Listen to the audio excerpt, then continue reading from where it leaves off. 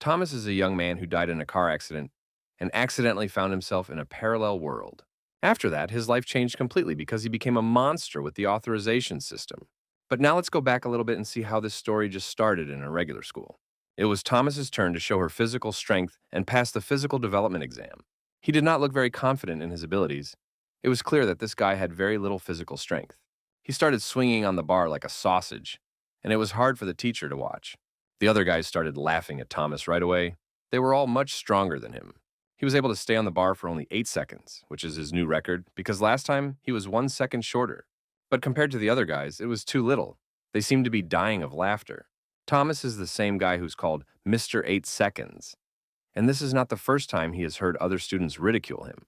When Thomas was a young child, he was very ill, and after he recovered, he became weak and prone to illness. He was told that he had to work harder because the high school exam was coming up, and he might not get a single point in physical education. Even if he works hard, it still won't change his fate. He is one of the 5 weakest students, and the others are constantly making fun of him.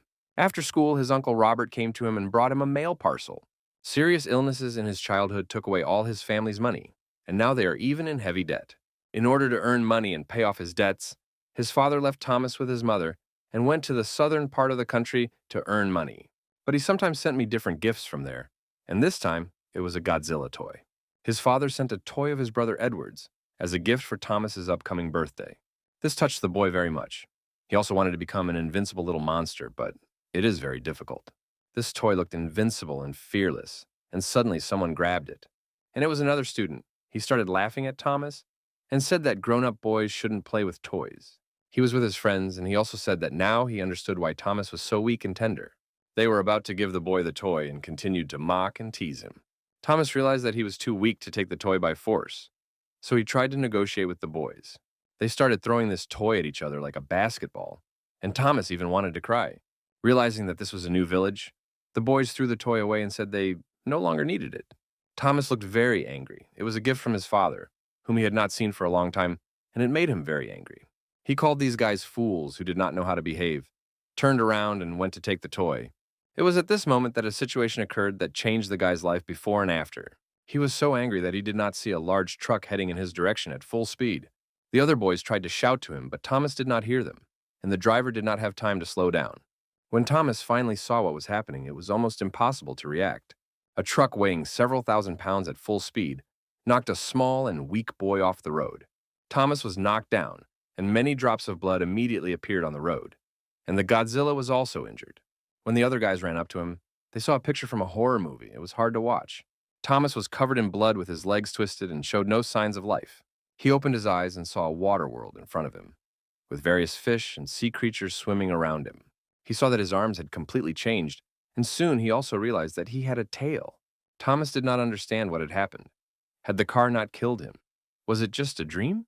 The boy thought that this did not look like paradise. He could not understand why he had turned into an unknown sea monster.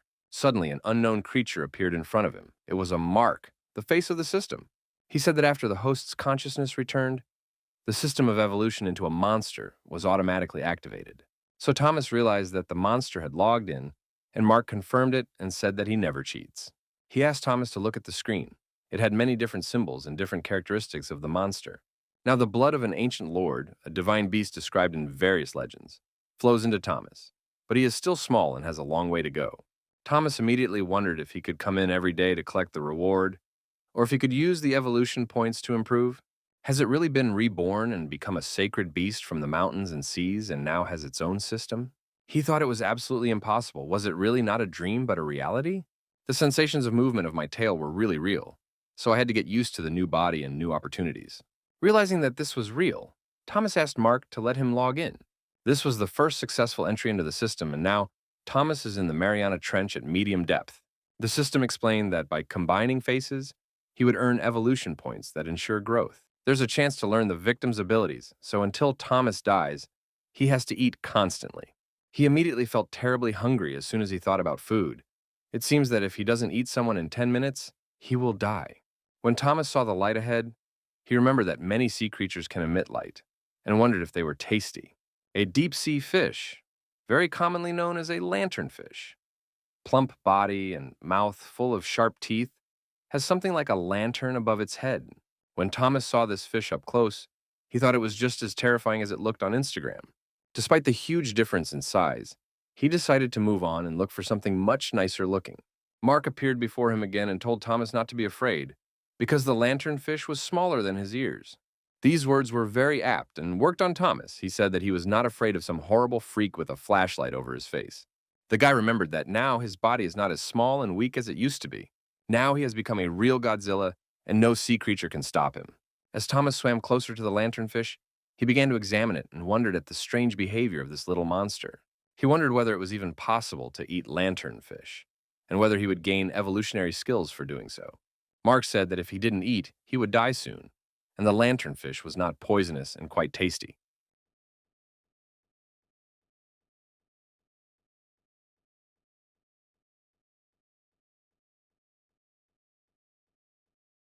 So realizing that he had no choice, he immediately swallowed this disgusting fish and said that it was quite tasty. He immediately felt that the system had not deceived him, and now he had new abilities and evolution points. He gained the skill of illumination, and when he activated it, bright rays of light were immediately visible from his back. It looked very cool, and it was all possible only because he ate a small fish. This remarkable ability immediately began to attract other fish, giving them another chance to eat. Through evolution, Thomas becomes an even more ugly monster who wants to eat everything in the world. But this gives him many new abilities and speeds up his evolution. In his past life, he didn't eat seafood often, but now his life has changed even in this regard. When he got 1,000 points of evolution, he called Mark and said it was time to evolve. Thanks to 300 points of evolution, its scales were immediately strengthened. And thanks to 200 points of evolution, it gained giant claws. Thomas did not stop there, but asked Mark to increase his body shape by 500 evolution points. Thanks to this, it was able to grow by 3 feet, so growing by 300 feet would not be too difficult. Toma asked Mark if he was still in his world, but Mark replied that the owner had to explore and discover it himself. Thomas was very interested. It was like some kind of open-world game. The Mariana Trench shows that he must be on the ground. But if he were in a human city now, he would definitely be attacked by missiles. Now it is too small, but if you grow to 300 feet, you can show yourself to the whole world. By then, rocket massage and the destruction of the land of cherry blossoms will be no problem for him. So he must keep eating. After realizing how his evolution and ability improvement worked, Thomas immediately continued to gain additional points. His strategy was simple. He emitted light and other sea creatures came to him on their own. But soon this strategy led him to a huge octopus. Is it a kraken from Pirates of the Caribbean? This king of the deep sea is also attracted to bright light, and at the moment, Thomas is no rival to him. It's not even big enough to get out of these tentacles, and if you don't come up with a plan, you can suffocate. It would be very funny to die almost immediately after being reborn, but it is really possible now. Thomas didn't know what to do, and suddenly he saw something huge, even bigger than the octopus, appear above them.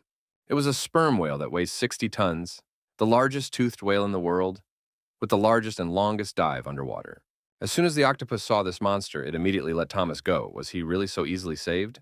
It seems the Kraken is interested in something much more interesting than the little Godzilla. A real sea battle of the Titans began, with the octopus trying to grab a huge sperm whale and strangle it with its tentacles. Having been transformed into a monster, Thomas got too carried away. In front of two huge creatures, he is still a thin and weak chicken. Although now that he's become a real sea monster, he doesn't want to bury his head in the sand. The monster at the top of the food chain must be cruel, ruthless, and fearless. Thomas said that he would never run away again and that from now on, no living being on the planet would abuse him. That is why he actively swam forward toward these two huge monsters without feeling any fear. As he approached the octopus, he grabbed it and said that anyone who angered it would be torn to pieces. After saying this, he tore off a piece of the sea king's body and began to eat it. It tasted like raw squid, but in any case, it was much tastier than lanternfish. The system immediately reported that for just one squid bite, Thomas received 21 points of evolution as a Lord of the Deep. Realizing these possibilities, Thomas immediately began to tear the octopus into many pieces. Each bite gave it 21 points of evolution, and of course the octopus immediately felt that someone was tearing off its tentacles. He immediately forgot about the battle with the sperm whale and turned his attention to Thomas. The octopus had never seen such impudence. This little Godzilla continued to tear at his tentacles with a confident expression. Thomas told him that there was no need to scare him anymore because of his small size. He was a monster now, and he would not be afraid of anything. He was not going to watch his body being eaten away step by step, so he grabbed a tomato. But the sperm whale intervened in this fight again, as if it too wanted to be in the spotlight. So at that moment, the squid-eating festival began, with sperm whales and Godzillas feasting on this delicious seafood from different sides. Soon, only small pieces remained of the king of the deep sea, and the Thomas and sperm whale looked like fat pigs. Despite the fact that Thomas ate only half of the squid, he received 3,000 points of evolution of the Lord of the Deep. After he saw the report from the system, an aggressive sperm whale swam up to him. Thomas had already fully entered the role of a real monster, and thought that now he had to eat the sperm whale. The sperm whale did not understand why Thomas, being so small, was so confident. He thought he could easily swallow him. But having received the body of a Godzilla, the boy was no longer going to calmly watch others look down on him. Feeling this inner peace and confidence in his abilities, the sperm whale realized that it would be better to return home. Thomas said he would not touch him because he helped him destroy the octopus. Then the guy turned to the mark and said that it was time to increase the size again, thanks to the evolution points he had gained. His weight was increased, along with his claws and sharp teeth, and his body shape improved. Now it weighs 24 tons and has the skills of destruction, bite, and dragon tail. He also gained special skills in absorption, illumination, and night vision enhancement. At this rate of evolution, thanks to the remains of the Lord of the Deep, Thomas will be able to double in size. The mark appeared and congratulated his master on eating the first king of the deep sea. Now he received the Monster Compass Award. This reward seemed rather incomprehensible, and Thomas did not understand why he needed it. Mark explained that if monsters appeared near him, the compass would be able to point them in the exact direction. Thomas realized that with this gift, even the Lord of the Deep would not be afraid of him. After another week of getting used to his new body, Thomas realized that there were no large fish near the surface, and sharks were not enough for him. It has grown so much that the combination of the Lord of the Deep does not give it many evolution points, and now he has a problem. If he continues to swim near the surface, he will die of hunger. So Thomas decided to return to the depths of the sea again and told Mark that he wanted to log in. Now he is in the Sea of Polar Islands, and he received a reward for logging in: explosive breathing. When you log in new places, they give you incredible abilities, and Thomas was happy to get a new power. But suddenly the compass activated and began to show that there were many different monsters on this island. Thomas saw something here. There are many strong currents. If not for his weight and length, he would have been swept away into the open ocean. But now he is not afraid of these problems. He is no longer as small as he was after his rebirth. When he got closer to the island, he grabbed the shore and started climbing the mountain. Despite his heavy weight, his strength has also increased, so it was not a problem. He saw a giant dragonfly in front of him, the largest insect that has ever existed in the world. Next to it was an ancient centipede, the first invertebrate to appear in the time of the dinosaurs. This is probably due to the island's space-time anomaly, which is why all these ancient creatures appeared. Thomas was happy. He realized that now he could have his fill and get a lot of evolution points. Although he can breathe underwater, he still loves fresh air and wildlife. Suddenly he saw strange creatures overhead. At first he thought they were birds, but then he realized he was mistaken. These huge aerial monsters started attacking him, despite the fact that he was bigger than they were. Thomas is very angry. He doesn't want to be perceived as prey because he should be at the top of the food chain. These monsters were not easy to catch. They were very fast and flexible. But during this time, Thomas also became much stronger and smarter. So the winged monsters were doomed. He grabbed one of them and began to taste it, and the other winged monsters immediately began to run away. The system informed him that he had received 375 points in pterosaur evolution. The system also congratulated Thomas on the first pterosaur he had eaten, and for this he was awarded another 1,000 evolutionary points. Thomas was happy. He had been tired of seafood for days, and he was happy to try something new. Realizing that the other pterosaurs were not going to come down to him, he decided to test his new ability. He began to activate all his power, and his tail began to glow strangely. The winged monsters had never seen anything like this before, and they quickly realized that it would be better to be friends with Godzilla. It looks like Thomas has tried a new toothpaste, and now he can dazzle everyone else with his radiant smile. The fire breath was activated, and the pterosaurs had already begun to say goodbye to their lives. But as it turned out, Thomas still hadn't developed this ability to the required level. It was a total fiasco. Realizing that they had been fooled by fake special effects, the winged monsters immediately began to attack. Very quickly, reinforcements arrived, and they all attacked the Godzilla as a team. Thomas started shouting at the Mark and said that instead of a powerful explosive breath, he got some kind of lighter. Mark explained that Thomas did not use this power correctly. First, he needed to concentrate and feel the energy of his body. Thomas thought it was very similar to the CI purification technique he had read about in a cultivation manga. He asked Mark if he was sure that this was the right instruction, because now he himself would become someone's lunch. Mark remained calm and said that Thomas should believe him and try to concentrate all the energy of his body in one place. Although it sounded rather mysterious, Thomas decided to try it and trust the system. He closed his eyes, relaxed, and gathered all his energy into a single impulse to activate his explosive breathing. But the winged dinosaurs continued to interfere with him, their claws causing Thomas great harm. Even though they were much smaller than he was, they were able to knock him down and bleed him out. They looked like voracious rats and kept moving forward to destroy the Godzilla. He was beaten like the last loser at school, and he couldn't even respond to it. So, is he still a dangerous monster? It was hard for Mark to watch his master, who had developed incredible strength over the weeks, being beaten so vigorously. Thomas recalled that he had experienced similar emotions in his life, and in those moments he focused on the closest person, as if they were standing next to him. He realized that he was experiencing the same emotions and words now, and the situation repeated itself. He recalled that at that moment he was able to gather all his strength and use it to break away and knock down his enemies. And at that moment, he finally managed to activate the power of explosive breathing. It looked very powerful. Now, the winged monsters realized that they had decided to attack this stranger in vain. The explosive breath was so powerful that it sent its force many kilometers ahead. The winged monsters were destroyed in a few seconds, and their skin was not ready to meet this burning breath. Thomas was happy that he had finally been able to activate this incredible power, and that he could now defeat anyone. But it also became clear that this ability took too much of his energy, and he urgently needed to eat and rest. Under his feet, he saw the freshly baked bodies of winged monsters, which must be quite tasty. So he immediately started eating, even though he didn't have any sweet and sour sauce with him. The system quickly reported that he had received more than 1,000 evolutionary points for the pterosaur. When his delicious home-cooked lunch was finished, he felt an incredible accomplishment. After walking a few meters, he saw a huge hole in the mountain, which was formed by his fiery breath. He realized that there must be many different animals near this lake, so he had to drink the water very quietly. But when he got even closer, he wondered if it was really a lake with water, because it looked very suspicious. A few seconds later, he saw that a large monster had been hiding under the big mountain all along. It is a giant Dashan cow. It does not live in lakes and rivers, and its back and belly are overgrown with bones, so it looks like a mountain. This huge creature can stay under the ice for up to 4 days, and its stone wall is the perfect camouflage. But before Thomas could get a good look at this huge cow, new creatures appeared out of the water. This is an imperial crocodile. It lived in Africa in ancient times, and was one of the largest crocodiles in history. There were quite a few of these crocodiles in this lake, and they also came here to eat a tasty cow. In less than 2 minutes, only bones remained of the giant Dashan cow. The crocodiles were too hungry.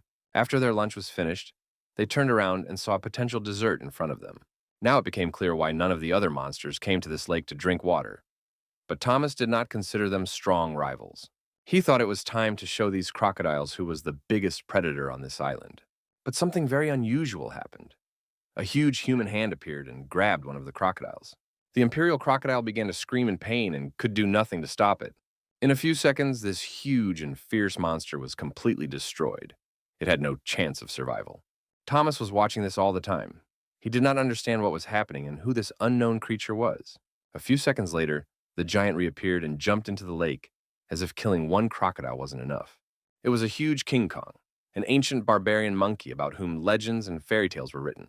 So far, this huge monkey hadn't paid any attention to Thomas, and continued to eat delicious crocodiles. The flock of imperial crocodiles was unhappy that their brothers and sisters were being shamelessly destroyed. King Kong felt that the imperial crocodiles were preparing an ambush for him, and wanted to attack him from behind. That's why he decided to strike back and play proactively. This huge ape had great strength, and even a flock of imperial crocodiles could not stop it. In a few minutes, many crocodiles were killed. Only a few managed to escape, and it was time for a quiet dinner. It was at this moment that the first eye contact between King Kong and Godzilla occurred, and the legendary confrontation was born before our eyes. King Kong immediately began to show his humanity and aggression. He started shouting and preparing for battle. Thomas realized that the huge ape was much stronger than him at the moment, and it was better not to start this conflict. That's why Thomas pretended that he was just walking through the forest and wasn't going to interfere with Mr. King Kong. He wondered if King Kong understood what he was saying, because if he didn't, there could be problems. Gorillas smile when they are scared or nervous, When a gorilla raises its hand, it means that it is asking for something to be given to it, or asking another gorilla to go away. It seems that King Kong sensed that Godzilla wanted to trap him and decided to be the first to attack. This huge ape had many high-ranked combat abilities. At this point, Thomas would be very difficult to defeat. King Kong usually won because of his strength and power, but his technique also had problems. His limbs are well developed, but his mind is too simple and his movements too predictable. Though he has great strength and speed, he has nothing but his muscles and his mind. It was thanks to his intelligence that Thomas decided to win this fight. First, he dodged the monkey's blow and then immediately bit him on the arm. Taking advantage of this mistake by the King Kong, Thomas was able to shift his center of gravity and throw him off balance. Godzilla has very weak movements, but he can always use his secret weapon, his tail. Because of the bite, the King Kong didn't see the tail strike, and he realized that he was losing the advantage in this fight. With one last punch left, Thomas decided to use a right uppercut. He must have forgotten that the body of a Godzilla is not adapted to boxing. It was a bad idea. During all this time, King Kong was able to regain his strength and change his tactics. And now, he will be much more cautious in his attacks. He jumped forward and struck a powerful blow to the heart of the Godzilla, while constantly paying attention to the opponent's tail. After working on his mistakes, King Kong looked much more convincing and started winning again. This huge gorilla is not only much stronger than a tom, but also has much faster and more flexible body movements. King Kong was not going to rest on his laurels and wanted to finish off his victim and enjoy his delicious flesh. Thomas realized that his situation was very bad. He could only win with explosive breathing, but he needed energy for that. Moreover, if Thomas uses up all his energy and fails to kill the King Kong, he is doomed to die. That's why he decided to hold off his opponent for a while and use the power of his teeth. He bit my hand again and began to clench his jaws as much as possible, and the gorilla's hand bled. But King Kong was not going to give his hand to an unknown lizard. He decided to tear the Godzilla's jaw open. He grabbed the Godzilla by the face and began to pull its jaws apart, and he saw something. It seems that during all this time, Thomas managed to accumulate the necessary energy and decided to use his main trump card. Focusing on his inner energy and activating all his strength, he began to prepare explosive breathing. King Kong has never seen anything like this before. He has fought various monsters before, but he has never met his equal in strength. He got scared and let go of the Godzilla's head. He hardly understood what was happening, but you could see the fear in his eyes. This huge monkey tried to run away and hide, but Thomas used his tail in time. Gripping the King Kong tightly, he activated his explosive breath and directed it at his opponent. It was an explosion of real kinetic energy. This island has never seen anything like it in its history. But despite the fact that explosive breath can destroy dozens of winged dinosaurs, it could not kill a single King Kong. Thomas couldn't believe that his main weapon hadn't worked. Did the King Kong really have such a strong skin? It seems that these burns only made the monkey angry, and now the real battle will begin. But it turned out to be the other way around. Although King Kong was angry, he immediately got up and started running away. Thomas began to rejoice that he had defeated the king of the beasts, and now he was the main monster on the island. But as it turned out, the imperial crocodiles were still around. They felt that Godzilla had lost important energy and decided to attack at that moment. But even without a lot of energy, Godzilla is still an incredibly powerful monster. Thomas started feasting on imperial crocodiles and getting easy evolution points thanks to this dinner. The system also congratulated him on gaining a new special skill, armor reinforcement. Thomas had never felt so strong. He believed he could kill imperial crocodiles with a single blow. After this interesting and intense day, a week of life on this island followed. Thanks to a lighter version of explosive breathing, Thomas has learned how to roast meat. So fast is his progress. Thanks to the new login, he gained the skill of atomic breathing, which is considered to be level A. Tumorous breath is an unstable gas produced by a radioactive capsule in a brontosaurus, and after eruption, it looks like fog. Yesterday, Thomas learned the skill of armor, and today he has learned atomic breathing. Now he's like a European emperor. If he had logged in a few days ago, he would have also received the Monster Compass update and been able to view monster attributes. A giant ancient rat ran up to him. It has a strong sense of smell and large front teeth. Usually the giant rat hides in the grass to hunt rabbits, so Thomas decided to feed it. This rat reminded him of his past life, when he was just a skinny little boy who was constantly being bullied by others. Thomas said that the rat was very lucky and now he would be its boss, who would constantly protect and feed it. During these few weeks after his rebirth, he gained many new abilities and grew significantly in size.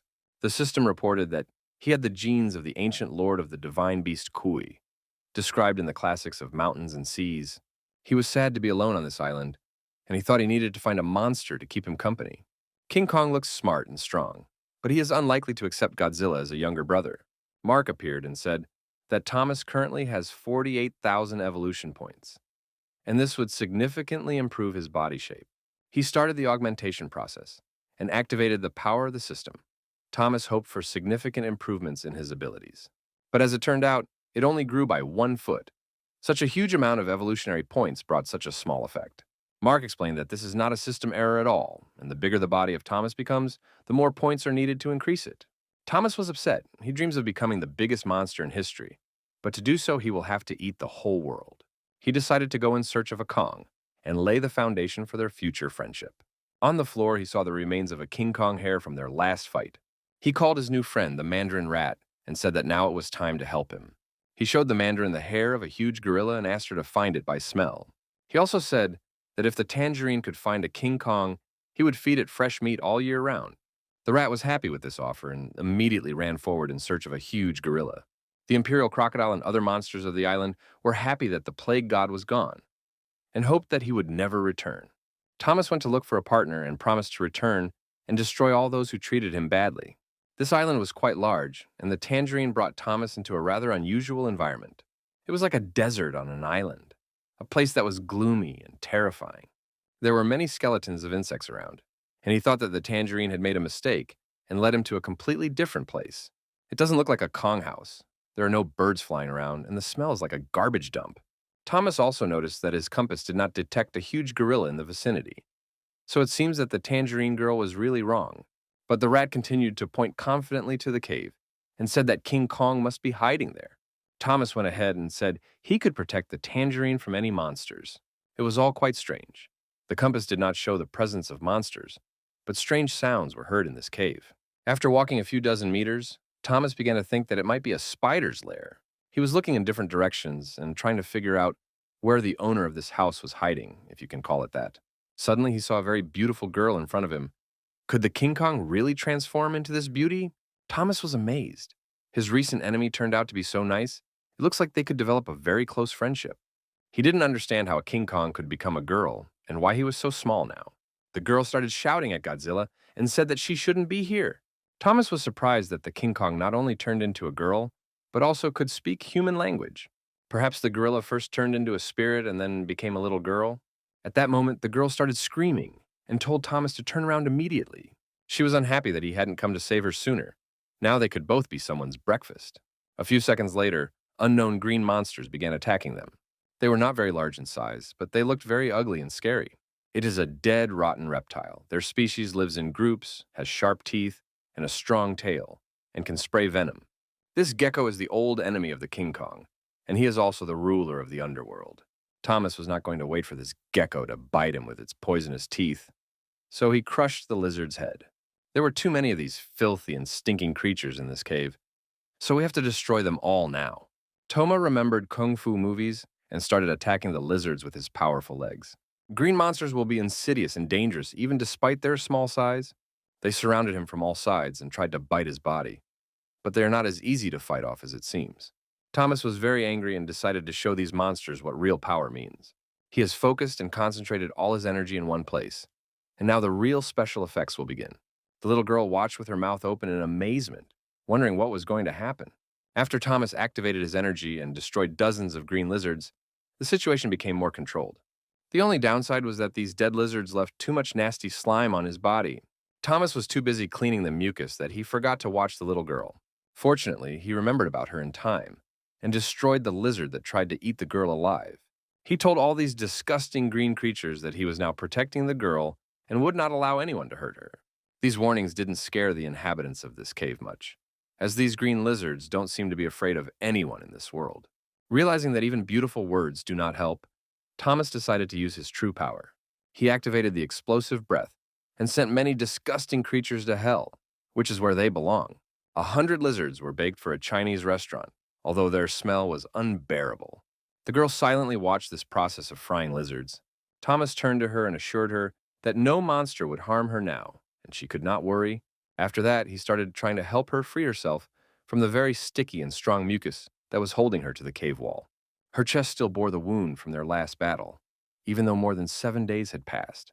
Thomas was wondering how she became human. Her chest wound looks quite serious.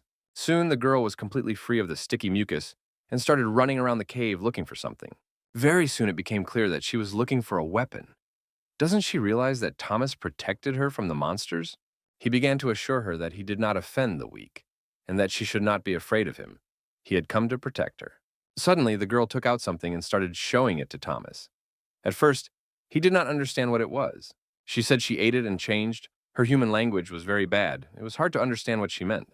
Only a few seconds later, he realized that it was a fruit, after eating which the king cone turned into a girl. Is this the same devil's fruit? The werewolf fruit from fantasy novels? Soon they decided to leave the stinking cave together and go outside to get some fresh air. Thomas asked the girl to get ready and told her that she was about to witness a real miracle. Soon he activated his energy and used the power of an explosive breath, which scared the girl. This was done to fry up some more lizards. They looked pretty disgusting, but to get evolutionary points, you have to eat everything. The girl looked at it enthusiastically and said that it smelled delicious. Perhaps she had problems with the receptors in her nose. Thomas was glad that his efforts were not in vain and said that she could start eating. The mandarin also started the dinner with them, as she had long dreamed of eating these lizards. Thomas called the girl a little monkey and said that he liked her much better now. But would she ever be able to become a King Kong again? If she had remained in her previous body all this time, she would not have been offended by reptiles in this cave. The girl replied that she would never be able to become a King Kong again, but judging by her expression, she didn't care. Thomas wondered what kind of fruit she had eaten. She wouldn't be able to last long in a jungle filled with monsters. She may have parents, brothers or sisters, or she may be an only child, and you need to find out the answers to these questions. If it weren't for Thomas, she would have been eaten by these dead reptiles, and without him, she wouldn't be able to live even until tomorrow. Thomas decided to ask Mark if he could turn the girl back into a King Kong. Mark replied that the system is a real science, and it is indeed possible. But first of all, it is necessary to analyze the composition of the fruit she ate. He will learn the composition and then be able to change it. She will eat the fruit again and turn into a huge gorilla. Thomas said that he had to find this fruit as soon as possible, because he could also eat it and turn into a human if necessary. This will allow him to return to the real world and see his parents, which is why it is so important. Thomas said that as soon as they finished eating, the girl should take them to the place where she had found the fruit. The system notified him that he had been rewarded with 20,000 evolution points for eating his first dead, rotten reptile. If he is not on Earth now, it means he is traveling in parallel worlds. And if he can become human again, he can meet this girl and live happily ever after on this island. After 2 hours of searching, I saw that there were too many human bones on this island. He wondered what had happened here, if there were ordinary people in this parallel world as well. Together with the girl, they approached a large mountain and saw a tree that looked like it was the one that grew these unusual fruits. Thomas decided to go up and pick some fruit for Mark to analyze. He took the girl with him on his shoulders. She was too small and did not cause any trouble. A pterosaur was flying near this fruit tree, and Thomas hoped that it would not attack him at such a bad time. But it turned out to be quite the opposite. The winged monster realized that now was the perfect time to attack. Thomas prepared to defend himself, which would be quite difficult to do in such an uncomfortable environment. But everything turned out to be quite the opposite. The winged monster is not a tomato, but a tree with fruit. He picked and ate one of the fruits and immediately felt its magical effect. In a few seconds, this winged monster turned into an ordinary man, a man with a strange hairstyle. But without wings, it was difficult for him to fly. And now it became clear why there were so many human bones around. The winged monsters flew to this tree, plucked the fruit, turned into people, and fell to the ground. Thomas thought that this place was very dangerous, so he had to quickly harvest the crops and get out. But suddenly he saw something much bigger and more dangerous than a pterosaur. He decided to start his acquaintance with kind words and offered the creature delicious reptile meat. It was a bird of death, a mysterious and large bird with the genes of an ancient beast. Usually its appearance always brings death. Thomas does not understand why this bird came here. Maybe it is guarding this strange tree. He also doesn't understand why she looks down and smiles strangely. Does she know something they don't? The bird of death began to approach Thomas and the girl, looking mysterious and resembling an owl. Thomas did not know how to behave, but it seems that the bird of death is not going to attack him. He decided to greet her and said that he had come here to pick a delicious fruit from the tree on the advice of his girlfriend. He tore off 2 juicy fruits and said that he did not want to distract the bird of death any longer, so he would return to his home. It seems that the bird of death took some forbidden pills today, and she began to have strange visions. After that, she got angry and prepared to fly. It looked quite aggressive. Her red eyes were directed at Thomas, and judging by her expression, she was not in the mood for friendship. At the last moment, Thomas managed to dodge the attack of its beak and survived. Without wings, a fall from this height could have been fatal for him. He realized that this bird of death was sick in the head. Probably the sun had baked its brains too much. Thomas asked Mark to hold the fruit and analyze it with the system, as it was very difficult for him to hold it in his small hands. Mark was happy to help the owner, but said that the analysis required 100,000 evolution points. The problem was that at the moment, Thomas had only 93,000 points of evolution, so it was impossible to analyze. If he had known about this, he would not have wasted evolution points on different skills, but it's too late to think about it now. The bird of death approached Thomas, activated its sharp talons, and inflicted a severe wound on his back. It was an unequal battle because the bird had wings and could attack easy prey too easily. But Thomas also had his own strengths and decided that it was the perfect time to cook fried chicken. He activated all his energy and used his fire breath, a power that always comes to the rescue at the most important moment. The bird of death felt this fiery breath and flew down, but it was still alive, and it managed to stay in the air. This bird is too strong. Neither explosive breath nor atomic breath could defeat it, so it must be attacked only at close range. It was Thomas who waited until the bird of death came close to him and launched his attack. He jumped on her back and told her that it was time to ride this unruly bird.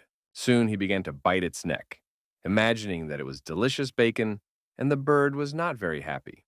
She got angry and realized that she had to try to throw this big dinosaur off of her immediately. Thomas was trying his best to hold on to her, and she was close to falling over as well. The bird of death realized that it had to turn on the turbo mode and flew to the maximum altitude. Thomas thought that in his past life he never flew on airplanes. Now he has become a monster and can ride on other monsters, feeling the thrill of flight. He began to rejoice and enjoy the process too soon, because the bird of death turned 180 degrees. This was her cunning plan, and now it will be much harder to stay on top of her than before. Thomas and the girl looked very frightened, as if the bird of death had lost its mind and was about to hit a rock. Soon Thomas noticed that there was a lake near them. He began to analyze the situation and think of a rescue plan. He decided to choose the right moment to activate his explosive breathing and jump into the lake. He realizes that he has strong skin and strong bones. He should not fall to his death. So he activated all his energy again, concentrated, and began to attack the bird of death with his fiery breath. She immediately felt burning sensations on her back, and the air began to smell like fried chicken.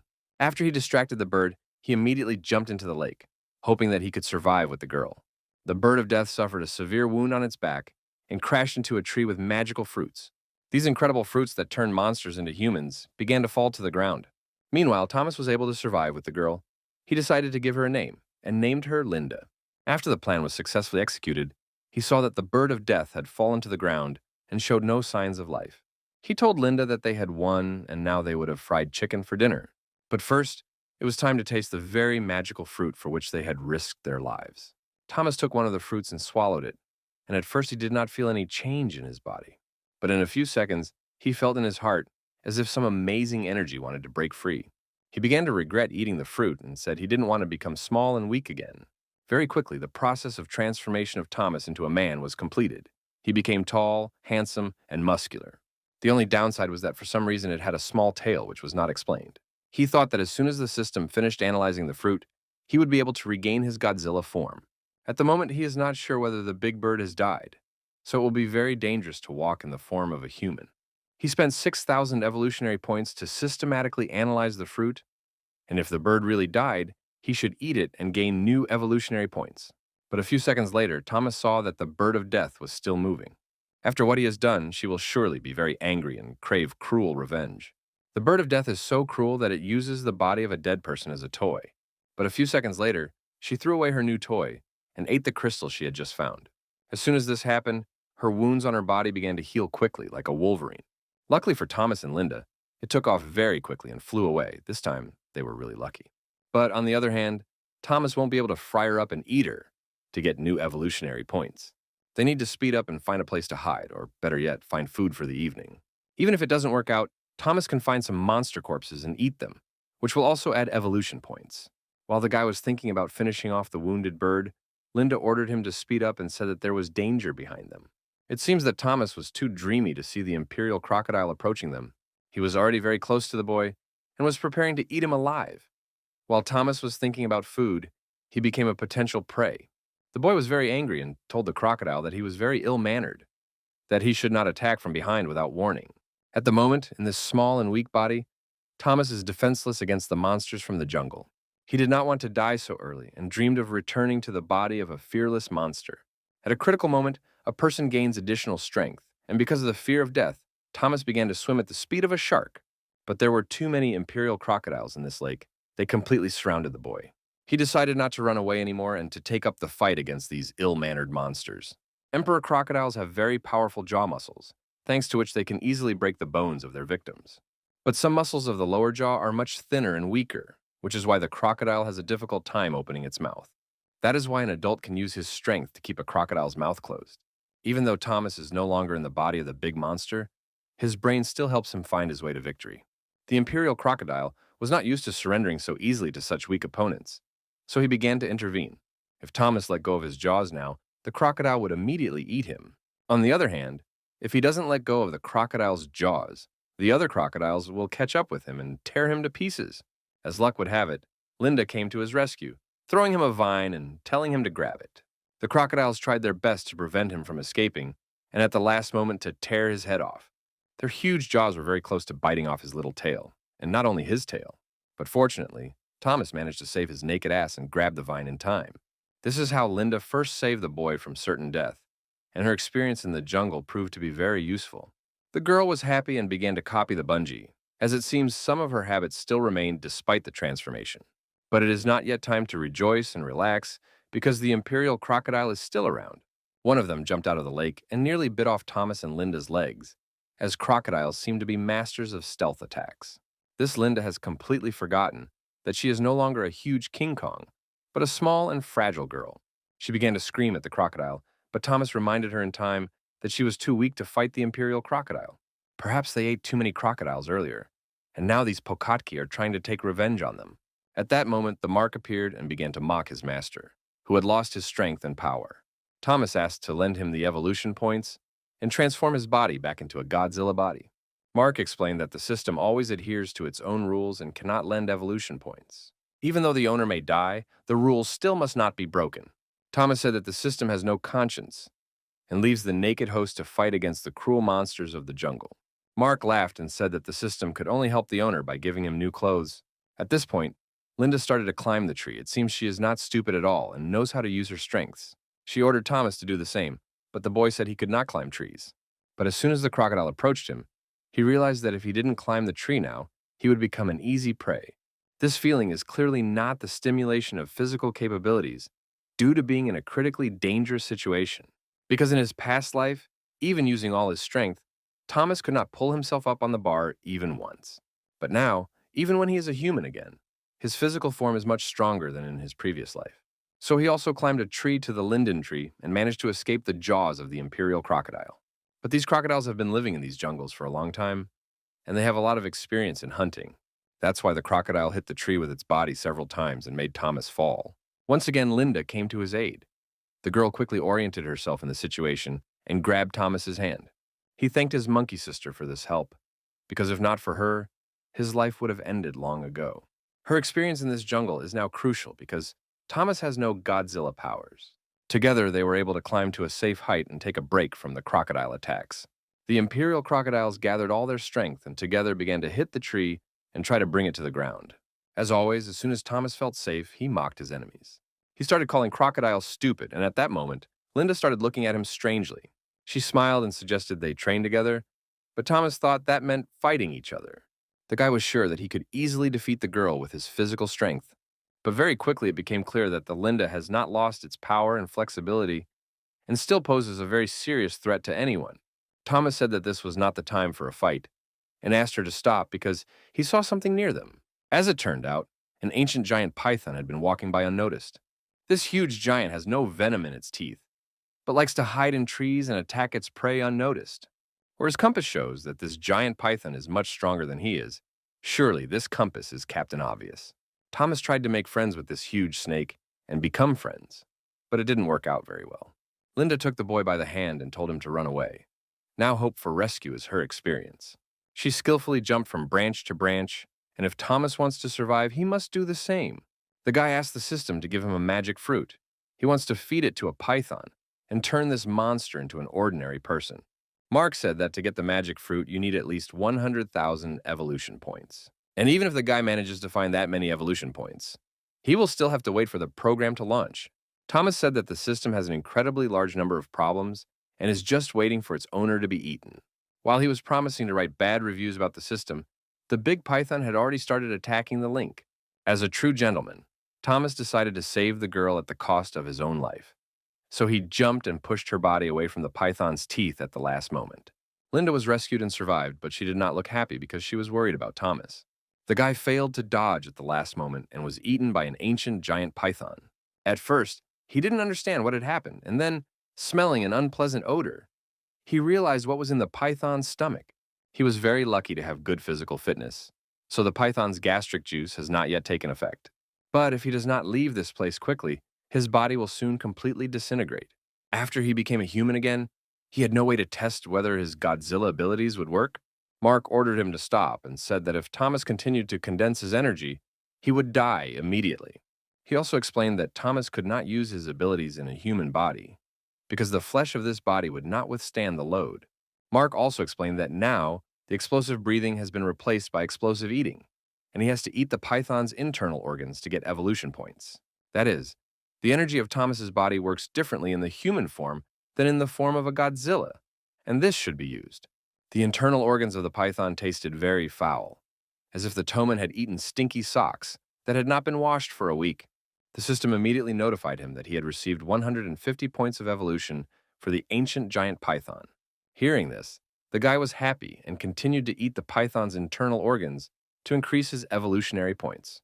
At this time, the python was in terrible pain and screaming, not realizing what was happening in its stomach. The monster began to roll over in different directions and prevent Thomas from continuing his delicious lunch. The guy said that nothing would stop him and he would get what he needed. Soon he felt the spasms of the python's internal organs and realized that the monster was trying to spit him out. Thomas thought that the python was behaving inconsistently, first inviting him into its belly and now trying to spit him out. At this point, Mark appeared and said that the evolution points were enough to get the magic fruit. But first, you will need to wait for the full analysis process, which can take about 30 minutes.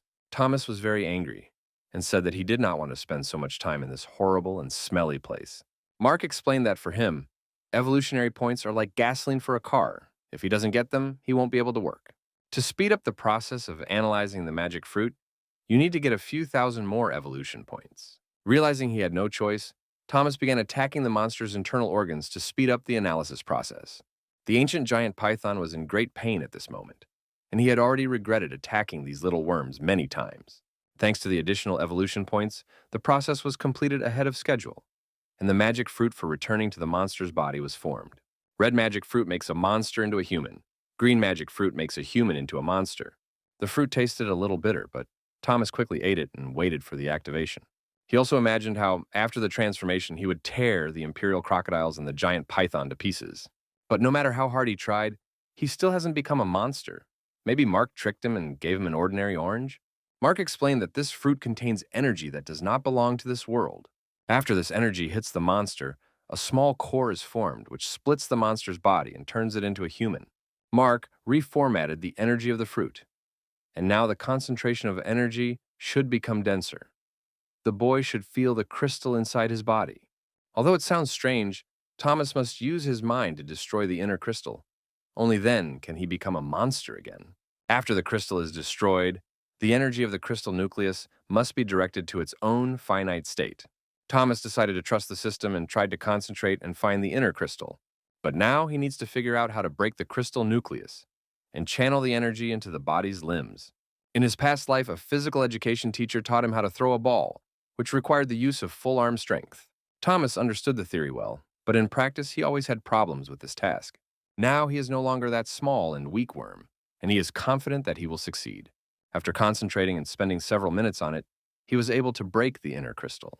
As soon as this happened, he immediately felt a surge of titanic energy and the beginning of his transformation into a monster.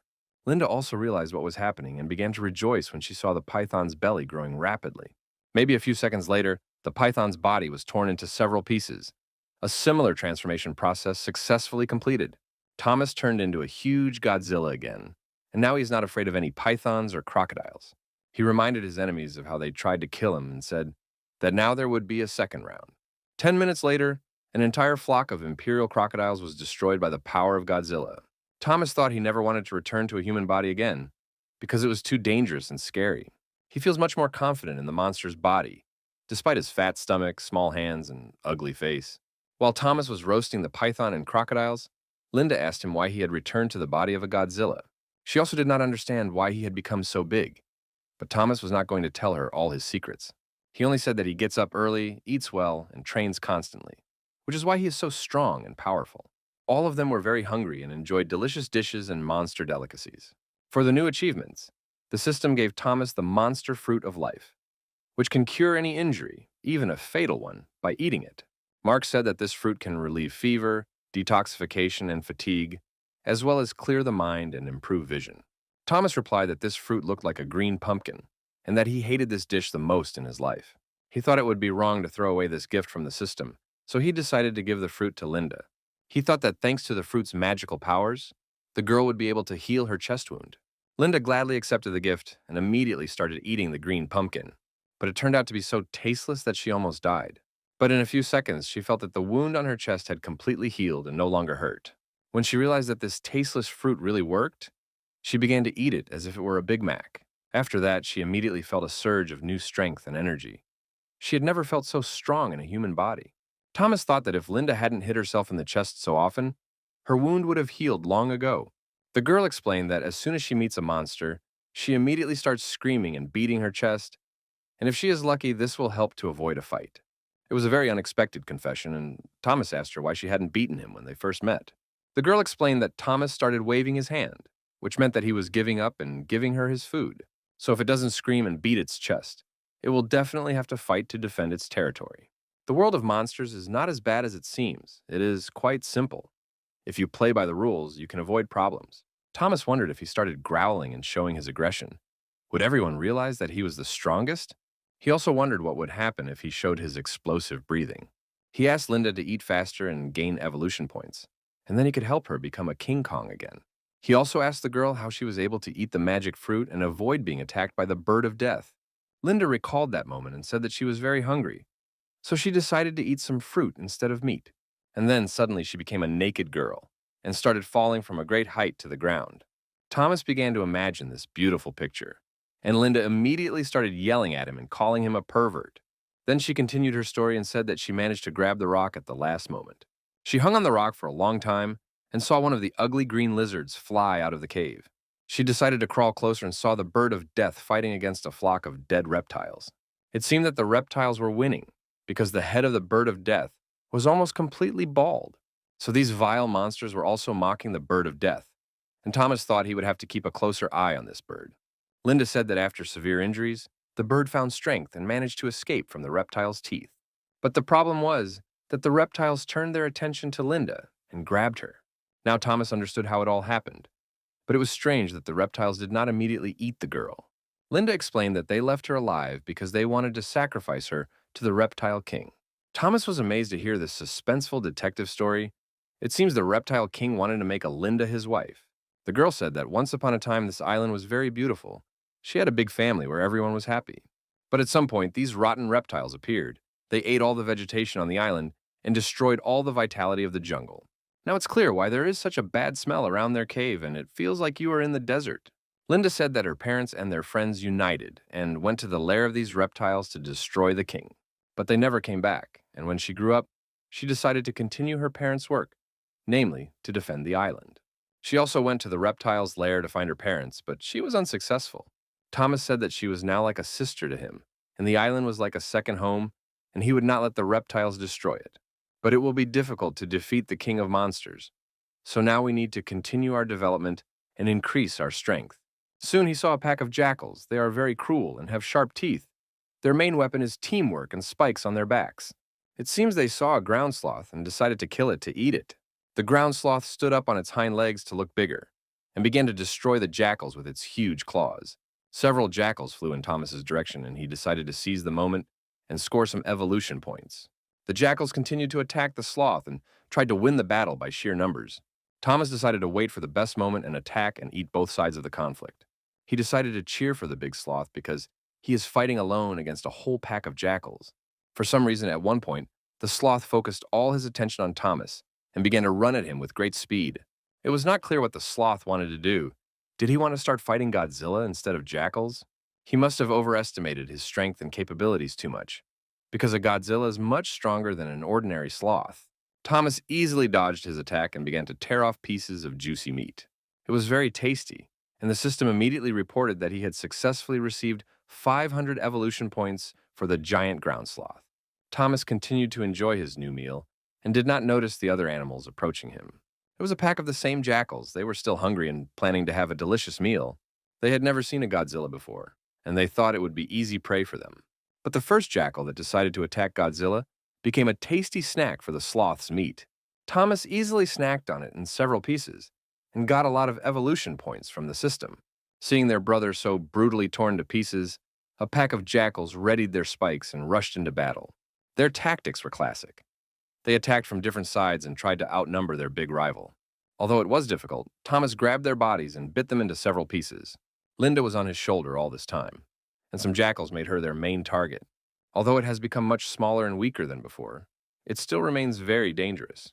It was a good duo of a monster and a man who successfully repelled the attacks of a pack of jackals. Thomas was pleased that this small and fragile girl was trying to protect him, but he was worried that she might get hurt as well. That's why, in order not to endanger the girl, he decided to activate one of his strongest points. It activated an electric charge on its tail and thus killed many jackals. Some of them even died from this lightning strike, and those who survived now began to fear Godzilla. When they realized they could not win, they started to come out like real wolves. Thomas remembered that he needed to keep gaining evolutionary points, so he decided to eat the whole flock together. But it seems that their call was addressed to their leader, and he soon came to their aid. Thomas wasn't scared at all when he saw this terrible giant. He was excited that he could get a lot of evolutionary points if he defeated it. He decided that the huge jackal leader would not run away, so now he had to finish off the ground sloth. The leader of the jackals decided that this was absolutely attention to him, and began to attack. Thomas was angry because of this circle.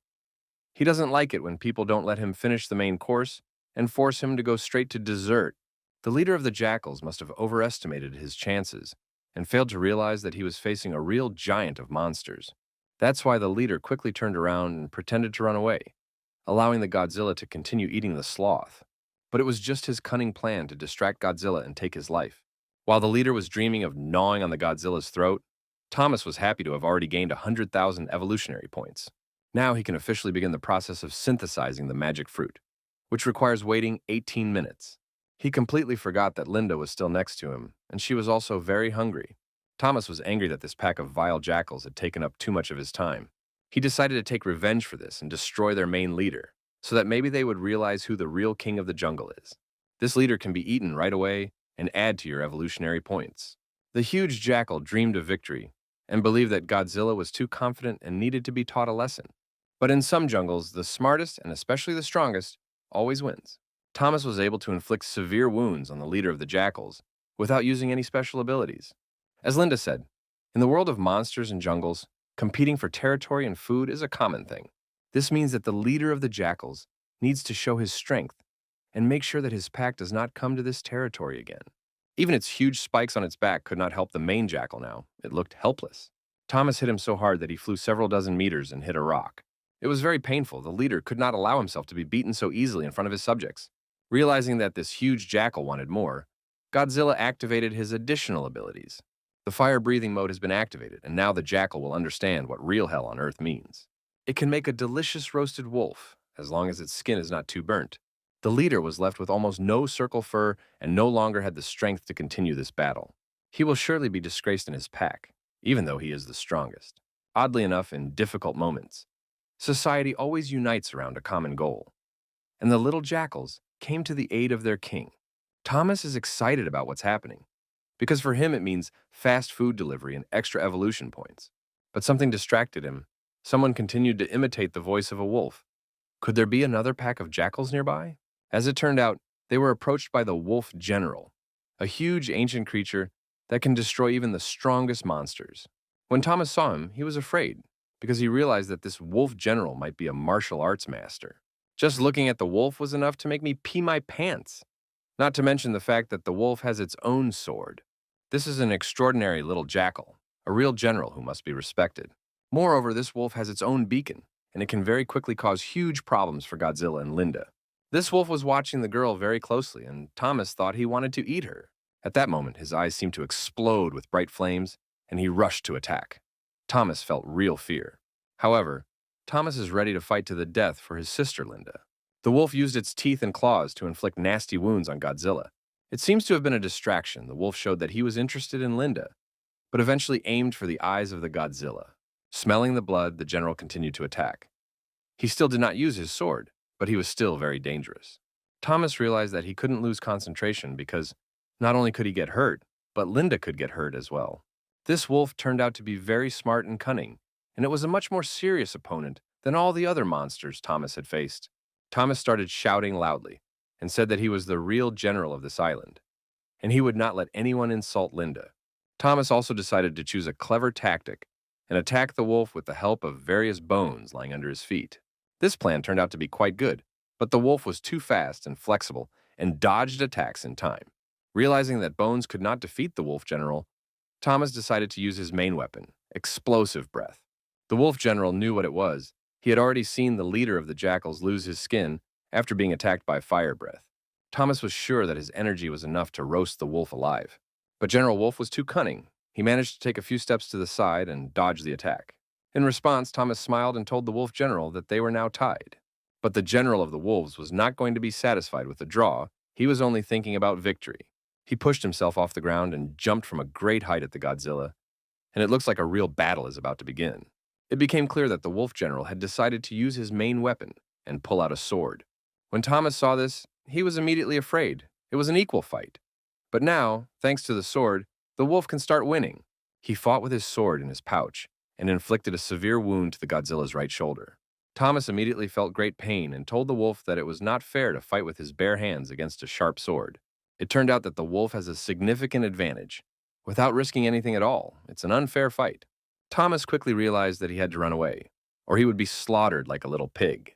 At that moment, he thought not only about his own salvation, but also about the salvation of his little sister. He thought that he had to quickly turn Linda into a King Kong, and then together they could defeat this wolf, the general. But first, he asked her to wait in the tree and not risk her own life while he continued the battle against the wolf. General Wolf was there all the time and dealt very painful blows with his sword to the Gojira. While Linda was hiding in the tree, Thomas felt terrible pain and saw blood flowing all over his body. He told the wolf that he was not the only one who could use weapons and decided to use his strength to throw a tree at the wolf. It was a rather simple and stupid strategy, so the wolf easily dodged this attack. But, as it turned out, it was just a mosquito bait, and the real attack would begin a little later. Having fully prepared all his kinetic energy, Thomas used the fire breath again. This time, the wolf was not ready for such a combined and clever attack and was severely injured. His right paw suffered the most, as it was severely burned. But the problem was that his skin was too thick and strong, and his explosive breath could not penetrate it. Thomas realized that the wolf's strongest weapon was not claws and claws, but a sword, and his plan was to try to deprive the wolf of this sword. If he makes another critical strike, the wolf must lose his sword from his mouth. Thomas has new problems. The Jackal Pack has returned and decided to join the battle against Godzilla. They started chewing on his legs and distracting their general from the attack. At that moment, General Wolf jumped again from a great height and prepared to strike again with his sword. Thomas was angry because of the union of these toothy monsters. The wolf hits him with a sword. The jackal bites his legs. What a bad manners. He started shouting and said that two people should not attack one another. Probably their martial arts masters had not taught them honor. Suddenly, not far from the battlefield, a huge bird with a familiar coloration appeared. It was the same bird of death. It was still alive and looking great, and it was interested in this fight. Her attention was also drawn to a little girl in a tree, as if the bird of death had been looking for her for a long time. It looks like Thomas is in real trouble. A wolf and a jackal are trying to kill him, and the bird of death is trying to kidnap Linda. It was very lucky that the girl was still flexible and fast. She managed to dodge the bird's attack. At first, Thomas did not understand what the bird of death was doing in this place, but then he guessed its plans. Linda managed to get down from the tree into the bushes and tried to hide. Thomas really wanted to help her, but he had real problems because of the attack of two monsters at the same time. He had never had any real friends in his life, let alone those who risked their own lives for him. So no matter what happens, he can't let the Linda get hurt. He considered her a real little sister and promised to fulfill all her wishes. But the problem was that General Wolf was not going to let Thomas go, and dreamed of finishing off the wounded beast. He struck a powerful blow with his sword and made a big hole in the Godzilla's chest. At the same time, the leader of the jackals continued to bite his legs and prevent him from moving. It was very difficult to withstand the coordinated attack of these two toothy monsters. But it was not so easy for the wolves. The general tried to get his sword and realized that he could not do it. Thomas began to activate his body's energy and told the wolf general that he was trapped. He deliberately showed his weaknesses to his opponents, and as long as they didn't hurt his heart, he was not afraid of anything. He said that he was not afraid of even deep wounds and would now show what real revenge means. After he inflicted incredible wounds on the general, it was his turn to destroy the jackal's boss. The delicious meat of the jackal boss earned him more than 1,000 evolution points. General Wolf was still alive, but he could not get the sword out of Godzilla's body. The system asked Thomas if he was ready to receive the magic fruit and start the transformation process. The process was completely completed, and Thomas ordered the magic fruit to be given to him. After receiving it, he immediately threw it to Linda and ordered her to eat it quickly. At that moment, the girl was in real trouble because the bird of death was very close to her. Linda caught the magic fruit and immediately began to eat it. Thomas told her to speed up and use his method of transformation that he had taught her. As soon as the girl finished eating the magic fruit, she saw that the bird of death was already preparing to eat her. At that moment, it seemed that her situation was hopeless, and that a truly bloody scene was about to begin. But something strange happened. The Lin's hand grew 100 times larger and struck the bird of death with a strong blow. This meant only one thing. The transformation process was complete, and the Linda had turned into a King Kong. The bird of death was immediately knocked out by a titanic punch to the face. She was happy that she had turned into a huge monster again, and she began to cheer and dance. Linda recalled how Thomas planned to make the bird of death their ally and friend. She decided to take the initiative and personally have a friendly conversation with the bird of death. Linda probably misunderstood the word friendship and cooperation as her dialogue immediately began with kicking the bird. She continued to beat the bird and told it that they should definitely become best friends. If anyone knows the number of the Linda, tell her that this is not how it works. Of course, the bird of death did not understand and did not respond, which is why Linda continued to beat it. A little later, the bird managed to escape from her arms and flee. But a similar friendship between the King Kong and the bird of death did not work out. This made King Kong very angry. But she had an interesting idea, probably even dumber than the last one. She thought that in order to make friends with the bird of death, she should give it a gift, such as a piece of wood. The bird of death replied that it had already had a birthday a long time ago, and it would not be happy with such gifts. The bird continued to scream and told Linda that friends are made in a completely different way. At first, Thomas thought he was imagining things, but then he heard that the bird really started to scream in Kong. He thought that there was nothing strange about a gorilla throwing a tree at a bird. It was a common situation in the jungle. Then Thomas decided not to be distracted by the gorilla and the bird, and to focus his attention on fighting this dog. For some reason, the wolf stood still as if frightened by the fact that the girl he was insulting had become a huge gorilla. General Wolf was left without his main weapon, and now he has two opponents instead of one. We should also remember that the wolf has lost its ally, the leader of the jackals. But the general did not know what fear was. Even without weapons and support, he continued to move forward like a Terminator. Even though the battle had been going on for a long time, he was still very energetic and strong. It seems that his main goal is to get his sword back, but Thomas can't let that happen. The guy felt that his body was no longer obeying him, probably due to the loss of a lot of energy. The bigger the body, the harder it is for it to tolerate the loss of large amounts of blood, but Godzilla is still Godzilla. Meanwhile, the bird of death returned and said it was time to start the second round of the battle. This bird is very cunning. It has complete control over the air and can use various tricks to attack. No matter how big and strong your body is, it's hard to fight when you have a sword sticking out of your chest. General Wolf chose the perfect moment and began a plan to intercept the sword. King Kong started to run to help his older brother, but the bird of death was against this plan. It caught up with the gorilla and inflicted a severe wound on its back thanks to its large claws. The Godzilla and King Kong duo were doing very poorly, and it was urgent to turn the situation upside down. Feeling that General Wolf was sitting on his back, Thomas decided to activate the power of his spikes. This clever wolf immediately remembered what happened last time, and he didn't like these flashbacks. That's why he jumped off his back in time to escape the Godzilla's power. He started to run away, and Thomas said that he knew that this dog was afraid of him. But as it turned out, the wolf was tricked again, because he was not the main target of Godzilla. The activation of explosive breathing was needed precisely to attack the bird of death. The main threat came from it, because it fully controls the island's airspace. A portion of the blue energy hit the target and caused the bird of death considerable pain. An incredibly weak guy who was bullied every day of his past life today gave all his strength for his only friend. So now it's time for Linda to intervene, as the outcome of the last round depends solely on her.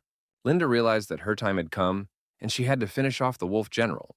Once again feeling the incredible strength in her hands, she jumped and dealt the wolf a titanic blow. But despite his severe injury, the general was not going to give up and continued to fight. He quickly regained his strength and ran to attack the Kong. He immediately bit the gorilla's leg and began to clench his strong jaws to break the bones. King Kong has destroyed more than a dozen monsters on this island. He is hardened by fierce battles and is not afraid of anything. But the wolf also has a legendary past. He was promoted to general for a reason. The wolf jumped up into a tree, pushed off, and began to attack the gorilla again with its sharp teeth. This time, his target was not the leg, but the arm of a King Kong, a combined attack by a professional killer. Thomas watched this battle and thought that he was very lucky because if it wasn't for Linda, he would have died long ago. It is very difficult to fight this wolf. Even big and strong gorillas cannot easily defeat it. The wolf continues to keep up the incredible pace of the battle, even though he should have lost all his strength long ago. Then Thomas noticed that the other jackals had fled into the woods. Perhaps the wolf was only fighting to buy time to retreat? It seems that this red dog is really too smart and is the king of wolves for a reason. Linda continued to fight off his sharp teeth.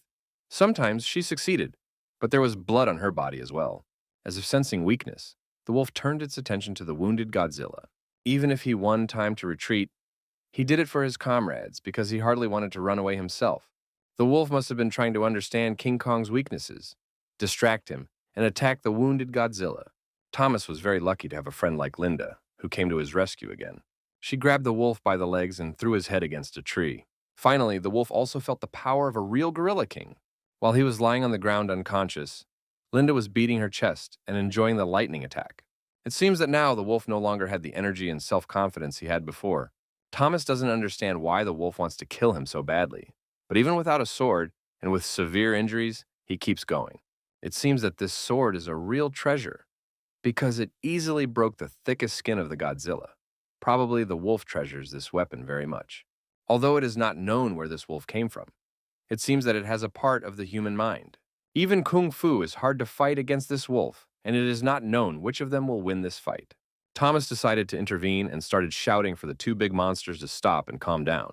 He turned to the wolf because he was sure that it understood him and offered to negotiate. Linda did not want to stop and wanted to continue the fight because she thought she had almost won. It seems that the wolf also understands Thomas's words, which can only be explained by the fact that he has had contact with humans before. Thomas said he was ready to return the wolf his precious sword and hoped that in the future they would no longer be enemies. It was clear that the wolf understood what Thomas was talking about. Perhaps there had been people on this island before with whom he had communicated. Thomas asked Lynn to carefully take the sword out of his body and give it to the wolf, making sure not to make any sudden movements. But the situation immediately escalated because it was very painful to pull the sword out of the Godzilla's body. There was too much blood. As soon as the wolf heard the monster's cries, it immediately began to howl, but it was unclear why it was doing so. Thomas and Linda immediately tensed up, wondering if the wolf was calling under the mount and wanted to continue the fight. But then everything fell into place. The wolf didn't call anyone. He just wanted to show Thomas something. He took soil from the island and put it on his wounded paw, as if to show him how to do it. Thomas immediately realized what the wolf meant. If you take dry earth, it will help stop the bleeding. This is a really smart move. Now we have much more confidence that General Wolf has had contact with people before. Linda helped stop the bleeding and remove the sword from Thomas's body. As they had agreed, General Folk was returned less than immediately. The lucky wolf took his weapon and walked away, and at that moment, a mysterious woman appeared not far from him. She said that if she could not take the spiritual core of the ancient gorilla, then she had to take the spiritual core of the wolf.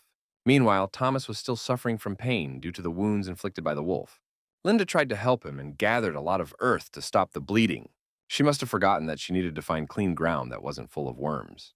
Thomas asked her to get out of the way and go find some food to replenish her energy. She quickly remembered that not far from her were the bodies of dead jackals and a sloth. Having found them, she decided to cook a delicious barbecue. When she was stringing the jackal on a stick, even though it was dead, it still felt this pain.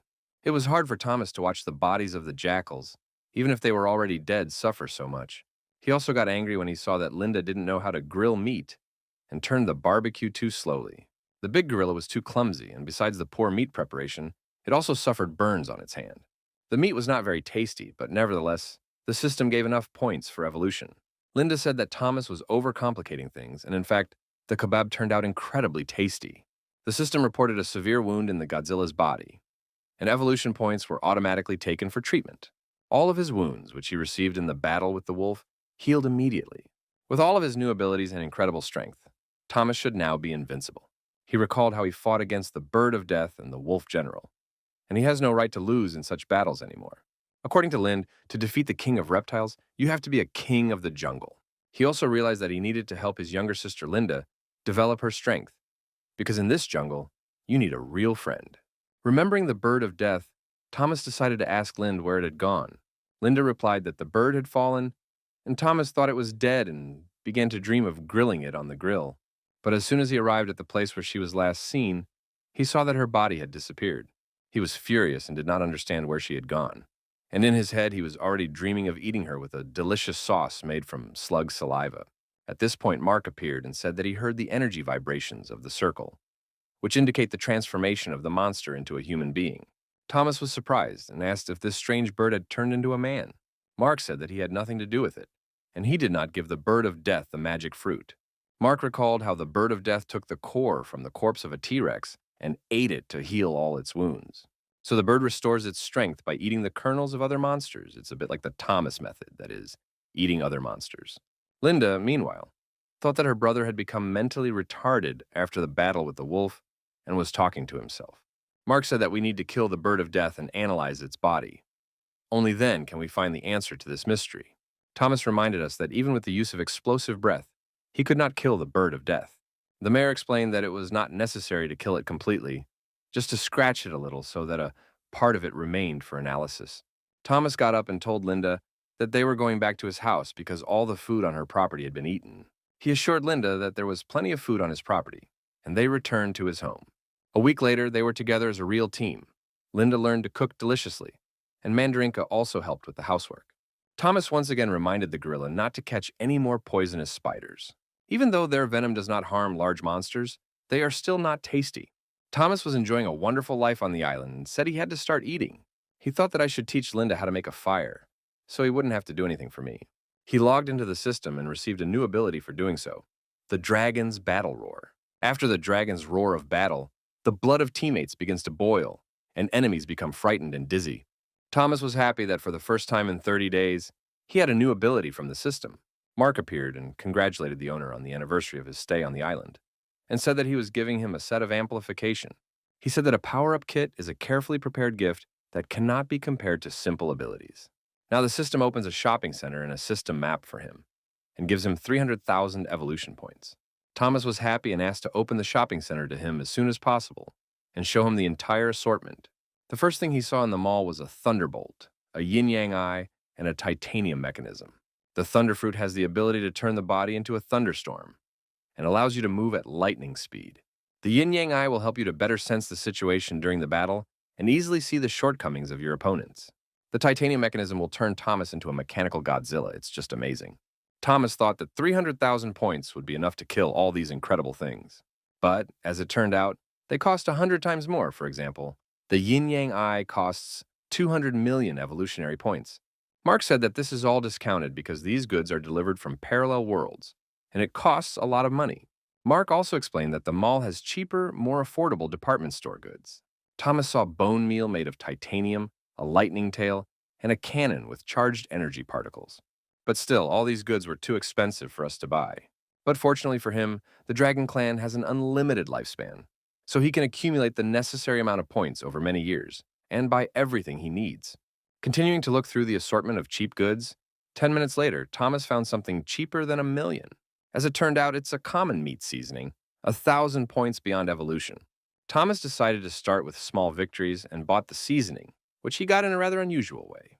The system congratulated the owner and said that he had made a small step for a monster, but a huge step for a gourmet. Everyone was looking forward to tasting the meat with these seasonings. While everyone was enjoying the delicious meat, Thomas asked the system to show him a map of the island. Mark explained that the island is very large, and you can only see in detail the places where the owner personally visited. Thomas was interested in places where there is gray, dead earth because it indicates the appearance of reptiles. Mark explained that these damn reptiles continue to expand their zone of influence and want to take over the entire island. Thomas realized that he had to stop these green monsters immediately before they destroyed the entire island. Since Thomas is not ready to fight the reptilian king, he has to kill his subjects. He dreams of avenging Linda's parents and restoring the island's natural beauty and tranquility. Linda was happy that her friend cared about her so much and wanted to help her. He also decided that after they destroyed the reptiles, Linda should become the king of the island. He explained that his dream was to become the king of all monsters, not just one island. Linda asked who the king of the island and the king of the monsters were, and if they tasted better than the barbecue. Realizing that his gorilla sister was a bit mentally challenged, he hugged her and told her it didn't matter. At that moment, he decided to add a new seasoning to the meat he had just cooked. Linda started screaming and said that she had never smelled anything stinkier than that. At that moment, they saw tarantulas appear in the air above them. This immediately angered Linda. She thought it was a challenge, and she immediately jumped into action. It didn't matter where it fought, on the ground or in the air. Even without wings, it was always dangerous everywhere. But her problem was her poor brain development, and she probably forgot that she couldn't fly. Meanwhile, Thomas didn't pay much attention to it at all and continued to eat. He saw Linda running off to find a big rock. Does she really want to pick it up and try to kill the tarantula? He started shouting at her and said that she would not be able to solve all her problems with this stone. He asked her to calm down and let him try out his new skills from the system. He seems to have been referring to the experience of hearing the dragon's loud roar, which Mark talked about a lot. It was immediately clear that this was a very dangerous weapon, and the pterosaurs immediately felt its effects. At first, a wave of sound neutralized their movements and reactions, and then there was a huge explosion. After that, Thomas looked at Linda and said that she should be the king of the island, but she couldn't even beat ordinary birds. He told his younger sister, the gorilla, that tomorrow they would begin special training. Thomas began to think back to his physical education training at school to build a training plan. He called it a triathlon for monsters. It was done to help Lynn become king of the island. As usual, Linda behaved like a little child. She asked if training tasted better than barbecue. Thomas tried to explain to her that these trainings were necessary so that in the future, she could defeat the Bird of Death and General Wolf. He realized that he would not be able to persuade her in a quick way, so he bought a special seasoning. He explained that if Linda trained hard, she would get a delicious shish kebab with seasoning. This approach worked right away. The gorilla started to puff out her chest and said that she was ready to do anything for a delicious barbecue. Thomas was pleased. Foodies are very easy to persuade if you know the right approach. He explained that the first level of special training would be to improve strength. He wanted to show me an example of how to do a pull-up, but he forgot that he had very short arms. To make sure Linda understood what she had to do to improve her strength, Thomas decided to go all the way. He jumped up and grabbed the tree with his teeth, which looked quite unusual. He asked me not to pay much attention to it and explained that Linda would have to do it with her hands. But a few seconds later, he saw that she had disappeared. As it turned out, Linda had already climbed the mountain and offered to help him. It seems she was really mentally retarded. Thomas thought that she already had enough strength, so he should move on to developing endurance. He explained that it is endurance that helps to win in a real battle, and ordered her to run 1,000 meters. Thomas also did not want to lag behind and ran with her, and everyone who got under her feet was crushed. But despite all his efforts, he still couldn't win over the girl, just like he hadn't been able to do at school. A pleased Linda hinted that Thomas would soon give her the prize for the victory. While these two giants were running on water and land, they managed to step on the heads of many animals. Other animals of the island even organized a rally against too much speed and accidents. This is how the second stage of pensioner physical training ended, and the third stage is now underway.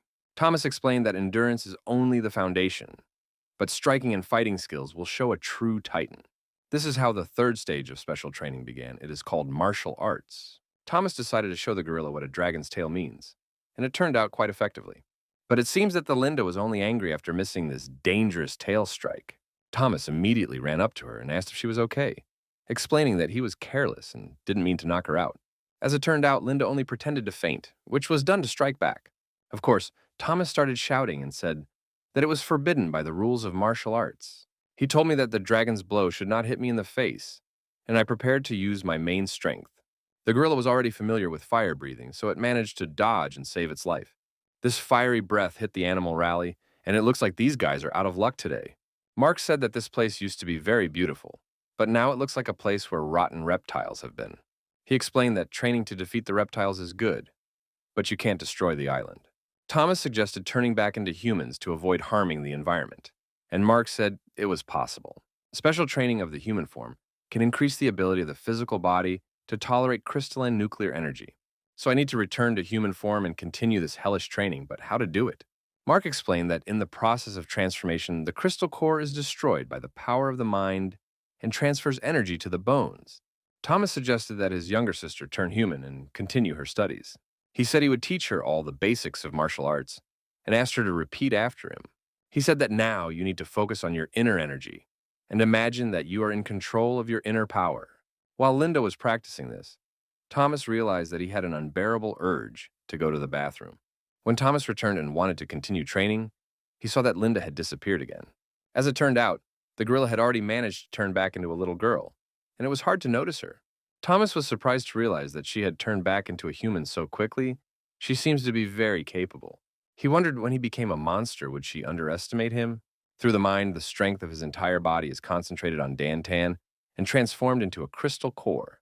In all aspects of martial arts, Thomas lost in competitions against Linda, and realizing this motivates him greatly. He tried to catch up with her in the development of her inner energy and become a human being as well. But it seems that despite the fact that Linda is not very smart, her skills in stimulating internal energy are several levels higher. She had already managed to become a gorilla again, to hunt down prey, and asked him to light a fire.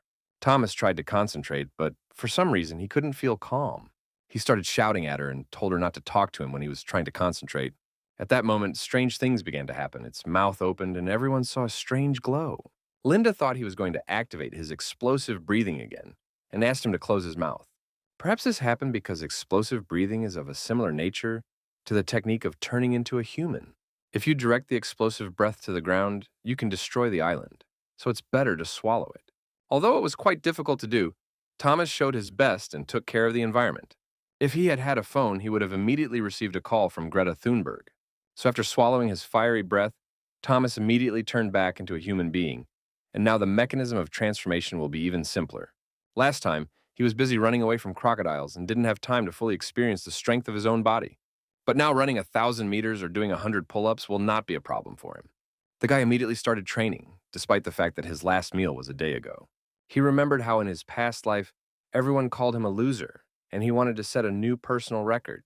Surprisingly, he continued training all night until the next dawn. He was happy to be human again and tried to speed up his progress with special training. He was surprised to see that Linda and Tangerine were still sleeping. He started yelling at them and ordered them to get up and start their morning training. He ordered the Mandarin to patrol the island and watch out for monsters, and Linda was to become human again. He said that this time, if she beat him in training, he would cook 10 pieces of juicy meat with seasoning for her. Before Thomas could even finish speaking, the Linda had already begun to attack him with the aim of total destruction. She said that for 10 pieces of juicy meat with seasoning, she was ready to slaughter him like a pig. He asked her to stop and said that he hadn't had time to finish speaking yet, and that was not the way to behave. Thus, they spent a whole week of active training to improve their physical fitness. After this week of training, Linda looked very powerful, and Thomas was covered in bruises. During this time, he managed to accumulate more than 500,000 evolution points. He asked the system to add these points to his development and keep 100,000 points just in case. The system updated his scores and said that he had passed the period of innocent childhood and it was time to move up in the level. Thanks to this, Thomas immediately grew several times larger, and Linda was shocked. He explained that he would continue to grow if he slept well, ate a lot, and exercised actively. He said that now we need to check their training results for the week, and then we can start destroying the reptiles. He said that if Linda did everything he told her to do, they would definitely destroy these green, disgusting creatures. The gorilla was happy. Her long-held dream was to avenge the death of her parents. Meanwhile, thousands of skeletons of the island's dead inhabitants have accumulated in the green reptile's lair. Thomas and Linda analyzed the situation and realized that no one was guarding the entrance to the cave, and they could easily get inside. As soon as he told his younger sister about the plan, she immediately disappeared somewhere, again. They trained hard all week to improve their fighting skills, but he never taught her to be careful. Of course, the green reptiles immediately noticed the intruders and began to attack. During the week of training, Linda also improved her fighting skills and began to demonstrate them to the reptiles. She was happy that she could easily tear them into several pieces, but while she was destroying a few reptiles, a whole army came to their aid. Thomas said that after their special training, it became much easier to destroy these green monsters. He also recalled his past defeats to the Deathbird and General Wolf, and now he has become a fighter of a completely different level and is ready to take revenge. The total extermination of the green reptiles began, and Thomas was happy because he realized that now they had food for the next week. He doesn't understand why they keep attacking and don't run away. They're too weak to defeat Godzilla and King Kong. Thomas enjoyed the destruction of these small and ugly monsters. He said that the barbecue would be especially delicious today. As soon as Linda heard the word shish kebab, her mouth immediately drooled and she said she was ready to fight until the morning for the sake of delicious food. Thomas said that these reptiles can be called a real food delivery straight to the mouth. He also said that these were the bravest opponents he had ever seen on the island. But a few seconds later, the battle was over, and the green reptiles turned around and started running away. Thomas doesn't understand what happened. He was just praising them for their bravery, and now they started running away. Perhaps all this is connected with some circumstances in the cave, and we need to find out what is going on. Linda was incredibly angry and ordered the reptiles to come back, because she wanted to make a delicious kebab out of them. Together, they went deep into the cave in search of green reptiles, despite the danger. On the monster's compass, Thomas could not see where the reptiles had gone, and there was some cunning plan. Soon after Linda and Thomas saw these little rascals, they started attacking them from the top floor. It looks like it was the plan of the entourage. They deliberately forced them into the middle of the cave to prevent them from retreating. Each individual reptile cannot kill the monster, but when they attack in groups, their venom begins to be felt. Thomas quickly realized that the situation was getting out of hand and decided to activate his fire breath. But he didn't have time to do so because he heard some loud noises, as if another titanic monster had entered the cave. A few seconds later, they saw a huge train coming at them, but it was the eyes of a monster. It was a huge reptile that attacked Godzilla in the first place. This reptile was much bigger than Thomas and Linda, and it will be very difficult to defeat it by joining forces. Its mouth was so big that it could swallow a whole tomato. Thomas was able to defend himself from the reptile's sharp teeth, but it attacked him with its venom. The bastard's saliva began to eat away at the Godzilla's skin, even though it was very thick and strong. This is how he met the direct descendant of the Reptile King, who personally participated in the capture of some parts of the island. Most likely, this is the son of the Reptile King, and Thomas thought that he should take him hostage to blackmail the king. The plan is certainly not bad, but it will be incredibly difficult to implement. The king's son began to attack with poisonous bombs that could easily pierce the mountain. Thomas was very lucky to dodge this attack because the speed of the bomb is not too high. The son of the Reptilian King was ready to fire many bombs at once, like an automatic weapon. Toma realized that it would be very difficult for him to dodge so many attacks at once, and the situation escalated. Of course, he did not have time to dodge all the bombs at once, and some of the poison bombs hit the target. Linda saw what was happening all the time, but she could not help because she was being attacked by hundreds of small reptiles at the same time. It was hard for her to move, but she couldn't watch the Reptile King's son try to finish off the wounded Thomas. Thanks to the last week of active training, her physical strength increased and she was able to escape from the reptile's grip. She desperately rushed to the defense of her friend. Linda could not let him die. Fighting reptiles is a personal matter for her family, a matter of honor. She struck a powerful blow with her right hand and managed to severely injure the son of the Reptile King. But this brazen slug did not give up and continued to attack with its poisonous bombs. Rinda was able to easily dodge the first attack and said that her brother's explosive breath was much more dangerous than this green jam. Dodging explosive breathing during training has created a reflex. Thomas was pleased to see and understand the fact that his training helped her become better. But the monster's reptilian bombs continued to attack it from different directions and posed a real threat. One of these bombs did hit the gorilla's skin, which must have been very painful. Linda fell to the ground and started screaming, and the son of the Reptile King felt that he could finish off the wounded beast. Thomas did not understand how the bomb could change its direction and was very worried about his younger sister. But it was difficult to help him at that moment because he was also surrounded by an army of small reptiles.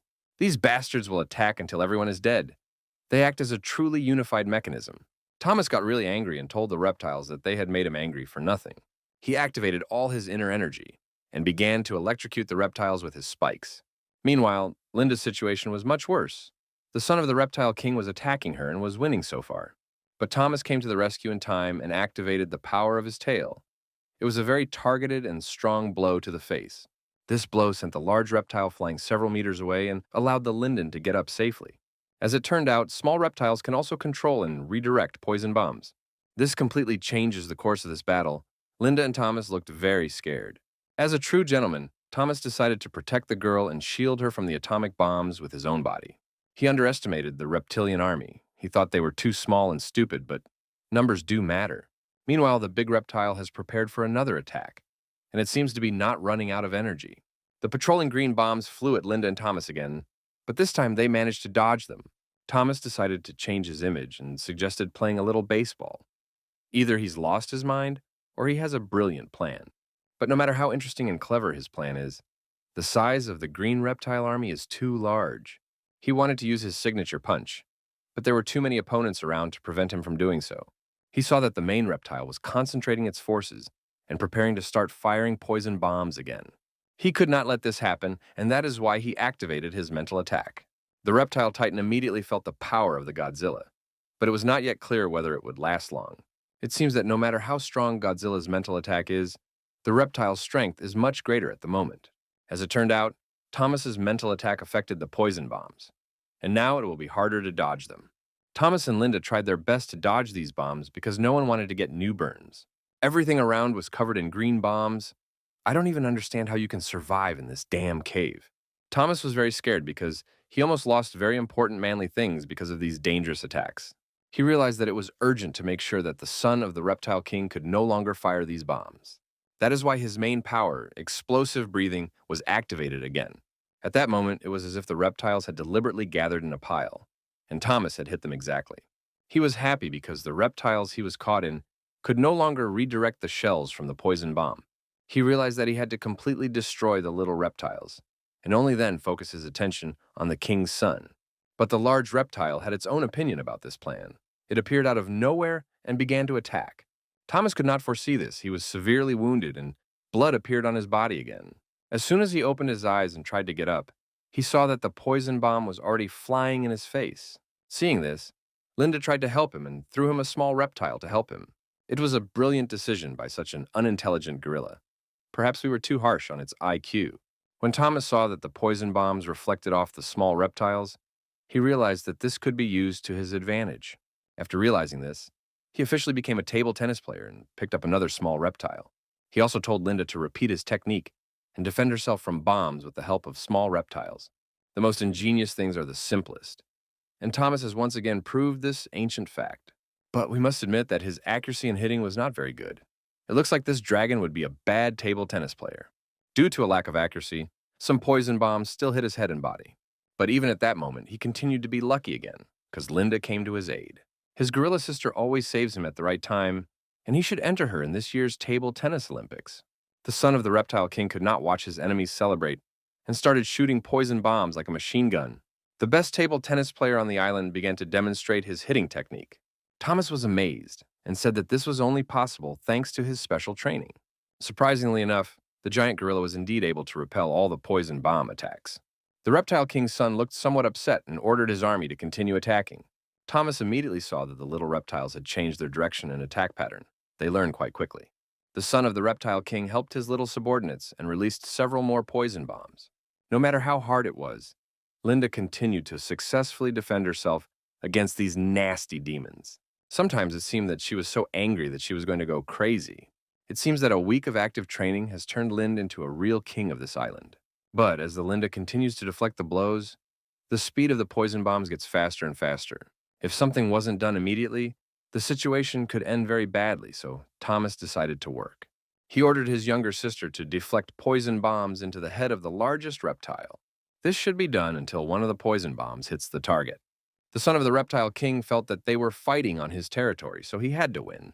He fired dozens of poisonous bombs at his opponents, but they were all destroyed by the explosive breath of the Godzilla. Linda was happy and said that her dragon brother is incredible. Now they look like a really cool duo.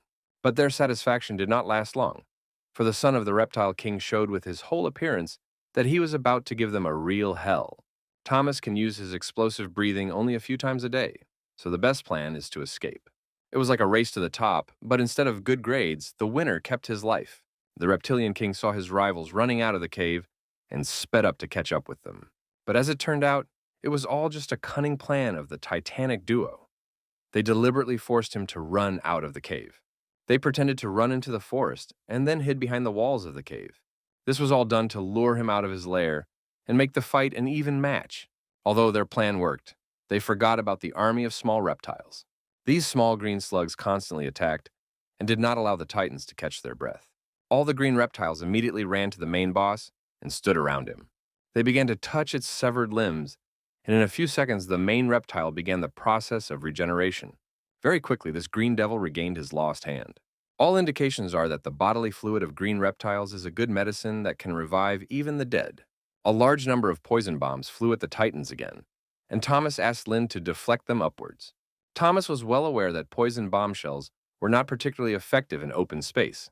Realizing that the main plan had failed, the son of the reptile king began to eat his little slaves. The titans were shocked that their rival was eating their own people, something this island had never seen before.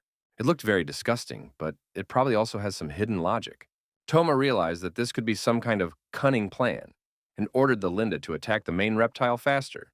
He ordered his younger sister to attack the main reptile and prevent it from eating his slaves. So while Thomas was destroying the little reptiles, Linda started attacking the boss. Linda tried to stop the boss and prevent him from continuing to eat his slaves. But this fat boss, having had his fill, started launching dozens of poison bombs at once again. Linda was in incredible physical shape and tried to repel these insidious attacks right away. But even she is not a god, and she cannot repel 20 poisonous bombs flying at her body at the same time. Seeing that his younger sister was being abused, Thomas ran to her rescue, or rather started to roll. This seems to be his new tactic. He formed the armor with the bodies of small reptiles, a rather interesting plan. The state of armor made of the bodies of small reptiles requires a lot of physical effort, so you need to win very quickly. He rushed into the attack with the intention of immediately destroying his enemy. The reptilian boss figured out his cunning intention and started firing his machine gun. Thomas was having a very hard time. The speed and force of the bastard's poison bombs were getting stronger and stronger every minute. But Godzilla didn't give up and kept going until he hit the reptilian boss. When he got close enough, Thomas activated his sharp teeth and tried to bite off one of the reptile's paws. He succeeded, but he hardly planned to eat this delicacy. The wounded boss immediately called all his employees for help, as he would probably start eating them again. Thomas felt that maintaining the reptilian armor was taking too much of his energy, so he needed to speed up and kill the boss. He realized that every second the reptilian boa regains its strength by eating its subjects. Thomas said that now the boss has no forearms, so he won't be able to hold off the ferocious Godzilla. The main reptile had his own plan for victory, a huge, incredible atomic poison bomb. It will be very difficult to defend against such a large green bomb, and its hit can lead to death. Thanks to the armor made of small reptiles, Thomas tried to block the impact of this bomb. It was difficult, but possible. He held this atomic bomb with the last of his strength and began to call Linda for help, now more than ever. The gorilla has always had problems with perceiving information. Perhaps it confused its rivals, but then she helped Thomas, and they were able to repel a powerful attack by the son of the reptile king. During this time, Thomas recovered some of his energy and was able to use explosive breathing. His shot hit the target, he penetrated the atomic bomb, and hit the boss's head. The main reptile fell to the ground and showed no signs of life, so it looks like it was a really accurate hit. Thomas was incredibly tired and sat down to rest for a while, and it seemed like everything was over. He said that they were very lucky to be alive today, but they are a really good team. A few seconds later, Thomas saw a butterfly and green grass under his feet. It was very strange, and he asked Mark to tell him what it could mean. And Mark immediately began the process of analysis. He explained that he had found some power in the body of green reptiles that did not belong to this world. It is because of this force that the green nature around us disappeared, and everything turned into a gray mass, which is how reptiles destroy the island. Mark said that this power is passed down from generation to generation, and the closer the reptile is to the king, the more frequent this energy is. Thomas immediately realized that now their plan was completely changed. The main thing was to kill the reptilian king and his inner circle. So to save the island and improve your fighting skills, you need to find the location of the reptile king on the map. But first, of course, you need to eat well and rest, because this battle has taken too much energy. Linda has already started making kebabs out of dead green reptiles and asked her older brother to build a fire. Thomas explained that he had already used explosive breathing several times today and would never be able to do it again. He said that it was time to teach Linda how to drill wood and build a fire naturally. He began to gradually show her the technique and explained that he could not do it alone because his hands were too small. Since it was only the first attempt, the gorilla did not succeed and got angry. But after a few minutes of active attempts, she finally managed to get fire, a historic moment. This is how prehistoric humans made a huge step forward in terms of evolution millions of years ago. Thomas was relaxing and looking forward to a delicious dinner, but Linda was having trouble cooking. Even after a long stay on the fire, the color of the meat of the small reptiles did not change at all. Mark explained that this is not surprising at all, because the energy in the bodies of reptiles does not belong to this world, and they do not burn even in fire. But the energy of explosive breath and fiery lightning also does not belong to this world, so it can kill these reptiles. Thomas was so hungry that he said he was ready to eat these stinking slugs without even frying them. He quickly regretted his decision because they tasted worse than a long skunk. But for the sake of evolutionary points, he was even willing to eat these disgusting monstrosities and risk his own health. Mark explained that it is for this reason that these monsters are so strong that they cannot be defeated or killed by the inhabitants of this world. That's why the whole Linda family, uniting their forces, could not defeat them. But Godzilla is an exception to the rule. Thomas quickly realized that with the help of fire breath, he could fry these vile creatures. Linda also realized that only the fire breath could defeat these demons, and she thought that her brother did not need her help. She was immediately upset about it, and Thomas noticed the changes in her face and became interested in the reasons for her sadness. While they were enjoying their vacation and eating roasted meat, they were being secretly watched. It was the bird of death again, and it seems that this large bird plays a very important role in our history. She was surprised that these two titans could really kill so many reptiles, and their boss. At that moment, the bird of death immediately recalled his personal duel against these green monsters in their cave. These memories were very painful because the reptiles had done her a lot of harm. At that moment, the son of the reptile king was also there. The bird of death was millimeters away from death, paradoxically. The bird of death was approached by his assistant and told that now it was possible to kill two titans at the same time while they were resting. After her death, she answered that the titans could rest now. Her task was to find General Wolf and his sharp sword. Meanwhile, Thomas received a large number of evolution points, and the system gave him a new skill, an explosive bomb. He also upgraded his rating and can now use explosive breath all the time, although only a weakened version of it. Thomas was happy and said that although the day was dangerous, it brought many benefits. For the first time, Thomas saw a creature from the mysterious realm. The system gave him an additional 2 million evolution points. Thomas said that finally the brand has started to show its generosity and give really fair rewards for achievements. Thomas also asked what the creature from the mysterious realm meant, as he had never heard of it before.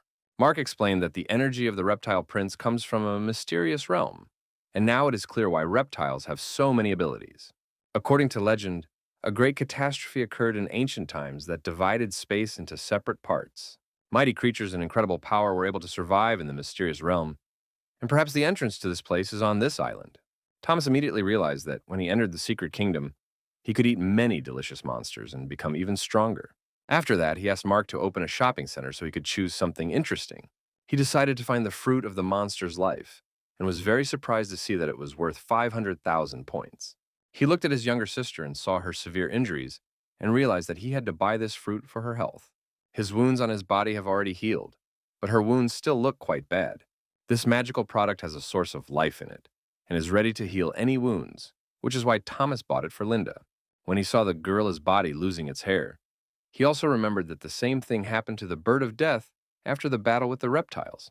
Meanwhile, Linda has already eaten the fruit of the monster's life, and the process of healing her wounds has begun. She was happy when her wounds healed quickly and immediately thanked her brother. Her size has also increased. The fruit of the monster's life is really showing impressive results, and Thomas decided to invest in his sister further.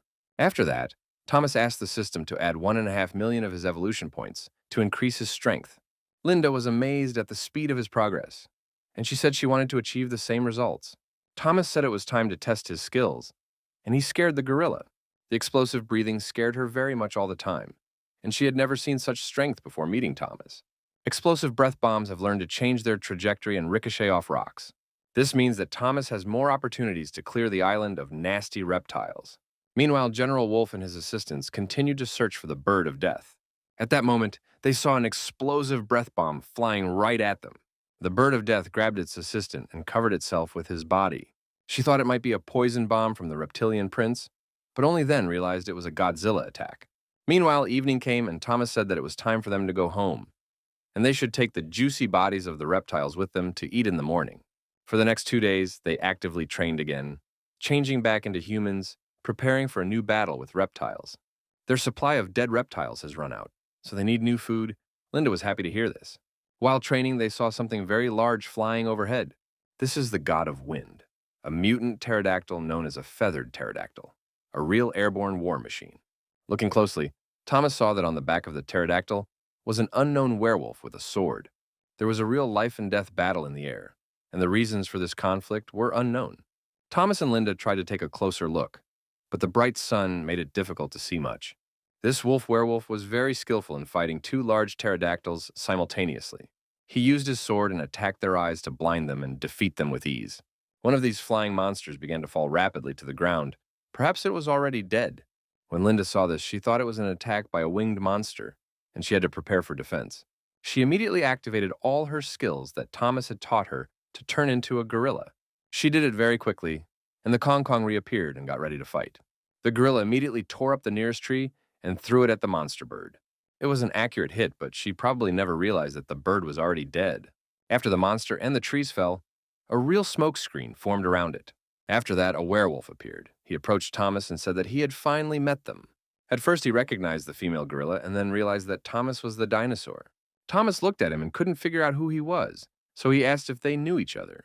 Wolf explained that they had met before and recalled their first sweet meeting. Very quickly, Thomas and Linda realized that this is General Wolf, and it seems that he can also become a human. The wolf offered to play a rematch, explaining that he had lost the last time only because he was in the form of a wolf. Thomas replied that the wolf sounded like a real fool. Was he really looking for him all this time to fight again? It seems that the wolf inadvertently ate the fruit of the monster's life, and his transformation into a human is not 100% complete. Perhaps the wolf ate the fruit of the monster's life, which was not fully formed. But the wolf did not want to listen to it and began to attack. Thomas dodged in time and asked the wolf to calm down and talk like normal people, even though the wolf is not a normal person. The wolf replied that he had to take revenge, or he would have to kill himself because of this disgrace. Thomas realized that his skin in the human body was not as strong and durable as the body of a Godzilla. Linda also realized that her friend could not withstand these dangerous sword attacks and began to attack the wolf.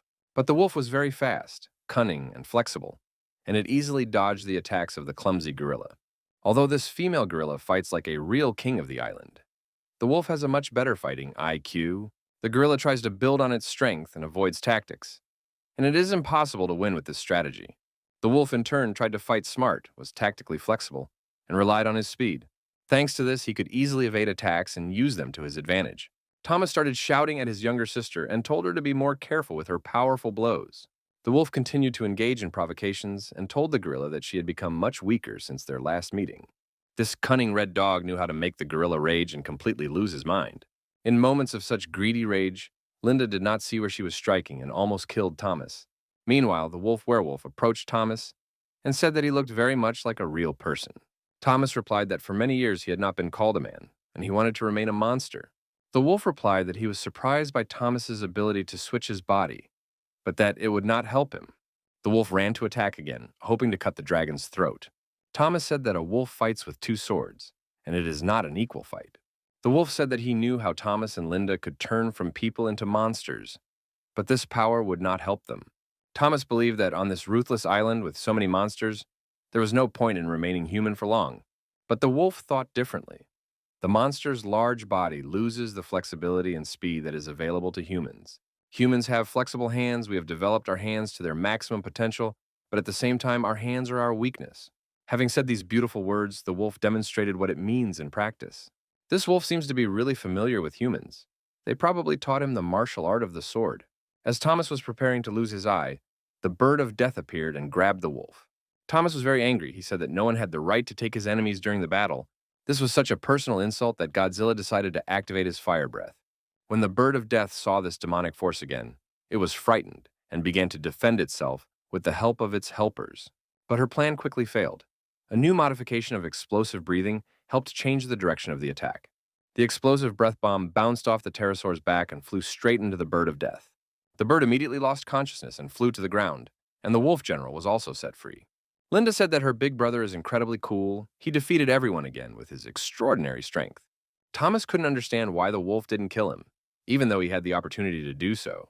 This wolf is 100% human and could be a very useful ally in the future. Thomas decided not to waste the moment and asked Linda to save the wolf so that he wouldn't break his back when he fell. Meanwhile, Thomas ran to look for the dead bird of death. But the damn chicken disappeared again. It looks like it's a real Terminator. Did she run away again, leaving everyone else in the dark? But Thomas noticed something in the neighboring trees in time. When he came even closer, he saw a very beautiful girl tangled in the vines.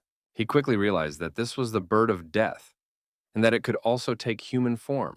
He also immediately noticed that she was much more attractive in human form than in bird form. The death bird's name was Helen, and she started screaming at the dragon and said that he was bored with her because he was constantly hitting her body with his explosive breath. She said that he and the gorilla had already stolen her fruit twice and disappeared, leaving her with nothing. Angry, she wanted to eat the gorilla for all these insults, but Godzilla intervened again. But then Helen said that Thomas had killed her enemy, and that is why she forgives him all his offenses and will not kill him. She ordered him not to interfere and let them kill the wolf in peace. But Thomas had a completely different plan.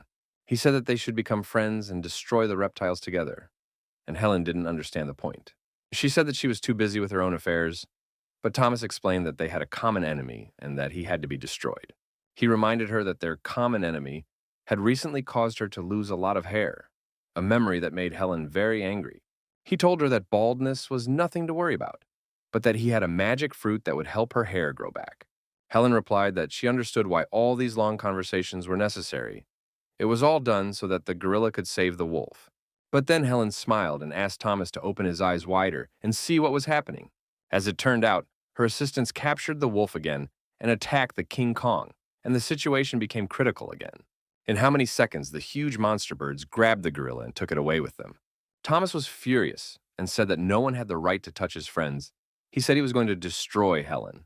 Helen replied that she was not in his power, and that he was not a serious problem for her from the beginning. She said that these feathers were a real treasure. She did not want to use them against him, but she would have to do it. She said that she would now show her true strength and make sure that Thomas never came close to her again. So this mortal combat was officially launched. The strong magic of the death bird started to attack the Godzilla. Helen said that if Thomas had known how valuable these feathers were, he would have been grateful for her generosity. Thomas fell to the floor and writhed in pain with cuts and blood all over his body. It was very difficult for him. He could not move normally, and if he continued to miss these attacks, he would soon die. She said that she wanted to kill him, but when she saw him bowing to her, she would let him live as a sign of respect. Helen considers herself the strongest on this island, and she ordered that no one should ever cross her path again. Then she demonstrated her ability to quickly change shape, turned into a bird, and flew away. Now the key problem for Thomas is to save his younger sister and the wolf, which will not be easy to do in the sky. He realized that this could not go on. He could not stand by and watch his friends being attacked. That's why the death bomb was activated again, and now Thomas pins all his hopes on this ability. The bird replied that it was not so stupid that it could be killed so easily. It could even repel simultaneous attacks. Thomas replied that he was ready to attack like a real automaton, something he had learned from reptiles. Although Helen respected this dangerous ability of the Godzilla, she was confident that she could deflect all of its blows. She said that she was very sad to fight against Thomas, because he couldn't even hit her using multi-level attacks. But as it turned out, Thomas was too smart. He didn't aim at her. It was his cunning plan. He wanted to hit her pterosaur helpers to free Linda and General Wolf. This plan worked flawlessly, and the explosive breath bombs hit the target. Now Helen didn't look so confident in her own abilities. She realized that her opponent was not so weak. One of the pterosaurs remained intact and continued to hold the gorilla in its paws. That's why Linda had to use her strength and force her way to the ground. She landed safely and told Thomas that she thanked him for his help and that she was fine. She also said that she was unable to help the wolf, but saw that it was alive and well. Thomas said that first, they had to solve the problem with the bird of death and asked Lynn to help. Linda immediately started throwing dead pterodactyls at the bird of death, and Tom was upset because he wanted to eat them. Helen was able to successfully dodge the first blow, but Thomas didn't give up and activated his explosive breath. This bird was very smart and flexible. It easily dodged and repelled all the attacks of the Titans. But soon they saw that a wolf had climbed on her body. It seems he likes close combat. Helen was unable to see it coming right away, and is now at risk of losing her eyes. She realized that her life was in danger only when General Wolf was right in front of her. His attacks were very swift and powerful, and you can immediately see a true martial artist. She started yelling at him and said that he had no right to use people's knowledge against her. But General Wolf continued to attack with his sword and cut off her precious feathers. A little later, he successfully landed on the ground, having finished his work. He told Helen that until she learned to fight against him, she would be a victim. Although Helen can summon the wind with her feathers, this wolf easily deflects all her attacks and is the perfect opponent to fight her. Thomas approached the wolf and said that they must fight together to win. The wolf replied that he would be of little use to such a large and stupid monster in these jungles. Thomas offered interesting conditions. If the wolf helps to destroy the bird, Thomas will become a man again, and they will have a rematch. Helen realized that if they really united, she and her assistants would lose. She looked at Thomas and said that he was not worthy of her attention and could not be her rival. It was obvious that she was very scared of her future prospects, and Thomas felt it immediately. He offered her to become friends and fight together against the reptilian king if she wanted to live. If she refuses, Thomas promised to take away all her beautiful feathers. She is very precious with them, so it is a strong argument. The wolf said that if the bird attacked him again, he would cut off its wings and it would never fly again. It seems that Helen decided to test his true strength and started trying to escape. A wolf does not like to be taken lightly, so he immediately took off like a bird and drew his sharp sword. Within seconds, the bird was lying on the ground, having lost a large number of its precious feathers. The pterosaurs immediately began to fly to her aid. They were always ready to give their lives for her. But Linda had other plans. She took a huge wooden stick and sent the pterosaurs into space. Helen was very angry and thought that this stupid wolf should have been killed long ago. Realizing that she would not be allowed to fly in peace, she decided to switch to fugitive mode. But she forgot that Godzilla has huge legs, and it would be almost impossible to escape from him. In a few seconds, Thomas easily caught up with her and showed that size doesn't matter, his small hands delivering a powerful punch. He said that Helen should recognize that he is a really strong opponent who should be respected. He suggested that she team up and fight against the reptilian king, but Helen again refused. The wolf could no longer calmly watch her bad behavior. He had to do what she was so afraid of. After losing a large number of her feathers, Helen almost started to cry, which is probably her weak point. She said that these feathers are too precious. Each one is the source of life for the monsters on this island.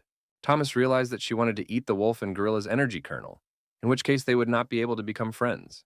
If it really is a threat to their lives, they will have to kill it.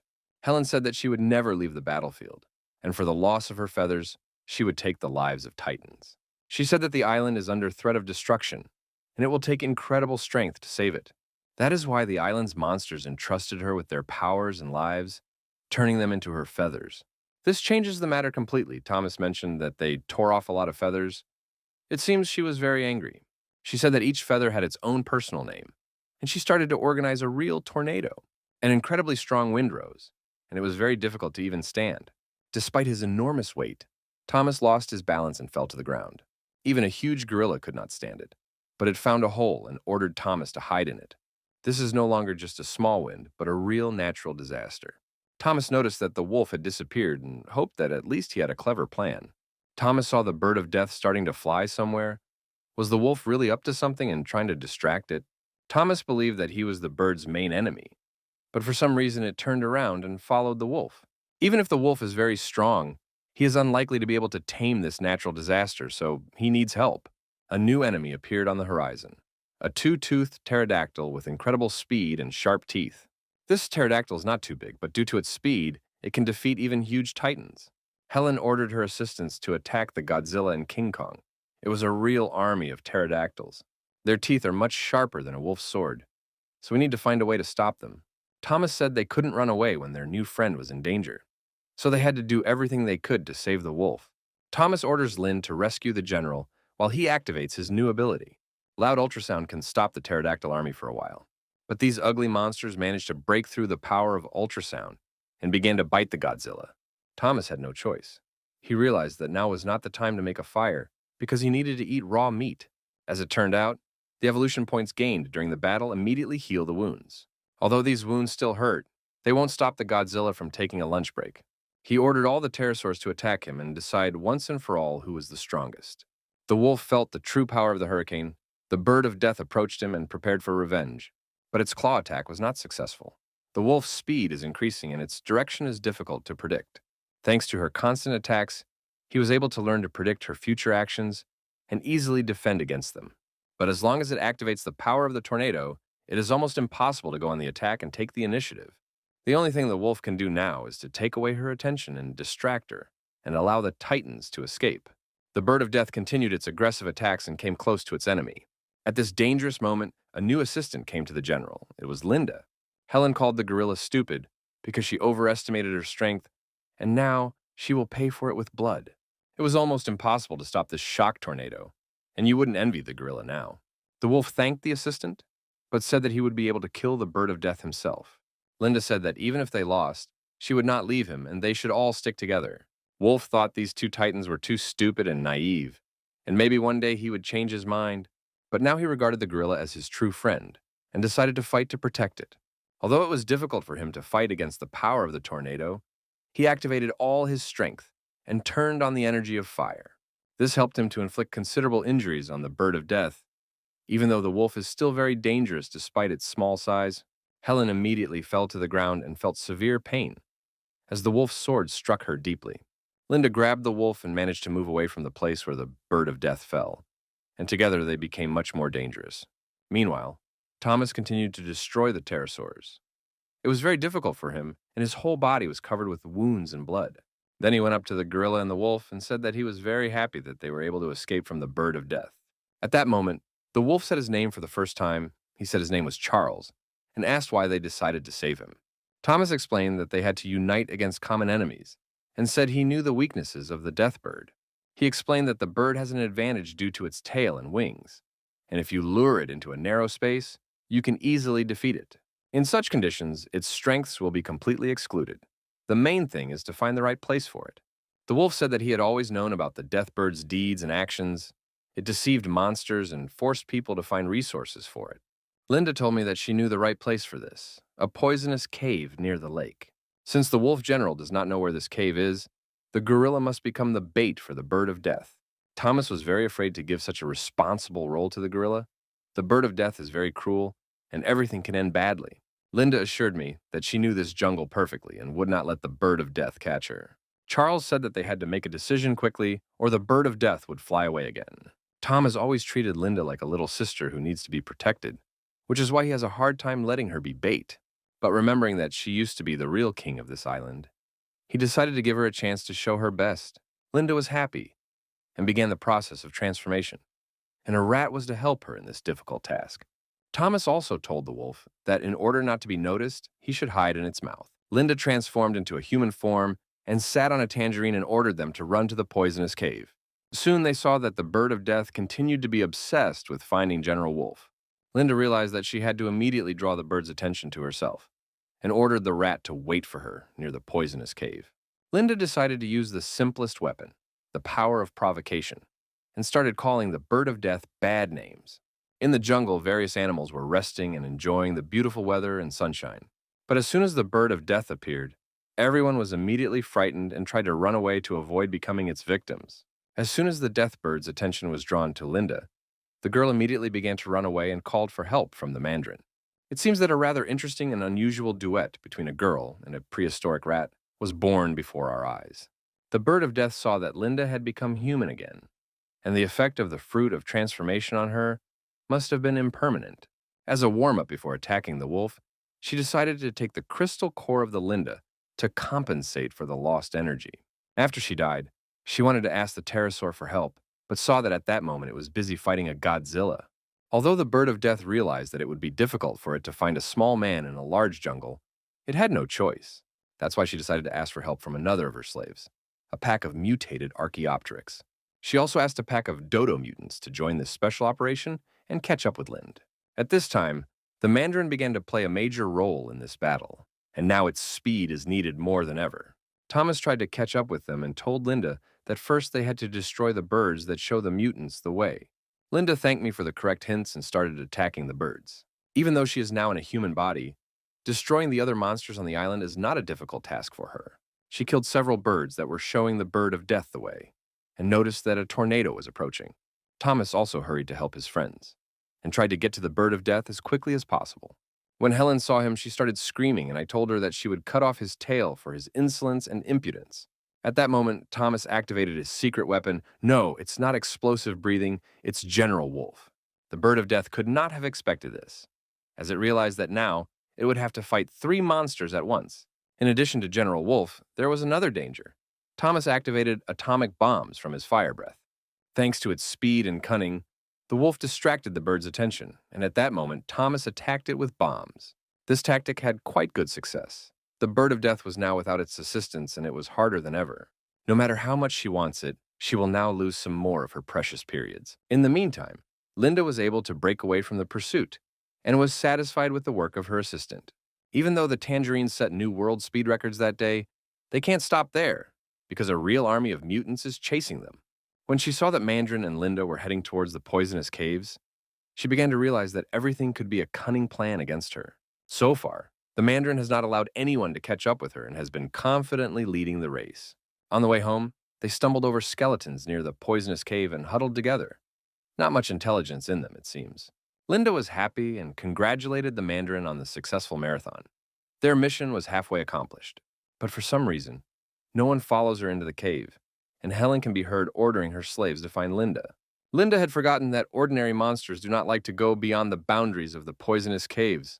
A similar death bird knows that the owner of this cave is already dead, but its other slaves may not know this and be afraid to enter. The mutants and pterosaurs were preparing to enter the cave, but suddenly they heard some scary voices. Probably for the first time in her life, Linda showed her intelligence to the fullest. She imitated the voice of the reptile prince to intimidate others. The bird of death was very angry and said that its slaves were just a bunch of cowards and idiots who could do nothing. At that moment, General Wolf appeared on the horizon and called the bird a bad captain for a large army. He also had his own plan, which was to attack the bird with a huge rock.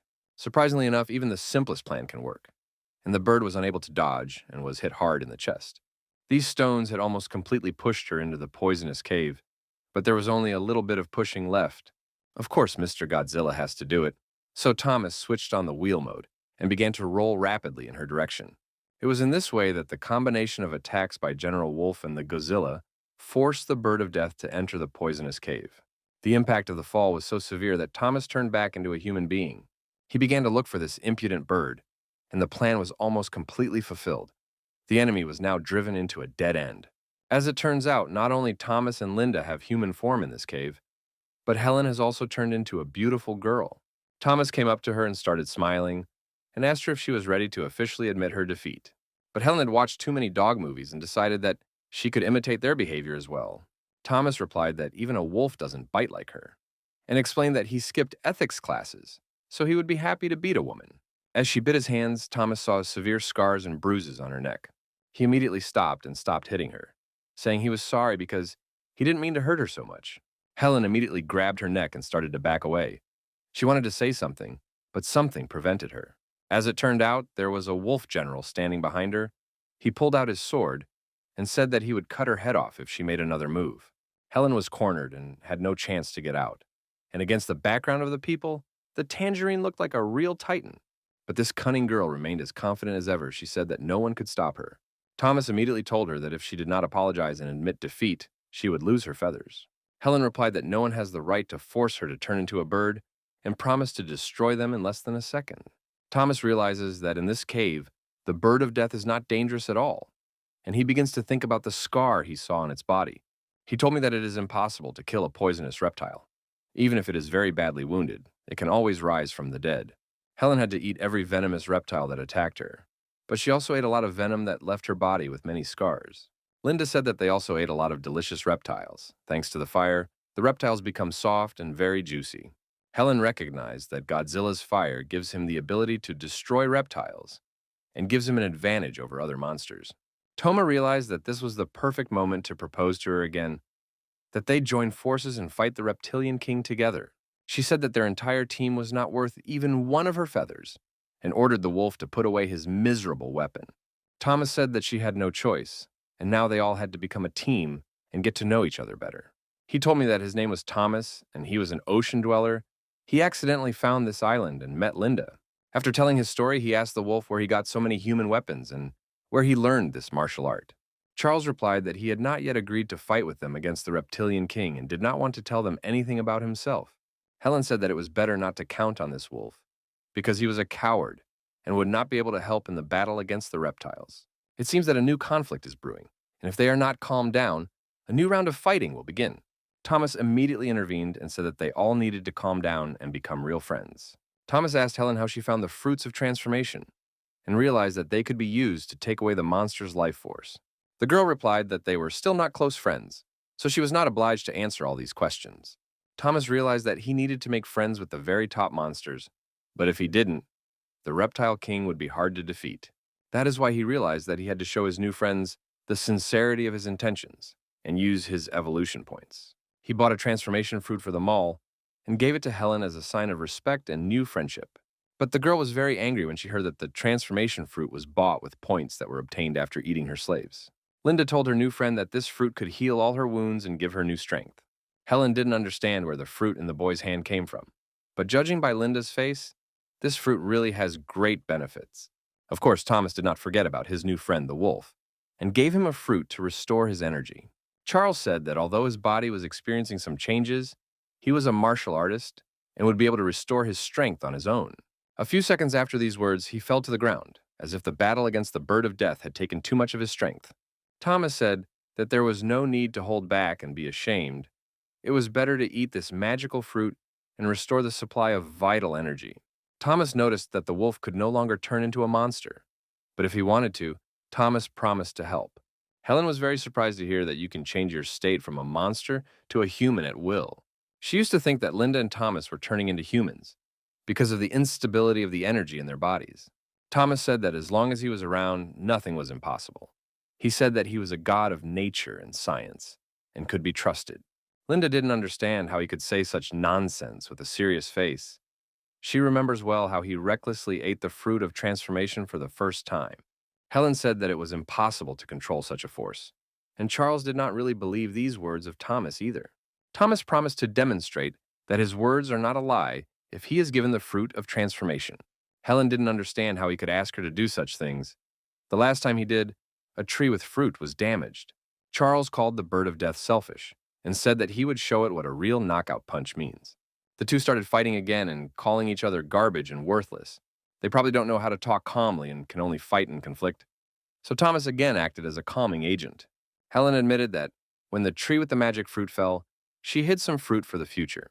She promised to give him one tomato fruit so that he could demonstrate that he could control the energy of the fruit.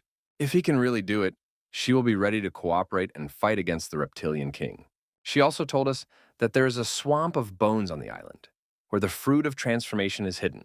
Less than 10 seconds later, the wolf and Helen started quarreling again, the wolf calling her too greedy because she hid the fruit. Thomas began to calm everyone down again and said that it was time to go to the bone swamp and find the fruit. The swamp of bones is a monster graveyard, with lots of fog and monsters ready to attack at any moment. Charles told Thomas that it was a very dangerous place, and it was better not to go there. The wolf explained that he was in good control and did not want to transform into a monster again. But Thomas was still interested in the trip. Helen was surprised that Thomas was willing to go to an extremely dangerous place for the sake of transforming a wolf. Thomas is willing to go there to prove his honesty to everyone. And Linda has also expressed her willingness to help her older brother. Helen thought that this guy really looked quite confident, although he might have lost his mind from interacting with gorillas. She told Thomas that if he was really sure about it, she would show him where the fruit was hidden. Helen wanted to do this as a sign of gratitude for his gift, but Thomas said that he did not regret anything for his friends. The wolf said that this swamp is called the graveyard of monsters for a reason. Only real titans can go there. Charles said it was better to go there in a human body, so that the mutants could carry them on their backs. He thanked them for their advice and told Charles and Helen to start eating the gift he had given them. Although this green fruit tasted incredibly tasteless, the wolf and the bird of death began to eat it. They immediately began to feel pleasant sensations on their bodies, and some of their wounds quickly began to heal. Helen said that she was completely cured and felt an incredible surge of energy. Could the fruit help her feathers grow back? She asked Thomas for more such fruit and promised to give him the fruit of transformation in return. She tried to use all her feminine manipulations to get more green fruit from him. Thomas replied that he could not buy it and started whistling to call for a new vehicle. It was one of the dragons that serves the bird of death, she asked, not to eat her new friends, but to take them to their destination. She also told Thomas and Linda not to insult her slaves or even think about making barbecue out of them. Linda and Thomas turned back into Titan monsters, thanked the Mandarin for her help, and let her rest. Helen didn't understand how Godzilla and King Kong could transform so easily. Were they really stronger than her? It's time for a trip to the Bone Swamp, and the fun is just beginning. The sun began to set over the horizon, and the wolf began to tell us how best to get to the Bone Swamp. Thomas replied that he was incredibly hungry and had better have a good meal before starting this journey. He also told us that he and his younger sister can turn into humans only once a day.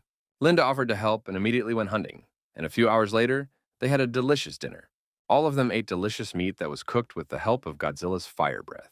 The best reward for the wolf was always a delicious dinner, as it reminded him of pleasant moments from his childhood. Thomas suggested that he try his other specialty, fried chicken in a salad. It had been more than 10 years since Charles last tasted something so delicious that he even had a tear in his eye. Thomas decided to ask him if his host often cooked such dishes for him. Vovk cautiously replied that he would tell his story later when the time was right. He again hinted that it was so, and the drain is very dangerous. Charles doesn't really want to get back up as a monster, so this trip is not really necessary. Though he had never been there, he had heard stories that in addition to big monsters, there were huge plants with tentacles. Thomas was angry. He said that the wolf would not be able to resist the process of transformation into a monster.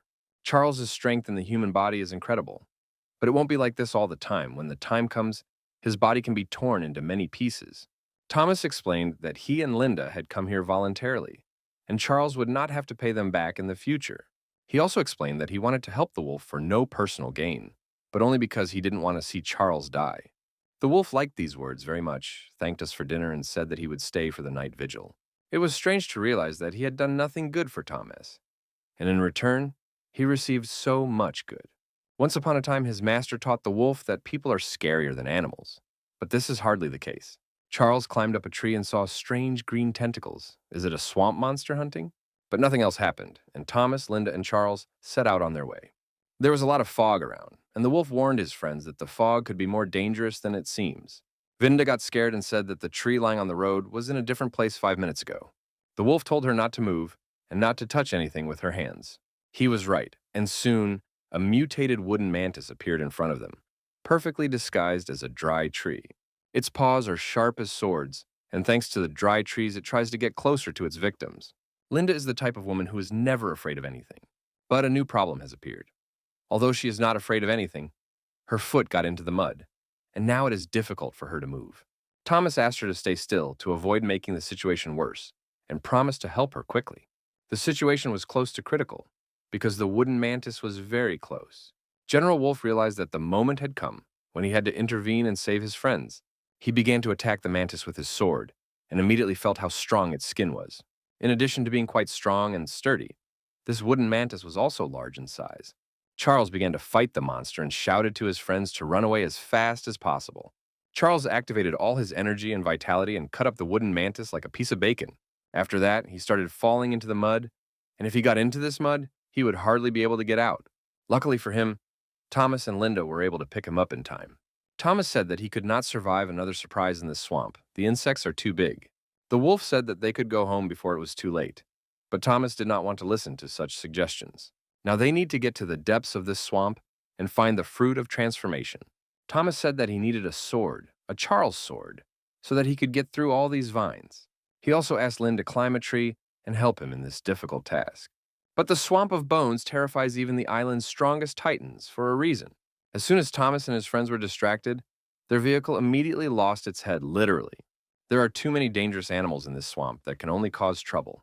At first, Thomas thought it would be safe in the tree, but these mantises can fly. There is no hiding. Sooner or later, we will have to accept this dangerous battle and win it. The wolf drew his sword and was the first to attack. He knew that he had to destroy the mantises as quickly as possible. Thomas told these monsters that they were bothering him too much, and so he had to give them a martial arts lesson. He attacked one of the wooden mantises and said he was going to chew its head off. At first, it seemed that these were just beautiful words, but Thomas forgot that he was not a Godzilla, and literally began to bite the mantis. He activated his inner energy and began to tear off large pieces of mantis meat with ease. It was hardly very tasty, but it was a very effective way to win. He was close to completely destroying the mantis, but something very slippery came to his opponent's aid. It was a swamp fat frog, which usually hides constantly waiting for its prey. At this difficult moment, his younger sister came to Thomas's aid as usual, grabbing a vine and moving forward. The boy immediately grabbed her hand and started climbing a tree. Now they had to find a safer place. When they climbed the tree, Thomas asked Linda to hide and not move, because frogs react to any movement. The whole team hid and didn't move, while the frog had a delicious wooden mantis for breakfast. But one mantis was not enough for a full breakfast. She realized that people were hiding and started looking for them. Thomas reassured Linda and told her that the frog couldn't see them unless they were moving. They underestimated the frog's intelligence too much, and this ugly swamp creature began to make incomprehensible movements with its stomach. A little later, it became clear that she was preparing to spit an incomprehensible liquid at her potential prey. It seems that General Wolf became its main target because this dark liquid flew in his direction. In a few seconds, she stuck out her long tongue and grabbed the char. If even such a fast and clever warrior as Charles could not dodge its attack, then we can consider the frog to be really dangerous. Luckily, at the last moment, the wolf managed to grab a tree and held on with his last strength, and Thomas and Linda rushed to help. Approaching Charles, Thomas asked for a sword so that he could cut off the frog's tongue. Thomas said that he had watched Pirates of the Caribbean, so he knew how to fight with a sword very well, so Charles didn't have to worry. But it's one thing to watch movies about pirates, and quite another to be really good with a sword. Thomas quickly dropped the wolf's sword from his hands and heard many unpleasant words addressed to him. With the help of its long tongue, the frog began to pull the wolf toward it, and if you do nothing, the wolf will become its second breakfast. Thomas very quickly came up with a new plan of rescue. He took the paw of a mantis, which is famous for its sharpness. With the help of this mantis's paw, he cut the frog's disgusting tongue into two parts, and reason again prevailed over force. General Wolf was now free. He quickly untangled himself from that nasty tongue and prepared for battle. Although the frog had lost part of its body, it was still very dangerous.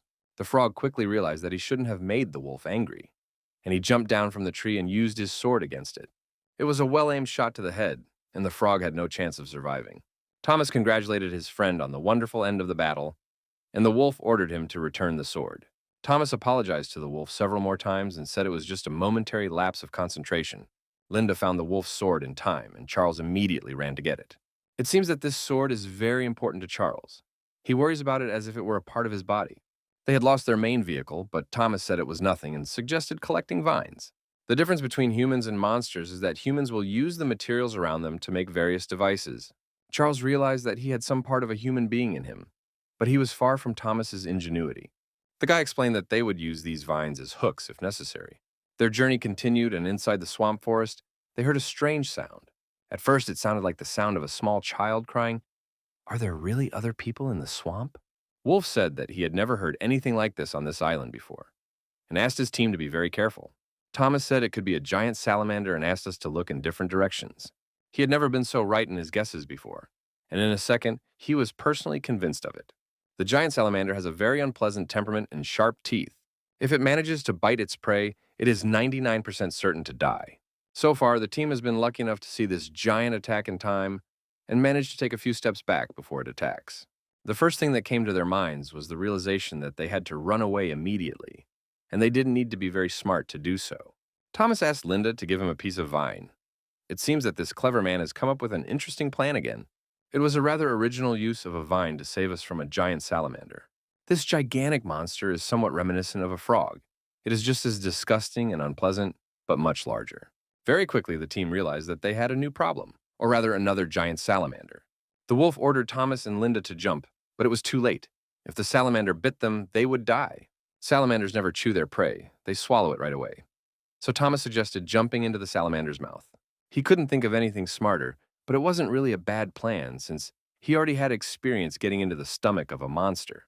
He reminded us that he had been in the stomach of a giant python. Their monster body would be able to withstand the acid in the stomach of a salamander. So then they can find a way to get out of this place alive.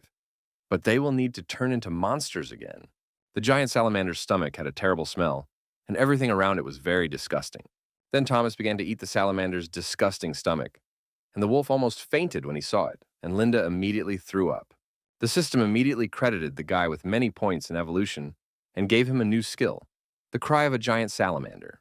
This makes it possible to imitate a baby's cry and attract other giant salamanders, which is called a wolf in sheep's clothing. Linda approached her brother and asked him why he was doing this. They had just had breakfast. The wolf said that Thomas would not be able to chew a hole in the salamander's stomach because its skin was too strong. Charles said that he might be able to cut the skin with his sword. But at that moment, the salamander began to move. Giant salamanders are very aggressive and eat their relatives when they are very hungry. Perhaps now there is a fight between two salamanders. As it turned out, two giant salamanders started fighting and trying to eat each other.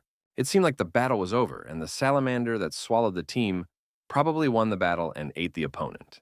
But if this is true, then the body of a huge salamander should soon fall on Thomas and company. Charles said that there was no need to worry. He had his favorite sword, and that was enough to save him. Very quickly, he used the power of his sword and made a hole in the giant salamander's stomach. This salamander died immediately before it could swallow its smaller rival. Linda was happy. She felt the fresh air, which was much more pleasant than the smell of the salamander's stomach. Linda did not understand why Thomas continued to eat, even though they were free. The guy replied that the meat of this animal is very tender and tasty, and if you could fry it, it would be a real delicacy. The wolf said that there might be other dangerous animals nearby, so they had to hurry and continue on their way. Linda listened to her older brother's advice and took some salamander meat with her on the trip, and it really turned out to be delicious. The deep bone swamp was more muddy than at the beginning, but it was possible to move along the roots of trees. Ahead of them was a very thick fog that made it impossible to see clearly, and there was a very unpleasant smell. The team quickly started having problems, and everyone started feeling sick and having headaches. Soon they saw a mutated devil's tongue, a huge flower with an unpleasant smell of rotting corpses. This odor can be poisonous to everyone except insects, and it was the reason for the team's poor health. Suddenly, Mark Thomas appeared and immediately asked him to buy him a gas mask. But Mark replied that it would cost a lot of evolution points. Thomas said that you can never rely on the system in a difficult moment. The system probably wants the owner to die. For 1,000 evolution points, Thomas was able to change his torn clothes, which somehow calmed him down. Thomas gave everyone his torn clothes and ordered them to pour urine on them and cover their mouths and noses with them, a suggestion the wolf did not like very much. Thomas explained that the reason for the weakness and headache was the smell of the devil's flower, and this method would help to save them. Thomas, like a true gentleman, offered Linda help and gave her a cloth that was covered in his urine. I have never seen such absurdity in my life, and I don't even know how to comment on it. But in order to survive, I had to take such an unpleasant step, and strangely enough, it really helped. Continuing their journey through the bone swamp, the team met a mutated titanium beetle. To intimidate opponents, it starts making hissing sounds, and it has a strong jaw and hard skin. The devil's flower uses the smell of corpses to attract insects, which is why there is a lot of danger around. General Wolf was the first to test the power of the titan beetle, so he drew his sword and attacked. This time, the battle did not last long. The wolf quickly used his signature punch and killed the beetle. It's unusual because usually the monsters in this swamp cause the team much more trouble. Thomas and Talinda were happy that they became friends with Charles. He is a very skilled and experienced warrior indeed. Many more titan beetles immediately appeared in the vicinity, and the team decided to flee immediately. It was unclear what awaited them ahead, but no one wanted to fight a flock of giant beetles. There was plenty of danger around, and Linda saw one of the titan beetles being eaten by a huge flower online. It is a mutated Venus, a trap of mutated insect plant that preys on giant insects. The mutated Venus has sharp spikes, and if it grabs its prey, it will be almost impossible to get out of its mouth. There were too many of these dangerous plants around, and this swamp could be considered a real minefield. Thomas ordered his entire team to get out of there immediately and find a safer road to the fruits of transformation. But instead of talking, we should have been watching our feet, because now they will all end up in the mouth of a mutated Venus. Like a true captain, although no one appointed him captain, Thomas decided to save his teammates. At the last moment, before the plant's mouth closed, he managed to push his friends out of this hellish place. Linda and Charles immediately began trying to get Thomas out of the plant's mouth, but his right leg and shoulder were pierced by thorns. At that moment, a huge titanium beetle managed to get out of the flower, which prevented Linda from pulling out Thomas. Thomas started to fall into the mouth of this devilish plant, but Linda managed to grab his hand. She tried to pull him out of this hell, but instead he pulled her in and they fell together. The internal juices of this mutated plant can disintegrate any prey. This slippery mixture quickly begins to split the skin, while there is still time for Thomas to start looking for Linda. This slippery mixture is very thick and corrosive, and all the wounds on Thomas's body immediately began to hurt and burn. He saw Linda not far from him, and it was clear from the girl's appearance that she would not be able to stay in this mixture for long. Now they are in the very center of a swamp of bones. If Thomas turns into a monster, his body may drown. But at this point, he has no other choice. If he doesn't start the conversion process, the lead will die. So the guy immediately turned on the transformation and turned into a Godzilla again. Of course, this was enough to destroy this devilish plant and save Linda. Thomas immediately threw her into the wolf's arms and asked him to help her regain consciousness. It was then that the real problems began, as the Godzilla immediately began to sink in the mud due to its size. Charles realized that they could not save Thomas in this form. They needed to find something that could support his weight, such as a tree. During this time, Linda fully recovered from the acid dip and asked her older brother to wait a bit longer. She's always ready to do anything for him, so she immediately turned into a huge gorilla to help. She began to climb a large tree that stood next to them to take a vine. The idea was very simple, to give a vine to Thomas so that he could hold on and try to get out of the swamp. Thomas immediately grabbed this ticket to life and began to strain his weak arms as much as possible. Soon he was rescued, and it was good that there was such a large tree nearby, otherwise he would have remained in the swamp forever. When Thomas looked at the tree more closely, he realized that it was an ogre, and he immediately told Linda about it. The tree ogre is the most terrifying creature of the bone swamp, and no one has ever been able to escape from it and be saved. A tree cannibal uses vines and branches to grab a victim, strangle it, and suck out all its life juices. Before the gorilla could get down to the ground, she immediately felt a large vine grab her stomach. Charles realized that he had to save his friend immediately, drew his sword, and ran forward. No matter how hard he tried to help, the vine was very powerful and strong, and it was difficult to cut it with a single sword.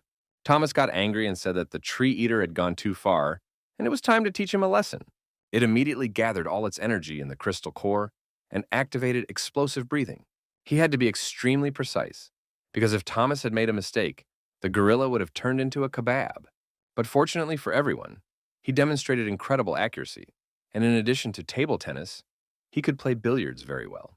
The ogre tree was not stupid either. It began to use the mud to extinguish the flames. After that, the cannibal tree began to push all its vines into the swamp so that they could no longer catch fire.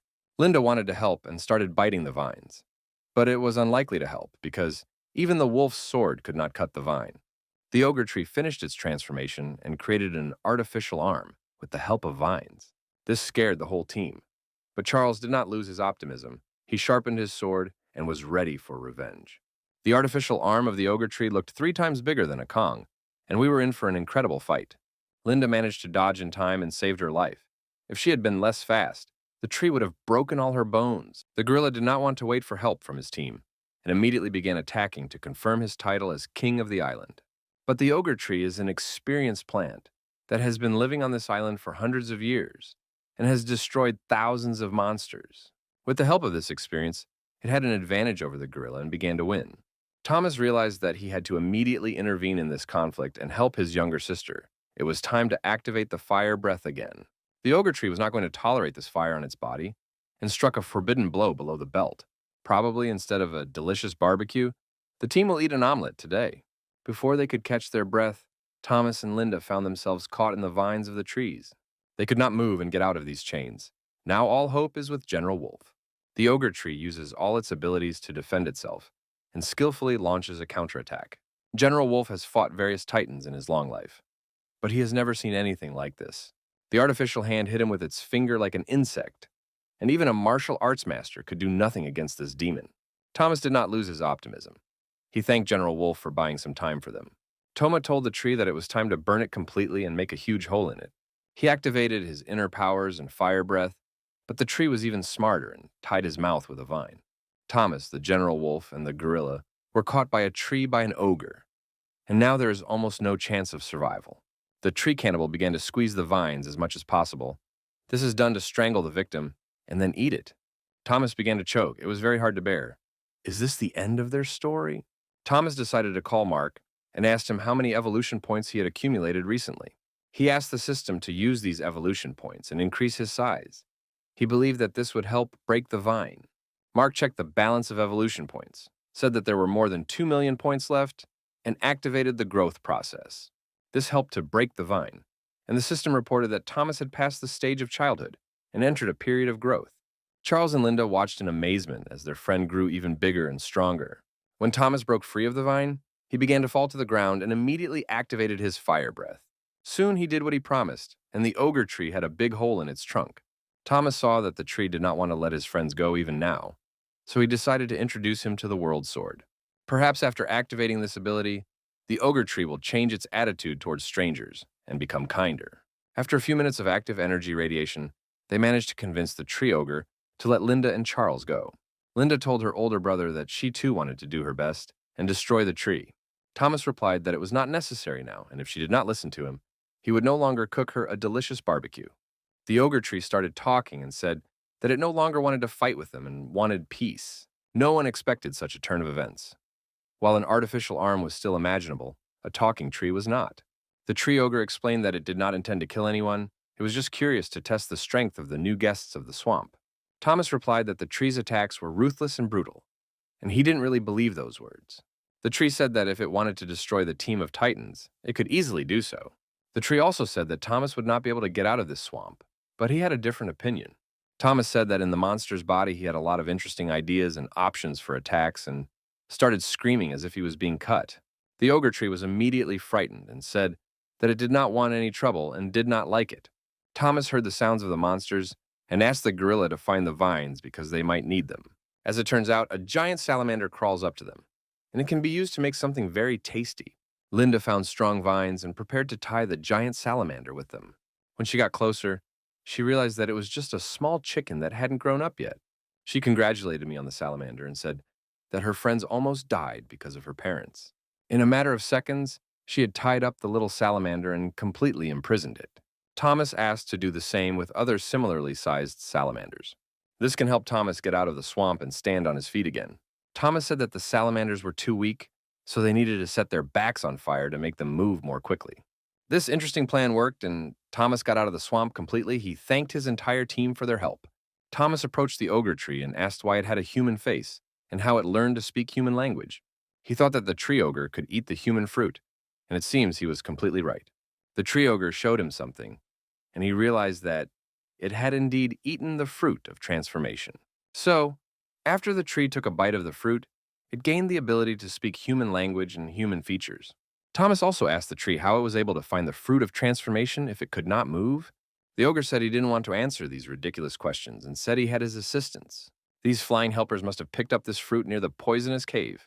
Thomas asked the ogre tree to show his helpers the way to the poisonous cave, where they found the fruit. The tree replied that they should go straight towards the sun, but they had to hurry because, according to rumors, the crab team was also interested in this. Thomas could not believe that some crabs could be interested in the fruit of transformation. He told his team to hurry up and promised to teach them how to manage the salamander squad. The tree ogre did not expect to see people in the swamp who could turn into monsters. Rinda found a few more small salamanders and made herself a vehicle. Soon after, near the poisonous cave, they saw thieving crabs stealing the fruits of transformation. They were too fast to catch up. Thomas asked Linda to watch the salamanders, and he and Charles went deeper into the cave. Inside the cave, they saw a dead pterodactyl, and Thomas asked Charles to get him the fruit of life. He decided to revive the dead bird, but the wolf didn't understand why he would waste precious fruit on a pterodactyl. Thomas said that these birds could guard the fruit of rebirth, so I wanted to talk to them. Meanwhile, the gorilla was watching the salamanders and guarding the cave from other monsters and crabs. She was very frightened when she saw a pterosaur fly out of the cave. She thought that the fruit of rebirth had changed the wolf into a bird. Thomas came out and said that there was not a single rebirth fruit left, and that they needed to catch up with the crabs immediately. It is a controlled marsh giant crab. Its main strength is its strong claws. If this crab is called manageable, then perhaps the bird of death is involved in this story. Thomas decided not to waste time on unnecessary conversations and start eating seafood right away. The crabs immediately sensed that their exercises had been declassified and began to flee quickly, or at least try to flee quickly. Tom was told by Linda that they should use their speeding cars based on salamander paws. The race started, and although it didn't look as fast as Formula One, it was pretty epic. General Wolf also intervened and began to attack the crabs to take away the fruits of rebirth with his sword. Suddenly, during the race, an unknown green fog appeared and the crabs immediately disappeared into it. Thomas and the company stopped immediately because they didn't understand what it was. Maybe it was poisonous. The only thing Thomas was 100% sure of was that the swamp was over and he was standing on his own 2 feet. A green fog surrounded them from different sides, and the crabs were almost invisible. One of these little scoundrels turned to them, but he looked rather strange, as if he were bewitched. The salamander came up to eat it, but the crab immediately kicked it out and killed it. Everyone was very scared, because not only did these crabs steal the transformation fruit, but they also carry bombs. This army of crabs immediately began to attack the titans, and if they climb on the monster's body and explode, there will be little chance of survival. Linda and Thomas started tossing the crabs aside, and these little monsters started to explode immediately. Thomas said that it looks like a trap. Not for nothing that these crabs are called controlled crabs. They are like robots that follow someone's orders. The crab explosions started to cause serious problems, and Thomas asked his team to be careful, saying that it wasn't just crabs that were coming to them. Soon, everyone saw that one of the 6 sons of the reptile king had led his army and was attacking. He was not alone. His brother came with him, a poisonous explosion. He is also the son of the reptile king. Now it became clear that these cunning crabs obeyed the reptile. a plot to lure the Titans into a trap and avenge their brother's death. Thomas, Linda, and Charles were confused. They did not expect that when their journey was almost over, they would have to fight against an army of lizards. The panic began when they saw that the reptile king, his name is Bolg, had come to them personally, and he must have planned everything. This venomous reptile is the largest of the entire genus. It has many heads and weighs more than a tree man. Thomas realized that there was an unusual fog around them, it was poisonous, and that he had to hold his breath. At that moment, he immediately remembered his past life in the body of a weak and small boy. This was happening on the dark streets of his city, with a lot of smoke and fog around. His teenagers approached him with weapons. They wanted to punish Thomas for telling the teacher everything. Thomas was very beaten, his nose was bleeding, and he desperately asked them to stop this abuse. The guys started laughing. They said that such a coward deserved to be beaten and were going to film it. A lot of time has passed since then, and Thomas is no longer a small and weak boy, but the situation is quite similar. He saw in time that Linda was standing there as if hypnotized. Perhaps it was the effect of the green fog. Surely not only Thomas saw a terrible illusion, something similar is happening now with General Wolf and the gorilla. Thomas realized that the reptilian king and his sons had taken them by surprise. They were too strong and would be difficult to defeat. He suggested that his friends run away right away, but Linda replied that she had just seen her parents. Tears appeared in her eyes, and she said that in this vision, the green fog killed her parents. Thomas tried to calm her down and said that they needed strength, and that they would definitely take revenge in the future. At that moment, the Bolg spoke up, saying that he would not let the little gorilla and his friends leave in peace. Bolg came to avenge the death of his children. He promised to kill the Titans slowly and enjoy the process. What happened next is even hard to describe. It is a manifestation of real cruelty. The reptilian king threw 2 skulls under the gorilla's feet, and it became clear that they were the heads of its parents. Linda stood there as if mesmerized. She immediately realized what it meant, but couldn't move for a while. A little later, she fell to her knees and began to cry, a situation that perfectly characterizes the reptile king. He is a cruel and soulless sociopath, and it is no wonder that only someone like him would think of destroying the island and its inhabitants.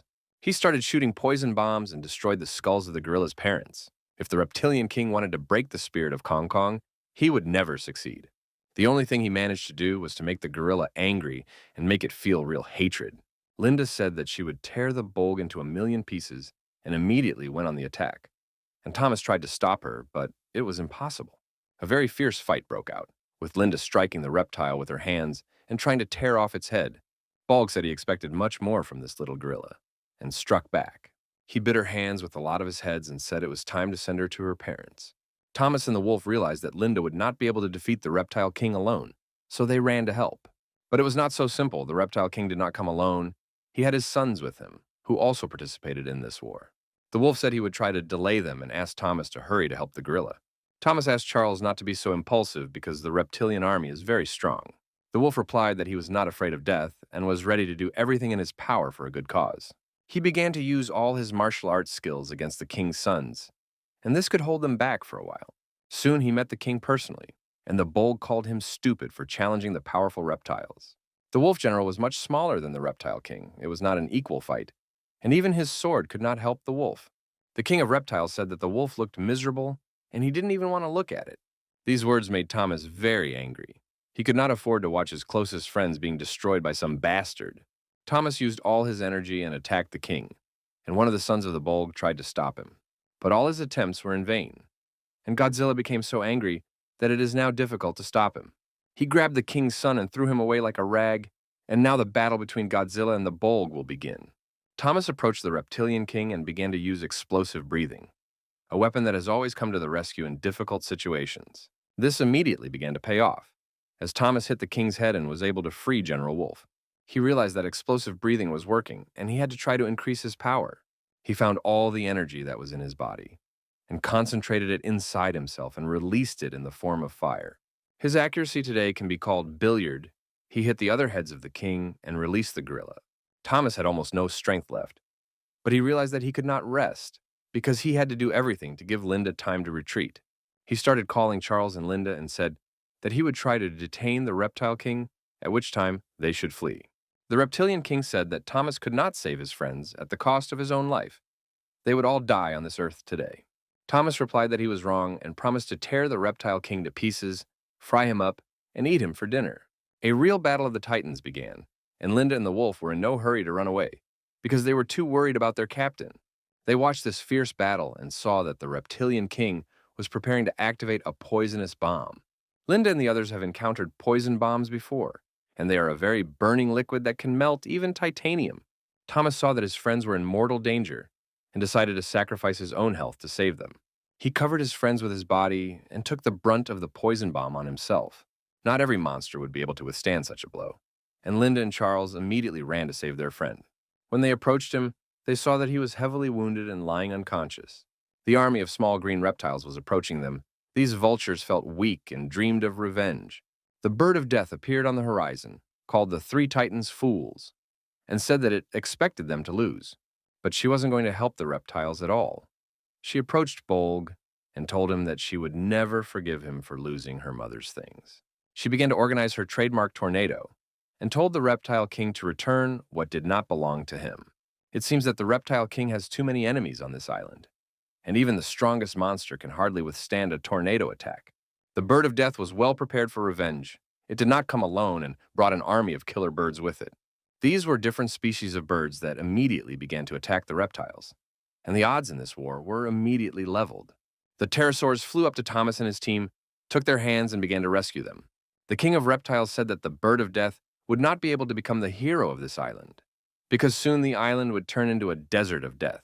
They began to fight with the bird of death, and Helen looked quite large, even against the reptile king. Bolg saw that Thomas, Linda, and Charles had almost escaped, and it made him angry. He didn't want to give them a chance to save themselves and to recover and prepare for the coming war. That's why he activated his main weapon and started shooting poison bombs at the pterosaurs. It was hard for the pterosaurs to withstand these brutal attacks by the Demon King, and some of them immediately lost consciousness and fell to the ground. The bird of death continued its battle against the Bolg, using the wind to send stones at it. The reptilian king not only defended himself by dodging these stones, but he also broke the stones with poison bombs. The bird of death realized that its task was completed and ordered its entire army to retreat. The reptile king said that he could not forgive her for the disorder she had caused on his territory and sent her one last gift. Helen tried to stage a surprise attack, but she failed, and now her life is in danger. It was too late to dodge the poisonous bomb, so she decided to turn into a human to shrink in size.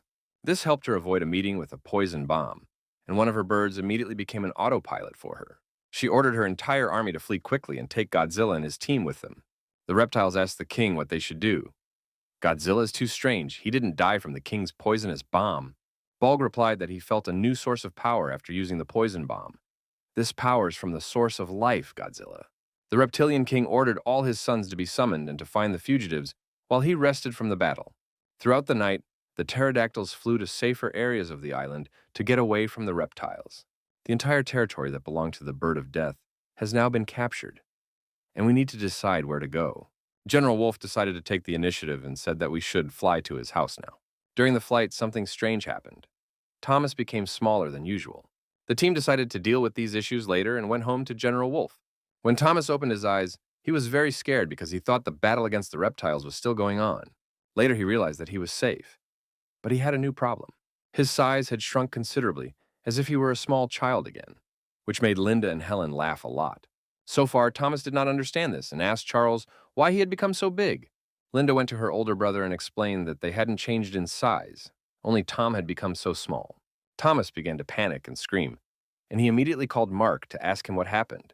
Mark explained that now there is a part of the reptilian king in Thomas's blood. His cultivation was severely injured. This means that Thomas will have to start the entire development process from the beginning. Mark said that it could have been due to the reptilian king's poisonous bomb, which can take away the life force from opponents. Mark also told us that poison bombs and poisonous breath can transfer energy to the reptilian king. This means that all the evolution points that Thomas has been collecting all this time now belong to the king.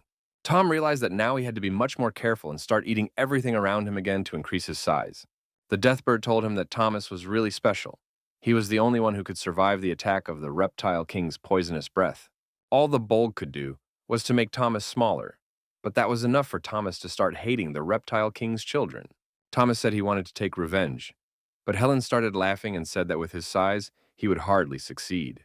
Thomas asked her to wait because soon he would become a giant killer dragon again. Then he asked where they were, and Linda told him that it was a cave belonging to General Wolf. There were a lot of weapons around, and in the center of the cave was a mysterious grave. Vav told me that this grave belonged to his teacher, the man who owned all these weapons. Toma realized that it was this man who taught Charles martial arts and swordplay. Vav said that the man was incredibly strong, fond of cold steel, and had learned telepathy. He liked to control his weapon during a fight, and could even control a sword several meters long. Thomas was very curious, and asked Charles to tell him more about his mysterious teacher. Vav said that 20 years ago he first met Master Pol when he was running away from his enemies. It was the master who taught the wolf all the martial arts and saved him from starvation, and since then, they have been living on this island. Unfortunately, Charles could not learn the ability to telepathize, which is why he could not understand the full depth of martial arts. The master said that many people in the world have similar abilities, and all these heroes are divided into good and evil. Master Pol liked to collect various interesting things. He had a ring of space, in which he could hide any weapon. Thomas was very interested when he heard about the ring of space. He asked Charles where the ring was now. The wolf said that he had lived with the master for 10 years until the master's enemy came to the island. Charles found him near a tree, and Paul killed his rival, but paid a heavy price for it. Since then, the wolf has been guarding the grave of his master and the weapons he left behind for 10 years. Thomas said that General Wolf was a worthy student of his master and asked him if the reptiles knew about this place. Charles replied that no one knew about this cave, and Thomas was happy and said that it was time for a delicious meal. The Deathbird and the Wolf General started shouting at him like a little child. They said that now the situation is such that it is better not to think about food. Thomas apologized, but explained to his friends that he needed to eat well in order to grow bigger. Later, he managed to convince the whole team that they should go hunting. A real festival of delicious meat began, with Linda cooking fried crocodiles. Thomas helped to light the fire and improve the flavor of the meat with seasonings. He enjoyed the amount of food they had caught, which would help him gain new points for the revolution. Everyone around could smell this delicious aroma after adding spices. Linda asked everyone to be patient and said that soon everyone would receive their portion. Soon, the meat was finished cooking, and everyone around them began to eat the delicious shish kebab. Thomas enjoyed his visit to his wolf brothers so much that he decided to log in again to check his rewards. Mark greeted him and told him that he was giving him a new ability, the explosive bite of the child version. Thomas got angry and said it didn't sound like something really cool. Mark replied that these were the best skills he could get at the moment. As long as Thomas has little strength, he can tear apart his prey like a piranha, cut through wood like a woodpecker, and dig a hole in the ground like a mole. Although Thomas was not very happy, he had no choice, and over the next few days, he mastered his new abilities. During this time, he managed to get bigger and decided to give Charles the fruit of transformation. He explained that the wolf would be able to switch freely between monster and human forms if he followed his instructions. To begin with, you need to focus on the inner core, then destroy it with the energy in the body, and begin the transformation into a monster. Thomas said it might take a few days, but the wolf learns very quickly. Helen had no idea that her transformation fruit had the same power. The General Wolf problem was solved, and then it was time for the magic. Thomas asked the mark to activate 200,000 evolution points and increase its size. Tom hoped that this would be enough to grow tenfold in size. He was very upset when it turned out that it wasn't so great. Mark explained that the attack of the Reptile King did not change the level of cultivation. Thomas only lost all his form, but remained at the same level. This means that the system thinks that Thomas is still very big, and in order to grow, he needs to eat an incredible amount. Suddenly, Thomas began to glow green. He did not understand what was happening. Mark explained that the Reptilian King's breath is still active and continues to suck the life force out of the Toms. The boy was very scared when he realized that he could stay so small forever. While Thomas was worried about his size, the Reptile King also had something to think about. He felt a new vital energy thanks to Godzilla, but he didn't understand how it worked. He developed telepathic abilities and felt where Thomas was now. In the cave, General Wolf did not know that they could be in big trouble. Thomas guessed that the green light could mean the breath of the Reptile King. The Bird of Death said that the Reptilian King had left a mark in Thomas's body and would continue to suck out his life force. Thomas can get energy and increase through food, but the poisonous breath will limit this process. If they can kill the Reptilian King, the problem will be solved immediately, but it is almost impossible. The Bird of Death offered to find an antidote, but the wolf was skeptical. The only one who might know how to deal with the poisonous breath is the Bane, the monster lord who lives on top of the Snow Sage Mountain. Thomas didn't know who he was, but his name sounded pretty cool. According to the legend, the Base is immortal. He has lived for 1,000 years on this island and is now a step away from becoming the god of monsters. He is not interested in what is happening on the island, and therefore does not leave the mountain of the Snow Sage. This mountain is incredibly cold, and monsters cannot withstand it. You are in favor of death and said that it is possible to do the impossible, to reach the top of the snow sage, and ask the base for help. In return, you have to give something in return, such as health, freedom, or honor. Linda said that this legend was true. She had heard it as a child from her parents. General Wolf intervened in the conversation, and he agreed that his master had personally climbed the mountain to meet with the bird of death. Thomas realized that this legendary master was the only one who could help him. He asked the Helen to find birds that could carry them to this mountain. Helen said that it was a very high mountain with many snowstorms, and that birds do not fly there. She said she could carry them to the maximum height for herself, and at that moment the earthquake began. A huge hole was formed in the ground next to the General Wolf Cave because of this earthquake. A little later, it became clear that it was an attack by an army of reptiles. They came to finish the job. At first, no one could understand how the reptiles knew their location. But then Thomas began to guess that it was him. The reptilian king was indeed able to track them down because of the poisonous breath on the Godzilla's body. General Wolf's army of jackals immediately prepared to defend his general and his friends. And we are about to see a battle of jackals against reptiles. Not only the little reptiles came to the wolf's cave, but the king's sons were also here, and were preparing to lead their army forward. Vavok ordered everyone to stay calm and follow him, by which time several of his men had already been seriously wounded. Thomas saw another huge hole in the ground, probably the second echelon of the reptilian army. Soon, a reptile called a Budo appeared from there, one of the king's 6 arms, which also has the blood of an ancient monster in it. Budova teamed up with the king's sons and prepared to destroy his enemies. These reptiles looked really terrifying and put fear into others. The deathbird, the gorilla, and little Thomas prepared to fight to the end and not give up. They realized that their chances of winning were very small, but they had nowhere to run, so they had to fight. Suddenly, Thomas saw General Wolf run out of the cave with a huge sword and activate some unknown power. Charles began to destroy the reptiles one by one. He cut them down with his guest sword without meeting any resistance from them. One of the king's sons was not going to watch the army die. He was the first to attack Charles and tried to cut off the wolf's head. A super battle started.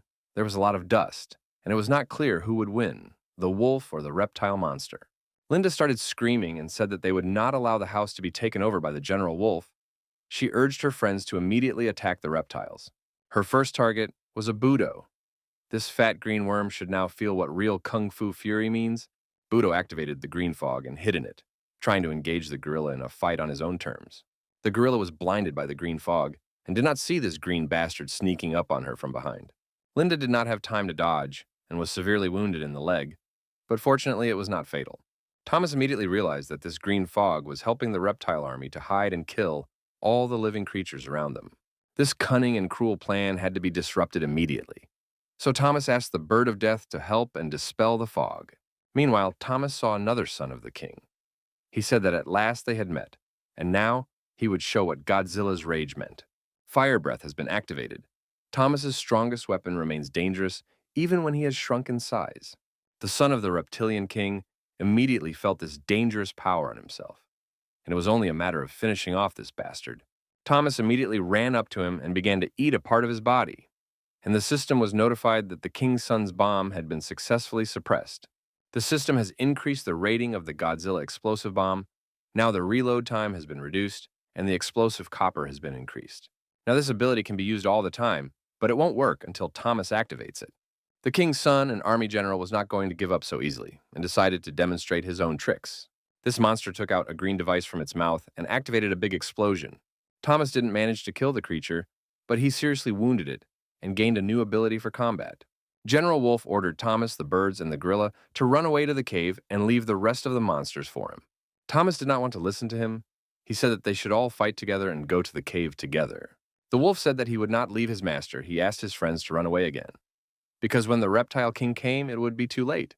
The deathbirds saw how, after another earthquake, a new deep cave emerged from the bowels of the earth. From there appeared a shadowy reptile, the right hand of the king, one of the 6 hands of the king that has the blood of an ancient beast. Thomas said that this shadowy reptile is like a chameleon, hiding in the darkness, waiting for the perfect moment to attack.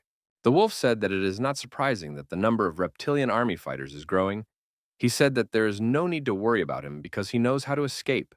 General Wolf continued to order his friends to run away and not wait for the reptile king to appear. Thomas made this difficult decision and decided to listen to his friend. He ordered Linda and Helen to flee immediately. But we had to run away a little earlier, as the shadow chameleon activated the dark fog and began its hunt. Everything went dark, and only later did everyone see the chameleon's attacks. Thomas managed to warn his team, and the gorilla successfully dodged these dangerous attacks. Thomas told this miserable reptile that he would now experience his renewed abilities. If he feels a little more pain, they will be able to reduce the pressure on General Wolf. Thomas activated a circular attack with explosive bombs, a new ability given by the system. The shadowy reptile could not understand anything. These explosive bombs did not harm it at all. But judging by Thomas's face, everything was under control. He was just choosing the moment for the fireworks. He snapped his fingers like Thanos, and all these explosive bombs started to explode. It was really large scale, and not only the chameleon but also other reptiles suffered. Thomas was pleased with his new ability. It seemed to him that these were not just explosive bombs. They were explosive cluster bombs. As soon as the bombs were activated, the team began to run away and hope that the wolf would also be able to escape in time. Charles, meanwhile, continued to slay reptiles with his master's sword. He successfully killed several leaders of the reptilian king's army and saw that Thomas, Helen, and Linda successfully escaped with members of his clan. Then he looked at the cave and realized that the reptile king was interested in them, not in the grave of the master and the weapon. He apologized to the grave of his legendary master and promised to return soon. Together with the remnants of their jackal clan, they set out to catch up with his friends. But something terrible happened somewhere. The cave with the grave of his master exploded, and at that moment General Volkov's heart almost stopped from pain. Thomas wasted no time and immediately set out on a long journey with his friends to meet the legendary master.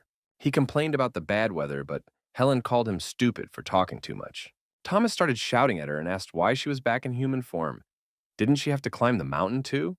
Helen said that in such a snowstorm she could not fly, and she was not a dodo bird, so she could not walk.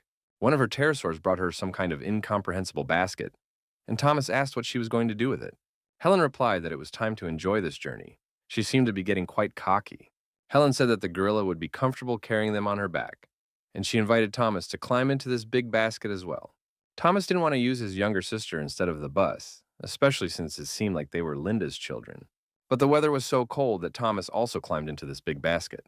Very quickly their plan failed. This basket was made of bad materials. Helen said he was too heavy despite his size, and asked him to eat less in the future. Even though Thomas won't be able to raise his level right now, he needs to collect the maximum number of evolution points. He decided to spend a certain amount of points to buy a basket that could hold it. Soon the park found a basket for the little monster for 1,000 evolutionary points. Mark explained that this basket was made on purpose for little monsters, and everything would be fine. Thomas and Helen climbed into the basket, and Linda began to carry them on her back. Thomas asked his younger sister to hurry up and said they had to capture the snowy mountaintops.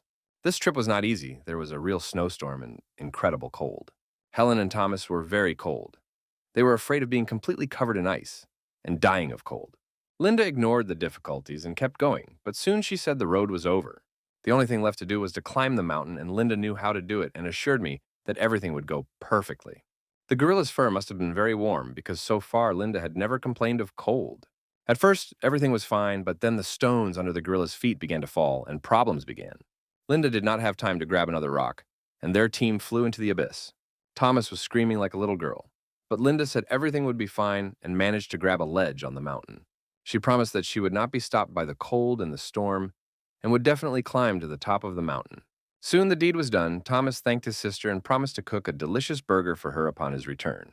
When they climbed to the top of the mountain, they saw a huge lake, a rather unusual location for water. Of course, the lake was completely frozen in this cold climate. The ice looked quite strong. There was no certainty that the ice would hold up to the Kong, but they decided to go and take a chance. After walking a few tens of meters, Thomas and the team saw something big underwater. Thomas said that this lake monster was trying to break through the ice, so he had to run away quickly. Linda immediately began to run forward. The ice under her feet began to crack. With every passing second, the situation was getting more and more aggravated.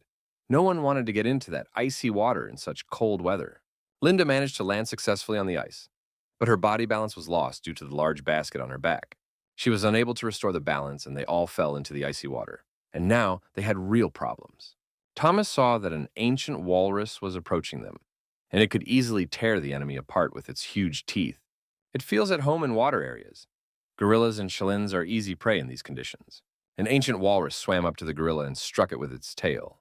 Although it hurt, it was much better than if he had started biting her. Linda told Thomas that she was fine and not to worry about her, but to help the bird of death. Thomas looked at the bird of death and realized that it could not swim, which was a serious problem. Meanwhile, the ancient walrus began to attack the gorilla. Linda will be very difficult to defeat in the water element.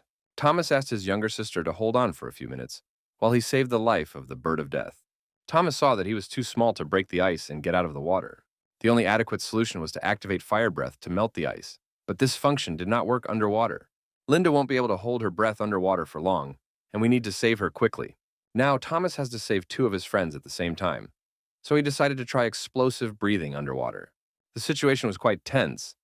Thomas is the only one of the three of them who can comfortably fight underwater. Although fire breathing doesn't work, explosive breathing can help, which is a slightly different technique for using internal energy. This power worked, and Thomas started attacking the ancient walrus and hoping that it would stop him. The explosive breathing proved to be 10 out of 10. The ancient walrus not only suffered serious damage, but also broke through the ice on the lake with its body. Thanks to this, Thomas was able to get Helen out of the water and help the gorilla to get up. They were very angry with the walrus, who may have felt strong underwater, but on the surface he would be finished. The walrus immediately realized that he was no longer in a comfortable environment, but in the territory of his enemy. Thomas and Linda approached him and said that this thick piece of bacon would make a great dinner. While they were dreaming and thinking about how to cook it, Helen hit Thomas on the head and told him that this walrus was not to be touched. She let him escape and told him that every monster on the Sage Mountain is connected to the base. Although this upset the gorilla and Thomas because they were very hungry, they recognized that it was the right decision. Thomas said that when you are insulted, it is very frustrating not to be able to respond. Helen told us that there are many monsters on Sage Mountain that have adapted to the cold and snow. All of them are followers of the base. So if you kill at least one monster, the meeting with the master can turn into a real nightmare. Soon they reached a huge cave, and it became clear that this was where the master was. When it seemed that everything was over and the worst was over, another monster appeared. It was a huge bear. He said that they could not come to the monster lord of the sacred lands and had to leave. This is an ancient polar bear. It is very large and can break all the bones of its opponent with a single blow. He was joined by a Bigfoot, a legendary mystical beast of the snowy mountains, with big feet and an ugly face. He told the gorilla to go back home and take the people with him because they shouldn't be here. Thomas was surprised to hear the bear and Bigfoot speak human language. They looked like the master's usual guards. Helen immediately started screaming and getting angry at the cave guards, saying that she could not be called an ordinary person. Helen immediately turned into a huge bird and explained that she didn't want to walk in the mountains in this form. Bigfoot replied that humans are humans, and no matter what, they are forbidden to walk on the sacred lands of the monster lord. The bear came up to Thomas and said that now it was clear what kind of cockroach had offended the ancient walrus. Thomas got angry and said that the walrus was actually the first to attack them, and explained that he was not a cockroach, but a real dragon. Thomas said that a few days ago he was so big that a bear and a Bigfoot would have looked like small children against him. Thomas said that he knew that people had been on this land, and that 10 years ago the legendary Master Pole came here. Bigfoot explained that it was a long time ago, when he was not guarding the master, and now there are completely different rules. Thomas said that they had come a long way and were not going to back down, and if the guards wanted to fight, they would regret it. It was felt that the conflict was about to begin, but a man's voice was heard from the cave, ordering the monsters to be led inside. Bigfoot and the big bear immediately bowed and said they would do as the master boss said. Bigfoot told Thomas and his friends that they could enter the cave, but if they decided to do something bad, he would kill them immediately. The gorilla, the bird of death, ate those who entered this huge ice cave. Everything around was very beautiful, and a little later they saw the throne on which the master sat. That's how the first meeting with the Bays, the most mysterious creature of the sage's snowy mountain, took place. He asked why they came. The bird of death replied that his friend had suffered from the reptile king's poisonous breath, and they had come to ask the bird for help. He got all angry when he heard that they had problems with the reptile king. It seems he knew the king. The master said that he knew about this situation, that because of the king's poisonous breath, Thomas had only shrunk in size, but his life was not in danger. Bates saw that the dragon was actually a man, and he saw energy in his body that he had never encountered before. The master became interested. The energy in Thomas's body was beyond the abyss. He asked if the bird really wanted to help the dragon. Helen replied that she was sure of it, and she asked the master to help and remove the energy of the poisonous breath from the dragon's body. The master boss said he could do it, and strange things started happening right away. Thomas flew into the air and crystal energy formed around him, and he immediately felt relieved. The legendary tales are true. The master base is really very strong and quickly managed to extract the poisonous breath from the dragon's body. Mark reported that the results of the scan showed that there was not a single gram of poisonous breath left in Thomas's body. On his way to this mountain, Thomas managed to collect 3 million evolution points and wants to use most of them to increase his size. Mark immediately obeyed his master and activated the process of enlarging the dragon's body. Master Base had never seen anything like this before, and he wondered what kind of unknown power was concentrated in the body of a Godzilla. The bird of death changes the energy of life into magic and stores it in its feathers, and the mysterious dragon grows in size in a few seconds. Fantastic. Thomas was very happy and immediately began to thank the master for his help. The master batsman replied that he didn't need to be thanked. It was all thanks to the bird of death. Thomas thanked Helen, but he didn't understand why he should thank her. He recalled their conversation when the bird of death told him that he would have to pay dearly for the master's help. Then he realized that the bird of death had sacrificed something for him and made a deal with the master. Master Base said that all the monsters of the island know the price of salvation. The price for help is the source of life. Thomas recalled that when he lost his source of life, he shrank in size, and the pterodactyl lost its source and turned into a mummy. If the bird of death gives up the source of its life, it will also become small or die. Bayes said that without a source of vitality, the bird would quickly become old and die. When Thomas heard about the accelerated aging process, he began to shout and say that he was against it. Helen seemed reasonable to him, and he did not understand why she decided to give up the source of her life for him. He asked the baseball master to cancel the deal and promised to personally pay the price for his treatment. The master replied that Thomas could not do this because he was a human being, and the base would never cooperate with a human being. Thomas did not know that the master knew about his past. He said that he was no longer a man, but a monster. The bird of death has only now realized that he is not just a monster who ate the fruit of transformation, but a real person. Thomas could not sacrifice his friends for the sake of his own health, and he began to beg the master to change his mind.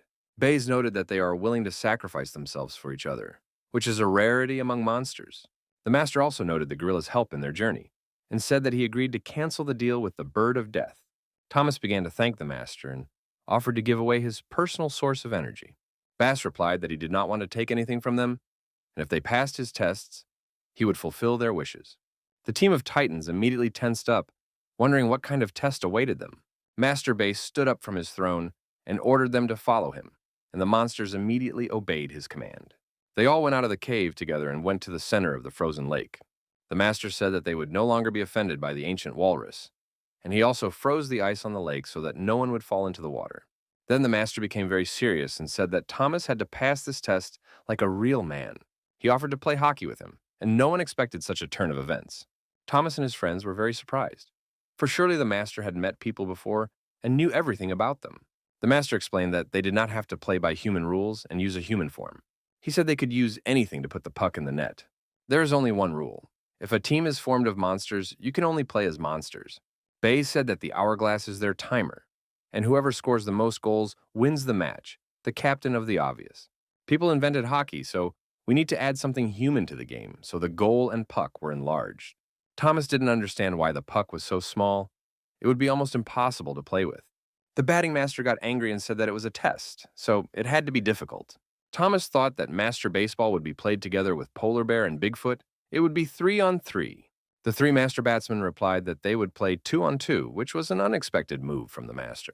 He said that Thomas would play with the Bird of Death, and he would play with the Gorilla, which completely changes the attitude to the test.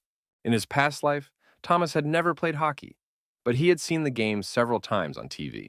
The Master Baseball player invited the Gorilla to his side. She looked very upset because she did not want to play against her best friend. Thomas reassured her and told her that there was nothing wrong with it and that she could play the game against him. He realizes that the gorilla is very loyal to him and will play to help his friends, which can affect the course of the match. Master Base said that as soon as the game starts, the gorilla should try his best to prevent the Bird of Death. He explained that if she refused, he would cancel the deal and her friend would continue to suffer from poisonous breath. He also said that the Bird of Death would become old and die, and Linda had no choice but to play 100%. The baseball master said they could start playing and walked away. Thomas didn't understand why he wasn't preparing for the game. The master replied that he was too big and did not want to beat children, so he asked someone else to play instead. At first, Thomas and the deceased did not understand what this meant, but soon this mysterious player appeared. The baseball master said that his beautiful and fragile girl, Betty, would play instead, and Thomas would have an advantage against her. Thomas noticed that this girl was as tall as General Wolf, so she was not that small. Betty pretended that she was very weak and asked me to play with her very carefully. Thomas and the Bird of Death were already mentally celebrating the victory over the Master of Baseball. Wasn't it a bit early? As soon as the game started, Betty immediately began to demonstrate the wonders of hockey technique. As one would expect, she had been faking it all along. Thomas couldn't keep up with her fast and sharp movements. It seemed like she was playing in the NHL.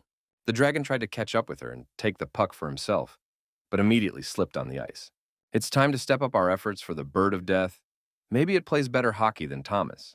But at that moment, the gorilla intervened, and Linda did not forget her promise to the master and played to her full potential.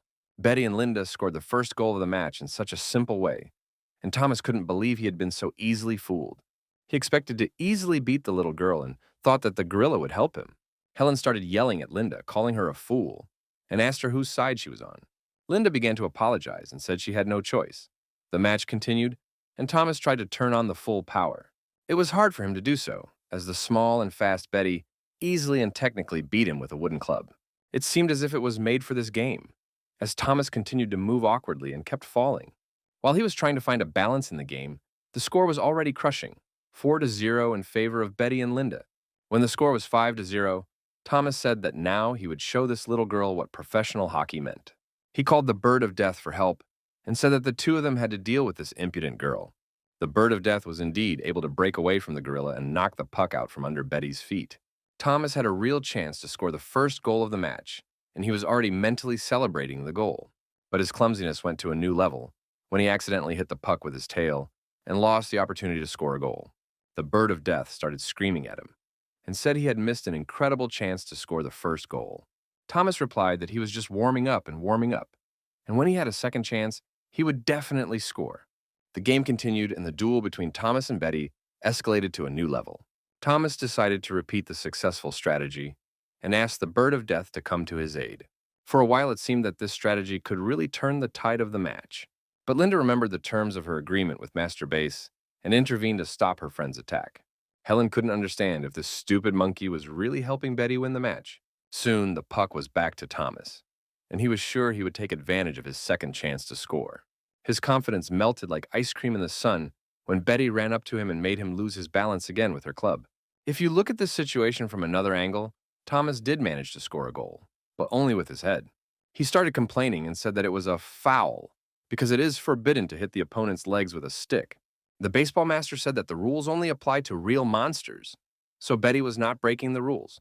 The girl called Thomas a fool and said that hitting him in the legs with a club is called justified interference. Thomas got angry and said that he would show her what a real justified intervention meant. Betty told the gorilla that it wasn't really her skating and balancing skills that made her move freely. It only seems so, but in fact it is a cultivation. When Betty feels a loss of balance, she immediately stretches her back. As soon as the gorilla learns to use different back positions, it will immediately start playing without losing its balance. The gorilla felt that she had never been as skillful and strong as her brother, the dragon, the wolf, or the bird. She had always wanted to be worthy of her friends and decided that this would be a good opportunity to learn cultivation. If Linda masters all these skills, she will be on the same level as her friends. Linda concentrated and tried to straighten her back when she lost her balance. But so far she was not succeeding.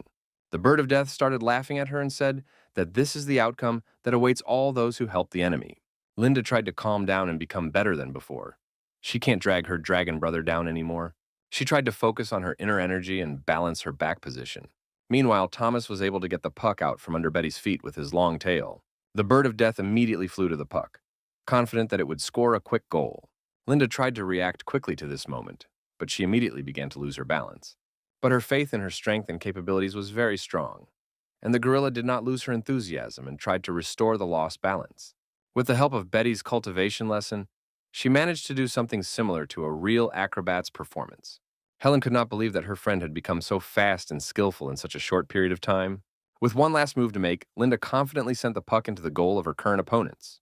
While Betty was congratulating her new friend on her first success in cultivation, Thomas was yelling at her and saying that this was a real betrayal. Linda smiled and apologized to her older brother, trying to look as if she was ashamed, which was not very good. Thomas doesn't understand why his friend is helping Bess and Betty. The gorilla must have trusted them because she believes anything. Tomos got angry when he realized that the baseball master didn't care about the rules of the game. He intimidated his sister and had to answer for it. If Thomas and the Deathbird want to win this match, they need to hurry up and score goals. During all these minutes of the hockey match, Thomas managed to master some of the game's techniques, and his level improved significantly. He told Betty he could see right through her and began to close the distance between them to demonstrate his skills. Realizing that the rules of the game were not particularly important, he struck the little girl with a powerful dragon punch. The girl fell down and started crying. She called the baseball master and said that the dragon had hit her. Thomas told her that it was called justified interference, and Betty replied that now he would pay for his actions. She immediately called her sisters and ordered them to attack the monster who had offended her. Thomas and his friends could not have expected this. It was some strange, ancient cloning technique. Thomas started calling for Masterbase and said that according to the rules, they had to play 2 versus 2. The master replied that everything is called self-copying. It breaks the rules and only shows the player's abilities. The master ordered to continue the game, and Thomas replied that he also had abilities that he could demonstrate. His ability was to call for help from the Bird of Death and order it to turn on the tornado mode. High winds, or tornadoes as they are also called, can be a deadly threat in such conditions. Seeing that the Betty replicas were made of ice and snow, Thomas decided to use atomic breathing. Before he knew it, the real Betty took out a huge sledgehammer and approached him from behind. Betty hit him in the head and gave the puck to her other clones, and Thomas had no chance. Thus, the score became 10-0 in favor of Betty and the gorilla, which looks like total dominance of one of the parties. First, an unexplained justified interference, now a sledgehammer blow to the head. Thomas considered it foul play. He started shouting at the master base and said that he did not need his healing and was ready to feel the poisonous breath again. The master laughed and said that the tests were not easy, and if Thomas scored at least 1 goal, the master would recognize him as the winner. Thomas didn't understand why baseball decided to be so generous, but if it wasn't a joke, he could try. Thomas asked for a temporary break so that he could discuss tactics with the Bird of Death. After the break was over, the game resumed. 1 goal and a master batter would fulfill Thomas's every wish. Godzilla's strategy was simple, activating explosive bombs to intercept the puck. He told Betty that he was not afraid of her abilities, because he could answer with something much more serious. Betty and her copies didn't give up either, and the tension in this match reached a maximum. Thomas felt that he was being beaten again by the copies of the girl. He said that he was not going to be a gentleman and show them his true strength. He must have overestimated his abilities, because Betty dealt him a crushing blow to the stomach with a sledgehammer. If Thomas does not improve his level of play, he will lose the match without scoring a single goal. He decided to fry all the clones of this impudent and ill-mannered girl and activated atomic breathing. It was his last hope for victory, and it is unlikely that replicas of Betty would be able to withstand this infernal weapon. The girls immediately started screaming and crying, and Thomas roasted them like juicy ribs. Godzilla realized that he had to strike while the iron was hot and continued to attack. Betty started laughing and said that Thomas was born to be wrong when activating atomic respiration.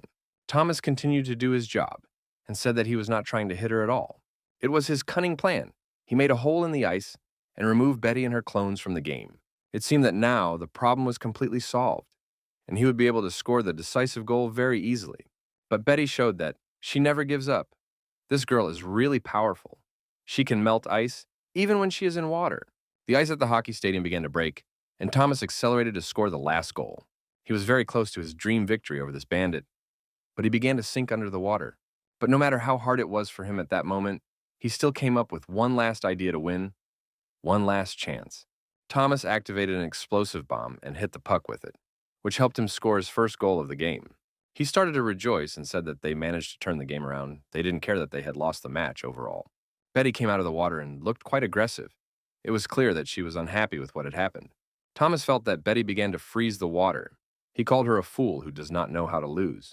The girl replied that he shouldn't be happy because he had scored only 1 goal, 10-1. The master batsman intervened, saying that Thomas had shown excellent teamwork and surprised him. The master recognized Thomas's victory and promised to keep his word and fulfill his wishes. He said that the Bird of Death, Gorilla, and Godzilla had successfully passed the tests. The terms of the agreement do not change. The master promised not to take away any of their source of life. The team of Titans thanked Lord Base. They were happy that they were able to get to his cave and get what they wanted. The legendary master thanked the gorilla for playing on his side and gave it a reward. It was a small yellow ball, and Linda thanked the master and asked why the ball was so warm. The master base looked at her, smiled warmly, and said that this was the source of her parents' life. Linda was surprised to hear that her parents had also been to the master, and she asked him what her parents had asked for.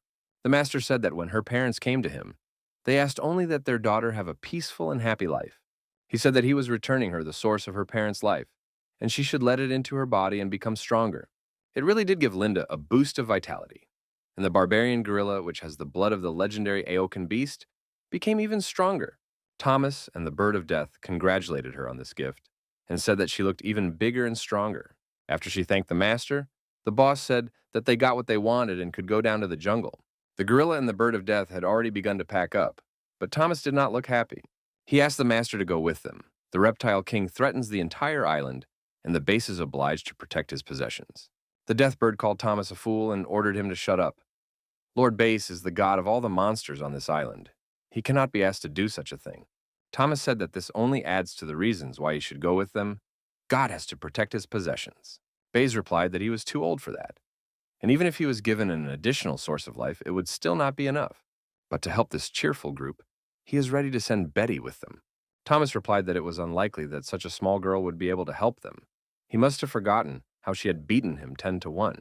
His friends tried to convince him that Betty was really very capable and strong and would be useful to them. Master Base gave the girl the source of her life to immediately raise her combat level. Death seems to have bowed to the master and thanked him for his help, and she made Thomas do the same.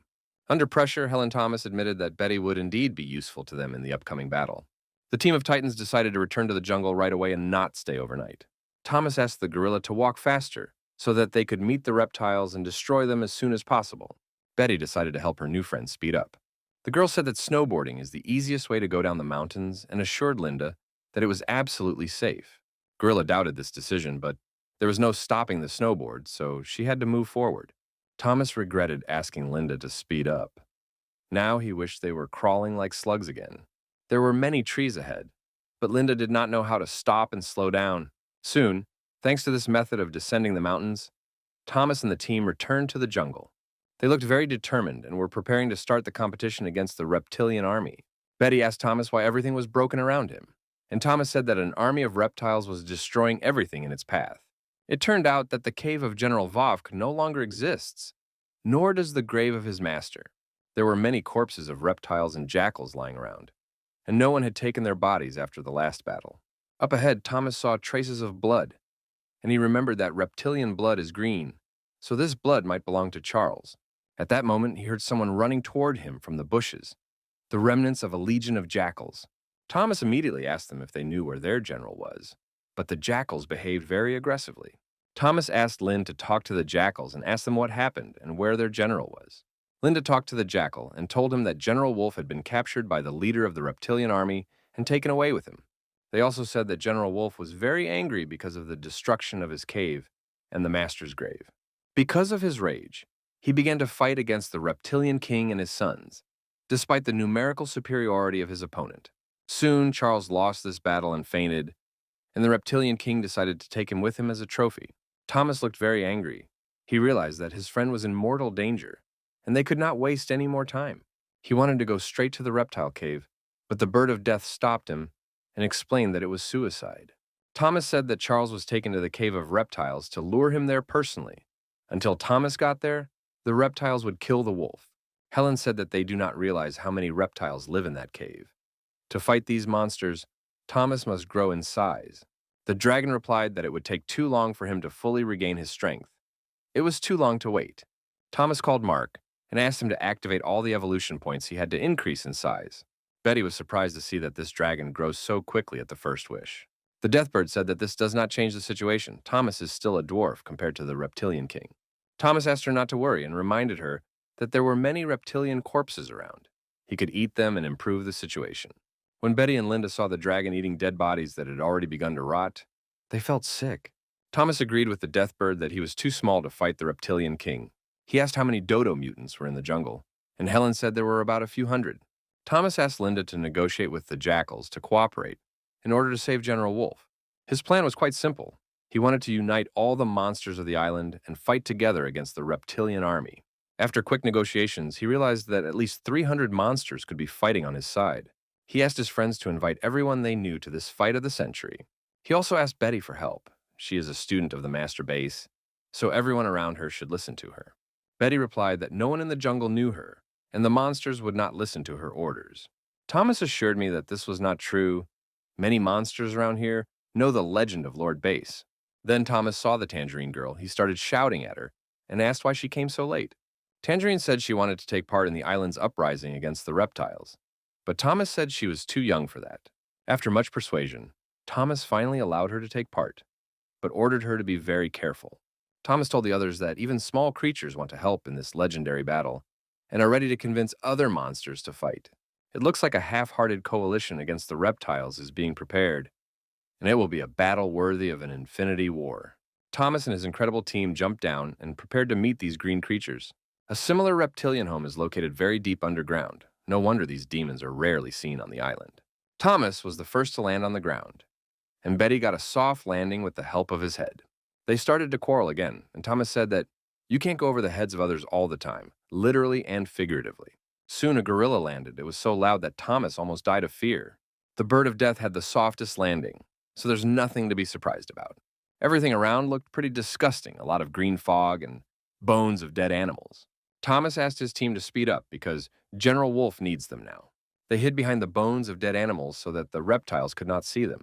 Thomas said that there are several guards around, and it is not known how many reptiles are in this cave, so we have to be very careful. The reptile guards were resting quietly and did not expect to be watched.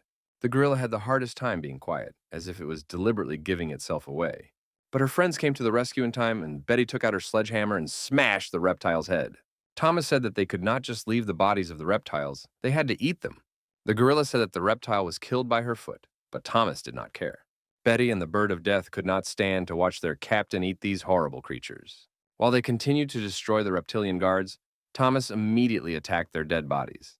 Betty asked him if he had had a concussion recently, because his behavior was very strange. Thomas replied that he was fine, especially after eating hundreds of reptiles. He must have forgotten that they were in a cave of monsters, and that they should keep their voices down. When they all saw the son of the reptile king in front of them, it was too late to talk quietly. The king's son was hiding in the dark for a reason. He realized that there were too many rivals for him. Betty realized that this demon could not be allowed to escape and began to attack it. She called her copies again and ordered them to kill the reptile with a sledgehammer. It was enough to crack his skull like a watermelon. Great job. It was time to finish off the wounded beast, and Linda took over immediately. She wanted to show her friends what she could do. Her new skills in balancing her body and cultivation will be needed to finish off the reptilian king's son. It should be noted that she has made significant progress. Over the past few days, her level of martial arts has increased significantly. After that, it was Thomas's finest hour. He attacked the green monster and started eating it and getting evolution points from the system. This total attack of the Titan team was impossible to stop. They acted like a real team and did not stop until the very end. Thomas was happy and said that teamwork is much better than individual battles. Mark congratulated his master and said that he had discovered a new ability, the Dragon Wheel. Thomas was happy to hear that the number of his possibilities was growing, but suddenly, everyone heard a loud sound. The bird of death said that this sound was like the voice of the reptile king. It seems he had spotted his enemies. There must have been a blood connection between the king and his son, and the Bolg felt that his son was killed and wanted revenge. Soon, another of the 6 sons of the reptile king appeared. His name was Poison, a real black giant mutant. This is the last of the sons of the reptile king. Thomas has never seen such big monsters, and he probably likes to eat too. Soon, a poisonous mist also appeared. This green substance has long been causing many problems for the Titans. Thomas calculated that there were 4 more big monsters left, and he asked his friends to get ready for a real war. The gorilla Deathbird and Betty are always ready to kill the hideous green monsters that are trying to destroy their island. Poison had already approached his enemies and prepared his huge paws for an attack. Linda asked her older brother to let her kill this big rat. After the hockey match, she realized that her potential was much greater than she thought, and now she wants to develop her fighting skills. The Deathbird said that it could solve the problem of the poisonous fog, as if it was created for this purpose. Thomas told Betty that they must destroy the other reptiles. He asked her to be careful during the first battle with these monsters. The reptilian army immediately began to attack them, and without hesitation, Thomas joined the defense with his tail. Betty noted that after training with her, Thomas began to beat his tail better. With poisonous atomic bombs ahead, Thomas warned his new friend to be very careful. Probably she was not used to listening to anyone but Lord Base. The girl did not have time to dodge and suffered significant injuries. Thomas was very scared. He began to panic and think that Betty was dead, although a student of Lord Bass should not die so easily. The girl stood up and laughed. She said that to kill her, you have to detonate a real atomic bomb next to her. She was always careful and kept her clones around her, so the bomb hit a copy of her. Thomas was angry when he realized that he was talking to a fake Betty all the time, and he had to get used to her peculiarities. Betty activated several more copies and started attacking the monsters with her sledgehammer. Looking at this, Thomas thought that this reptile was very unlucky to meet this devilish girl today. The Deathbird said that it could now distract the reptilian army and ordered Thomas and Betty to attack. The dragon senses that this is his chance to show his abilities and gain additional evolution points by destroying the monster. This global war against the reptilian army took place not only on the battlefield, there were other aspects of this confrontation. The tangerine came to the other animals of the island and asked for help in the battle against the reptiles. The great hygiene could smell the titans on the tangerine, but this could not be proof that the tangerine was really doing their bidding. The captain of the hyena pack decided not to believe this nasty rat and ordered him to run away before he was eaten. This was not the first time the mandarin had come to a pack of animals to ask for help, and no one believed her story. She realized that her friends were now fighting in underground caves against huge reptiles, which is why the tangerine girl was not going to give up. And one of the pterodactyls also helped. He was also looking for different animals to involve them in the war against reptiles. He flew to the other monsters and told them that a little tangerine was running around the island trying to get the animals to fight. The big white wolf could not believe that even a small rat would risk his own life to save the island. He called on everyone around him to unite and help the Titans defeat the reptilian king and his army. He gathered his own personal army of animals and said he would kill anyone who would hurt the little tangerine. Meanwhile, Tangerine was running all over the island. She really wanted to help her master in this difficult struggle. At that moment, she met a lynx. It was the territory of this predator, and the lynx smelled juicy meat. This predator started shouting at the rat and said that the tangerine had no right to involve other animals in a battle against the king of reptiles. Tangerine said that she understood that the lynx did not want to fight against evil, but asked to be let go so that she could help her friends. Lynx replied that the reptiles would win this war anyway, and it was better not to waste time on these meaningless games. The story of a small but very brave tangerine spread throughout the island. Joseph, the great white wolf, came to her defense, and he did not come alone. He was followed by a whole army of animals. The lynx was surprised to see such a large army around her. Had they all come to defend the little tangerine? Joseph approached the mandarin and asked her to show him the way to the Titans, who were ready to help in this war. Then he looked at the lynx and said that it had two options: to go to war with them or to die. Lynx said that she and her army are ready to support the Titans in the war against the reptiles. Meanwhile, a very violent and aggressive fight continued underground. No one wanted to give in. Linda used her new techniques that Betty had taught her, and it looked quite effective and impressive. After this battle, it is unlikely that anyone will underestimate its enormous potential. The king's son felt the power of kung fu. Not only did the gorilla show miracles of skill, Betty also destroyed reptiles with a sledgehammer and her clones. It was a real team effort where everyone wanted to show their best, and the bird of death attacked with a tornado as usual. Thomas also wanted to show his leadership skills and activated firebombs, firing them like a machine gun. There were so many bombs that it was almost impossible for the reptiles to dodge them. The king's children used to use small reptiles as poisonous bombs, but now Thomas had destroyed all the small reptiles around him, and it was impossible. He offered the king's children to use their bodies to form poison bombs, but the reptiles did not appreciate the offer. He saw a huge monster trying to swallow him whole. Thomas realized that now was the perfect time to activate the dragon wheel, a new ability he had received from the marks. The king's son had never seen anything like this before. He was used to explosive bombs and explosive breath, but he didn't know how to defend himself against the dragon's wheel. Soon it became clear that it was almost impossible to defend against this attack. So Thomas cut the reptile's body into two parts. The dragon was very happy with his new ability. He said he looked like a human chainsaw. Everyone began to congratulate him on his incredible performance. And the gorilla said that Thomas was a real team captain. Even Betty was amazed. She had never seen monsters learn new magical abilities so quickly before. Suddenly, there was even more poisonous fog around, and the aggressive and terrifying sound of the king was heard. Soon after, Bolg personally appeared on the battlefield. He was very angry because of the death of his sons and said that the moment of death for the Titans had come. Bolg could not believe that these insects dared to climb into his cave. He said that the dragon would die a terrible death, just like General Wolf. Thomas could not believe that his close friend was dead. Did the reptiles really kill him? The whole team of Titans fell silent and stopped. These words of the reptilian king were able to throw them off balance. Everything was covered in green fog again, and Thomas did not understand what was happening. Suddenly, he saw among this fog the sword that belonged to General Wolf. Had Charles returned, and was he still alive? Thomas immediately ran to the sword and saw that it was sticking out of his friend's body.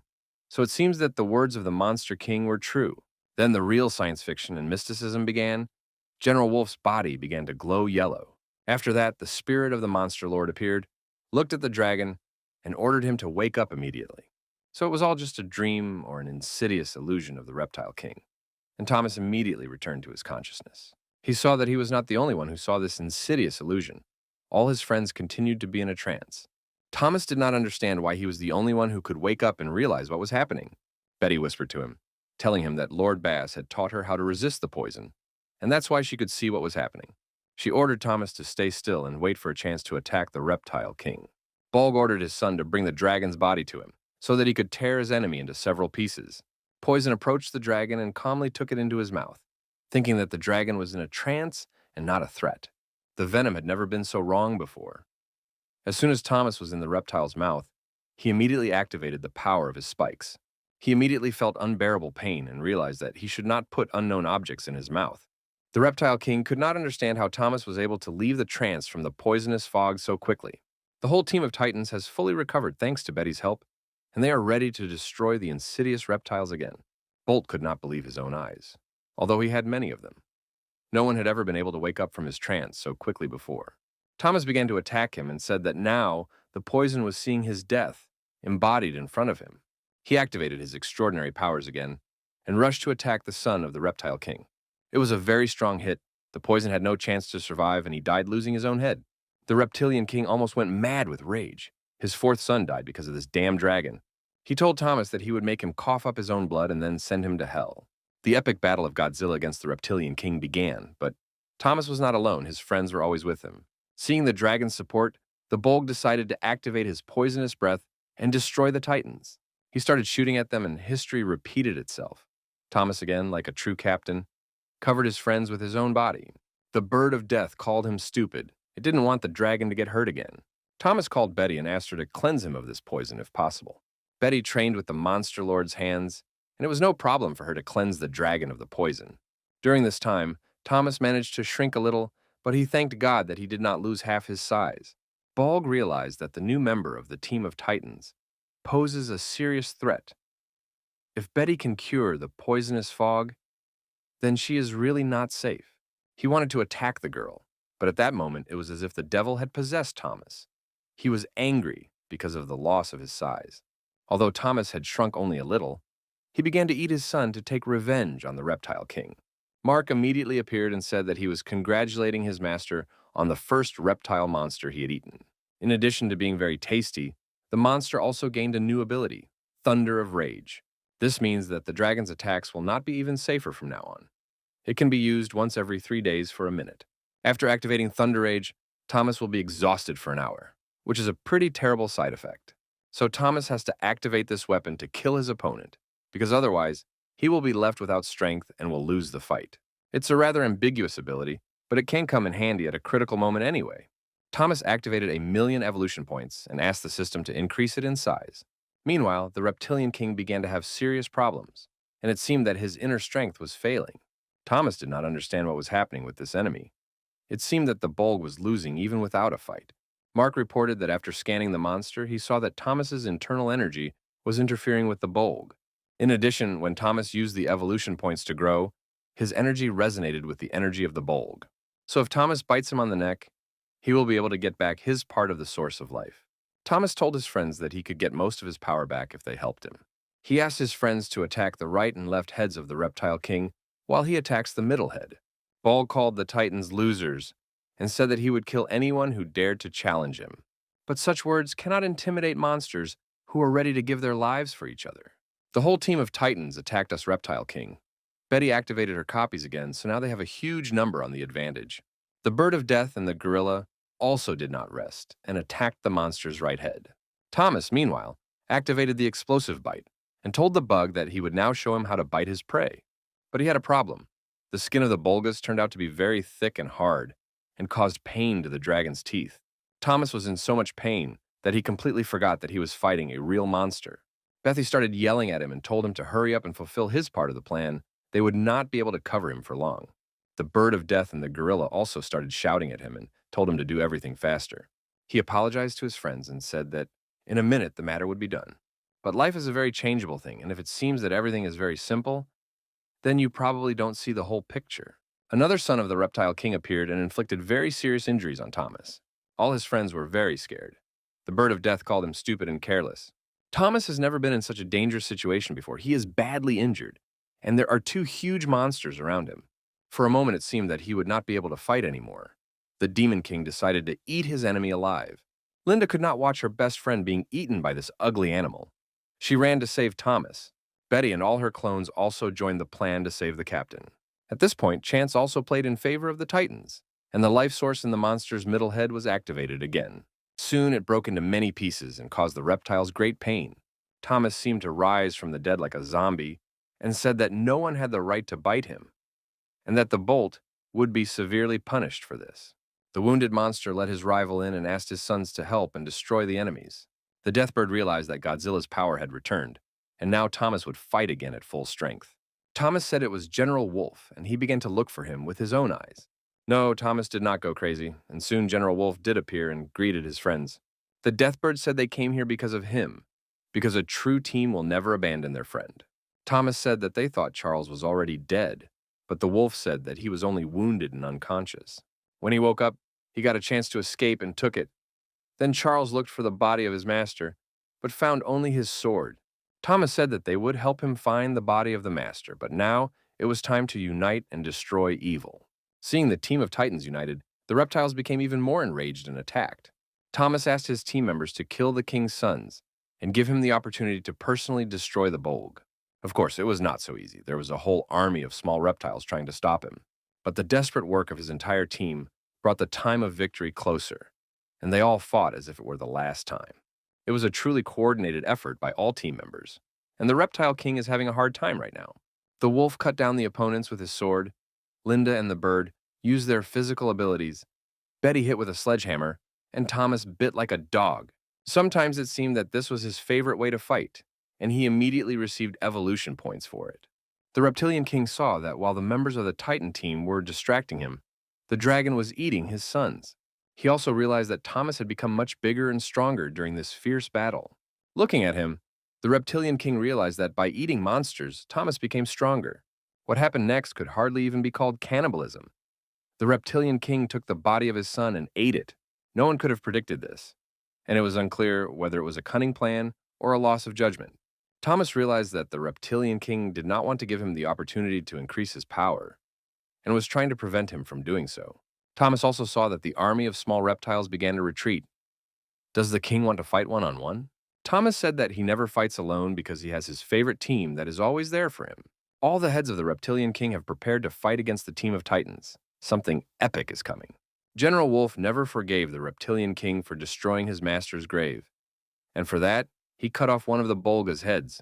The bird of death helped Thomas attack from above, and the dragon successfully destroyed another monster's head with the help of fire breath. Linda and Betty also kept up with their partners and used all their strength in the fight against the forces of evil. The Reptilian King had never experienced such a total beating. He was powerless against this team. Thomas came up to him and asked him how he was doing, and said that this is what happens when you try to defeat Godzilla. General Wolf joined him, and together they said that it was revenge for Linda's parents, the wolf's cave, and all the animals on the island that had been cruelly killed. They prepared to deliver the last decisive blow and said they were sending the Bolg to hell. But suddenly they heard an incredibly loud reptilian sound, and it seemed like someone even bigger than the king. Thomas asked the Bolg if he had a father, and immediately felt as if an earthquake had begun. The bird of death told Thomas to get out of here immediately before it was too late. But before they could do so, they saw something huge coming down the mountain toward them.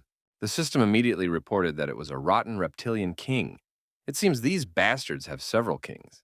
This huge mutant's name is Julius, and he is several times bigger than Bolg and his sons. Thomas could not believe that true evil was still invincible. The rotten reptilian king was the real Satan. As it turned out, the bolt was just the tail of a rotten reptile king, and Julius used it to give orders to his slaves. This huge demon approached the team of Titans and said that no one had seen his true face for 1,000 years. He also added that he would feel a real pleasure when he killed each of the titans. A rotten, poisonous fog was launched from its eyes, and Thomas and company did not yet understand how they could confront this monster. Betty began to choke on the putrid fog, but suddenly an interesting idea came to her. She thought that the horror vision could have been created by the fog, but this time it was too strong. Even the master of monsters can't resist these terrifying illusions. She thought that her physical body was too weak and would not last long, so she had to get back into shape. It was then that she turned into our old friend, Lord Base, in person. The rotten and reptilian king was incredibly surprised to see the legendary lord in front of him. He greeted the Lord Base and said that finally the lord had come out of his hiding place, and for the first time in 1,000 years, they would start a battle. Previously, the lord believed that it would be wrong to interfere in the affairs of the jungle and stayed away. But now times have changed and he has found true friends who can inherit his legendary legacy. The Lord of the Monsters told the Titans that they could wake up and that this terrible nightmare would now be over. The rotten reptilian king replied that Lord Base might not even dream of it and activated his death breath. A super fight between super titans began. A real battle of good and evil in the deep caves of the island. The team of titans could not believe that they were seeing this legendary confrontation with their own eyes. For some time they were in terrible illusions due to the insidious green fog of the reptile king. After seeing the Lord fight against Julius, the whole team of titans wanted to get involved and help the base. The Monster Lord said he didn't have time to answer because Julius was his priority rival. The Lord also added that his opponent is too strong and he won't be able to hold him back for long, so Godzilla has to save his friends right now. Thomas said they couldn't just run off and leave Lord Bane alone, so they had to fight together. The reptilian king laughed at their defiant faces and said that he would make them wash with their own blood. It activated its deadly breath, and with such a large mouth, the amount of venom also increased several times. The Titans immediately felt the effects of this green liquid, and Linda said that her whole body began to itch. General Wolf also suffered greatly from this attack. He told him that he even found it difficult to hold his master's sword in his teeth. Thomas was trying to figure out what to do because if he didn't, the whole team would soon die. After his death, she said that this was not a worthy death for a true, self-respecting Titan, and she could not accept it. That's why Helen activated her tornado to blow this green, poisonous fog. As soon as the situation improved, Thomas and his friends immediately continued to attack and said they would send the Reptile King to hell. Julius replied that they were just a bunch of losers who had achieved nothing in life and ordered them to get out of his house. The Reptilian King never thought that he would have to show his true colors to destroy a pack of children. Only now has this bunch of fools realized that this is the true appearance of the king. The bolt is only a part of the Julius, his tail. This huge monster can scare even the bravest titans of the world. At first you didn't understand what the king was trying to do. He started taking something out of his mouth. Only later did it become clear that all this time he had been holding a real sword in his stomach. Thomas was amazed that the king was not afraid to pierce himself from the inside all this time. This sword must be poisonous. Thomas warned his team members to be very careful. But at this moment, when you are fighting against such a giant with a sword, even caution may not help. Thomas realized that he had to immediately give everyone their task. Charles is a master swordsman, so he must fight against the king. He asked the gorilla to attack Julius's body, while Thomas himself would attack the head. He hoped that this plan would work, and that General Volk would be the first to attack. Charles dreamed of revenge for the destruction of his cave and the grave of his master. It was an X moment for him. Linda decided to keep up with her friend and also ran to attack the Reptile King's body. She immediately struck a powerful blow to the stomach with her right hand. Not many people in this jungle can withstand such an attack. The Reptilian King called the gorilla stupid and said that if she was tired of life, he could send her to hell. But Linda was not alone. At that moment, Thomas approached the Reptile King and prepared to demonstrate all his abilities. This was the perfect moment to attack. Thomas activated his fire breath and hoped all he could do was seriously wound Julius. Although the fire breath is a very powerful weapon, the Reptilian King also has strong defense. Thomas was very surprised to see that even the fire breath could not penetrate the king's defense. Meanwhile, the Titan team's help was on its way, and the whole island united and rose up against evil. Tangerine brought the army of animals to the meeting place, but for some reason she did not see all her friends.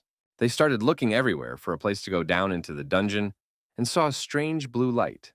A little later it became clear that it was Godzilla's fire breath, and the Mandarin explained that it was a special technique of her master. While the army of animals went to help, a fierce battle continued in the dungeon. General Wolf showed wonders of skill with the sword. His legendary master really taught Wolf many tricks. The White Wolf saw the golden glow and realized that it was General Wolf's equipment. So the tangerine was right and the Titans needed help. They wanted to hurry, but they couldn't get into the dungeon, and the White Wolf started to panic and asked what they should do. Mandarinka replied that everything was under control, and that she had real professionals behind her in diving underground. They have to hurry because the Reptilian King has activated all his dangerous killing abilities against the Titans. The team of Titans began to have real problems. Even the Master of Baseball did not understand how much strength the King of Reptiles still had. It seemed that it could release its poison forever. And the Bird of Death also said that it was very difficult for it. The King's deadly poison is too strong for the Death Bird to activate the tornado and the Monster Lord to attack the Julius. General Wolf was also losing all his strength, just like the gorilla. Does the King of Reptiles never get tired? Thomas asked General Wolf to prevent the king from spreading his wings so that the Tom would find his chance to attack. Linda also asked to be given a task so that she could be useful. And Thomas reminded her of a game of Lord Baseball. He asked her to recall all the skills she had learned during this game and demonstrate them now. At the same time, Thomas activated explosive bombs and began bombing the Reptile King. This attack from all possible flanks was supposed to succeed and wound the king. Julius remained calm and said that all these things would not work on him because he was on a different level. He was confident that he could easily repel the attacks of explosive bombs, golden sword, and cultivation. He probably didn't have time to fully unravel the intentions of the Titans team. Thomas always comes up with something interesting. This time, the dragon activated the explosive bombs and asked the gorilla to redirect them at the opponent. The Reptilian King realized that his rivals had demonstrated a real cunning and caught him by surprise. All that was left was to activate the Thanos mode and order the bombs to explode. Soon it happened, and the Reptilian King felt the power of Godzilla's fire. But Julius was not going to give up without a fight and managed to wound his opponent with a poisonous sword. This made Thomas even more angry, and he added explosive breath to his explosive bombs. It was a real action game with incredible abilities, and the Titans were able to seize the initiative. Julius felt the real pain and began to bleed green. A few seconds later, he fell to the ground and showed no signs of life. So did the team of Titans finally win? They all began to rejoice and jump for joy. The Reptilian King was dead. Good had defeated evil. The only one who did not jump for joy was Thomas, who felt weak and began to faint. This probably happened because of the wound that the Reptile King inflicted on him with a poisonous sword. His friends immediately rushed to help him. The cut was quite deep, but Lord Base assured him that he could heal it. Perhaps they started celebrating their victory too soon and didn't check whether the king was really dead? They all stood with their backs to the Julii. Perhaps the victory gave them too much confidence. General Volk was the first to pay for this overconfidence, as he was seriously wounded in the back after the king's attack. As it turned out, this disgusting earthworm is still alive and out for revenge.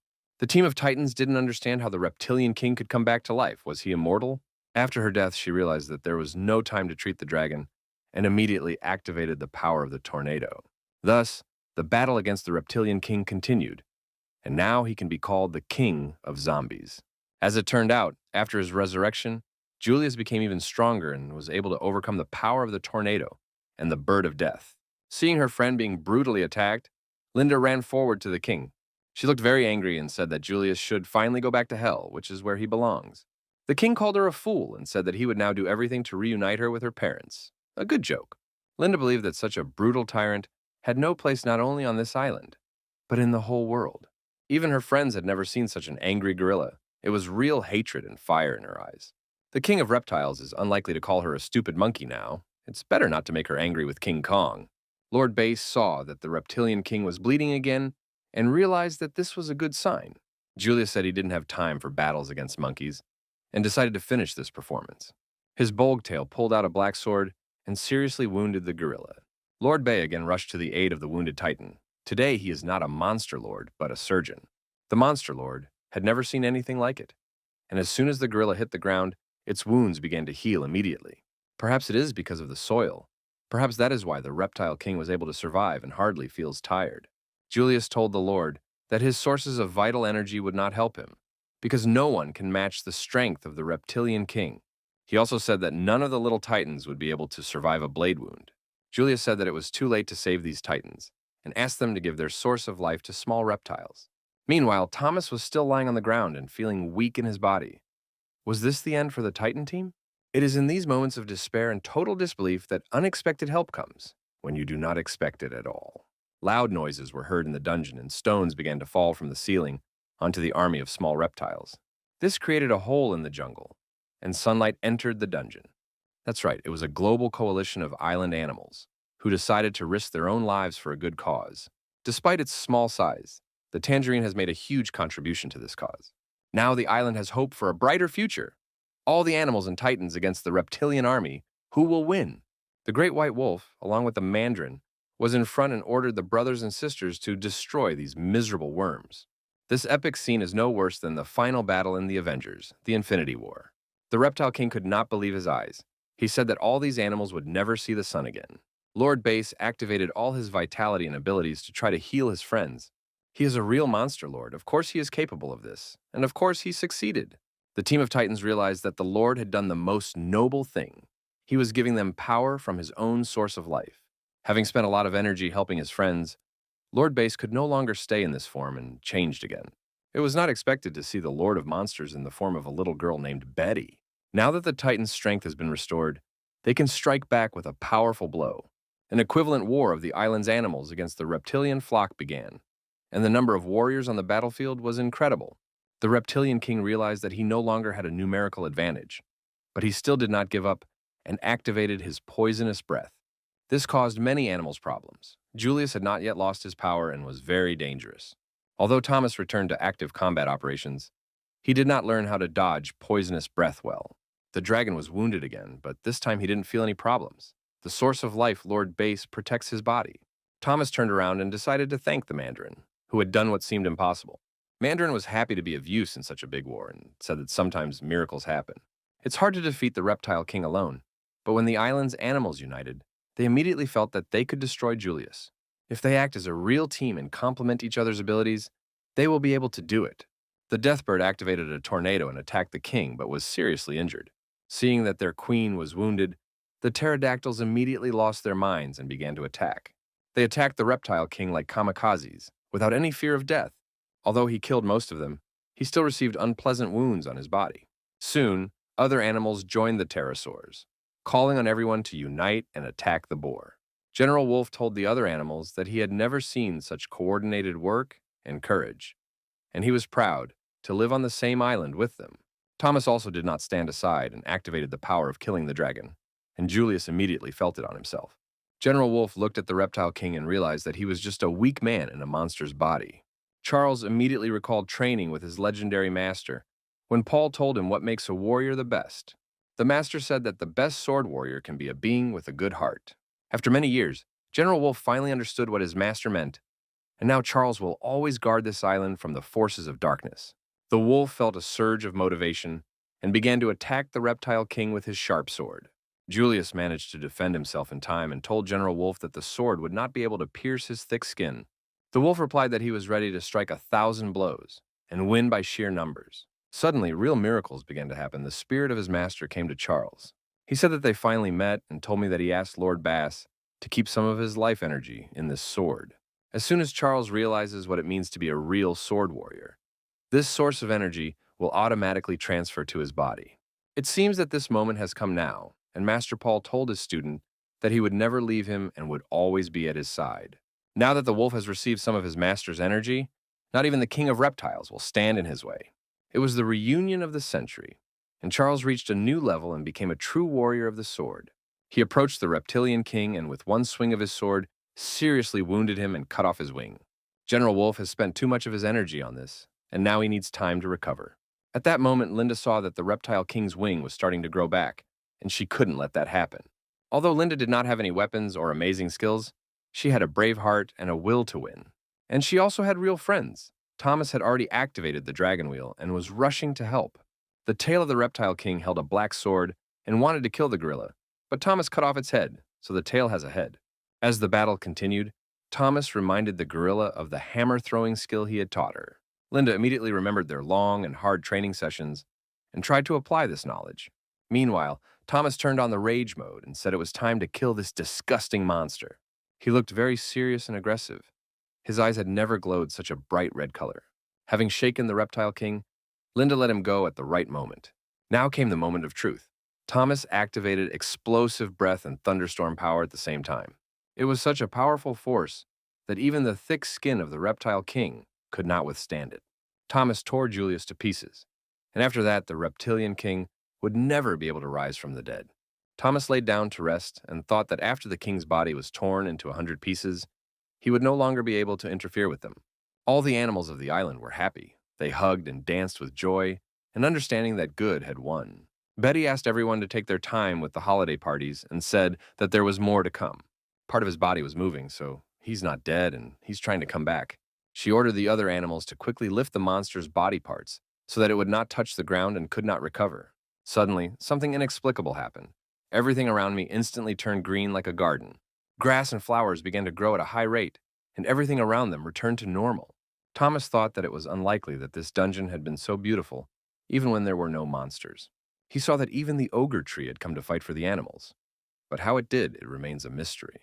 The ogre tree should have been included in the team of titans right away. Then, there would have been much less problems. The tree immediately fell to the floor and said that it was very tired and hoped that the reptile king was dead. Thomas greeted his friend and said that he did not expect to see him in this battle, and he thanked the tree for its help. Thomas thought that the reptile king's meat should give him a lot of evolutionary points, but it looked very disgusting. On the other hand, he spent a lot of energy, and now he needs to restore his energy. Betty said that it is human nature to eat anything with a human face. She recognized that Thomas has a good heart, which is rare among monsters. She also said that Thomas almost never abandons his nature and principles, and this is worth noting. Thomas saved the island from destruction, and the monster lord can't help but return the favor. So the rest of Julius's life energy now belongs to Thomas. It was a rather unexpected gift, but it would have been foolish to refuse such power. Thomas grew in size and received 10 million evolution points for the Reptile King's energy. He asked Mark to check whether he now had new combat abilities. The system congratulated the owner on the first eating of the Reptilian King's life core, for which Thomas received an ability called the 9 Sons of the Dragon. This means that once a day, Thomas can activate 9 of his little copies and direct them at his enemy. Mark told us that these are 9 ghosts that have the skill of infrared scanning, smart blocking, and thermal tracking. Thomas said that he did not like the name of this one and called the system not serious. Then the dragon saw that the other animals began to eat the remains of the reptile king's body. He ran up to them and told them that the king's meat was very poisonous, and if they wanted to live, they shouldn't eat it. Thomas also reminded his friends that there were many small children of the reptile king left around. He said that they must be destroyed before they grow. Thomas asked the team of titans to split up to cover as much ground as possible around the dungeon. When they started searching, they saw many tracks, but did not meet a single reptile. Is it possible that an entire army of green freaks has vanished into thin air? Betty told me that they deal with special reptiles. They came to this island many years ago. There were always more and more of these reptiles, and Betty said she believed they were all created with the blood of the king. Perhaps after Julia's death, all these disgusting creatures turned into liquid and disappeared. This would be a real relief and would mean a total cleanup of the island. Tangerine ran to her dragon and told him that General Wolf had found the remains of her teacher's weapon. As it turned out, it was a real ocean of weapons, gold, and jewelry, something the Titans had never seen before. Where could Master Paul get so many jewels? Thomas saw the crown. Did the master kill even the king? Betty said that 2,000 years ago, human talents often came to this island to hunt monsters. Then the Lord of Monsters, a master baseball player, appeared and protected the animals of the island. He destroyed all the cruel masters who tried to destroy the surrounding nature and put up a defense around the island. General Wolf cried and begged for forgiveness from the master because he could not protect his remains. The reptilian king probably took the remains of the master to use it against General Wolf. The gorilla also saw something in this ocean of jewelry, probably something very important. It was like a call from her heart, and she immediately searched for a golden jewel she knew. Thomas asked what it was, and Linda said that it was a strong bracelet her father had made. This thing increases the strength of the fist. When her father came to fight against the reptile king along with other monsters, this bracelet was with him. The spirit of her father came out of this bracelet. He congratulated his daughter on her victory over the king and said that he and her mother were very proud of her. He also said that he had given the last of his life energy to this bracelet. He said it was a father's gift and asked me to keep going forward with this power bracelet and their source of life. Linda was happy. She cried with happiness and realization that part of her parents is now always with her. Betty says that they all united because of Thomas, and so she suggests that he take all the jewelry for himself, except for Charles and Linda's guns. Everyone agreed, even the bird of death said it didn't need it, and only the dragon likes to collect unnecessary garbage. Betty said that she had spent too much time on the snowy mountain and did not interfere in the affairs of the island, but the animals need a leader who can lead them. That's why she suggested that Thomas should be made king of the island. because he had earned this right. Everyone around her was in complete agreement with her opinion. Thomas was indeed the strongest monster on this island and deserved to become king. Everyone began to shout that Thomas was the new king, and to glorify his great achievements. Thomas turned to the animals and said that there was already a responsible king on this island, who took a chance and challenged the reptile king. This king died, but his daughter grew up, received his power, and fought the reptiles on her own. Today, she finally did it. Linda risked her own life to buy time for Thomas to kill the reptilian king. That's why Thomas suggests making his snout the king of the island. It would be fair. He said that Linda has experience and all the qualities of a leader. She is wise and strong and will be a good king. Thomas said his goal was to become the king of all monsters, not just the king of a small island. This young dragon is not going to lose confidence in his own abilities.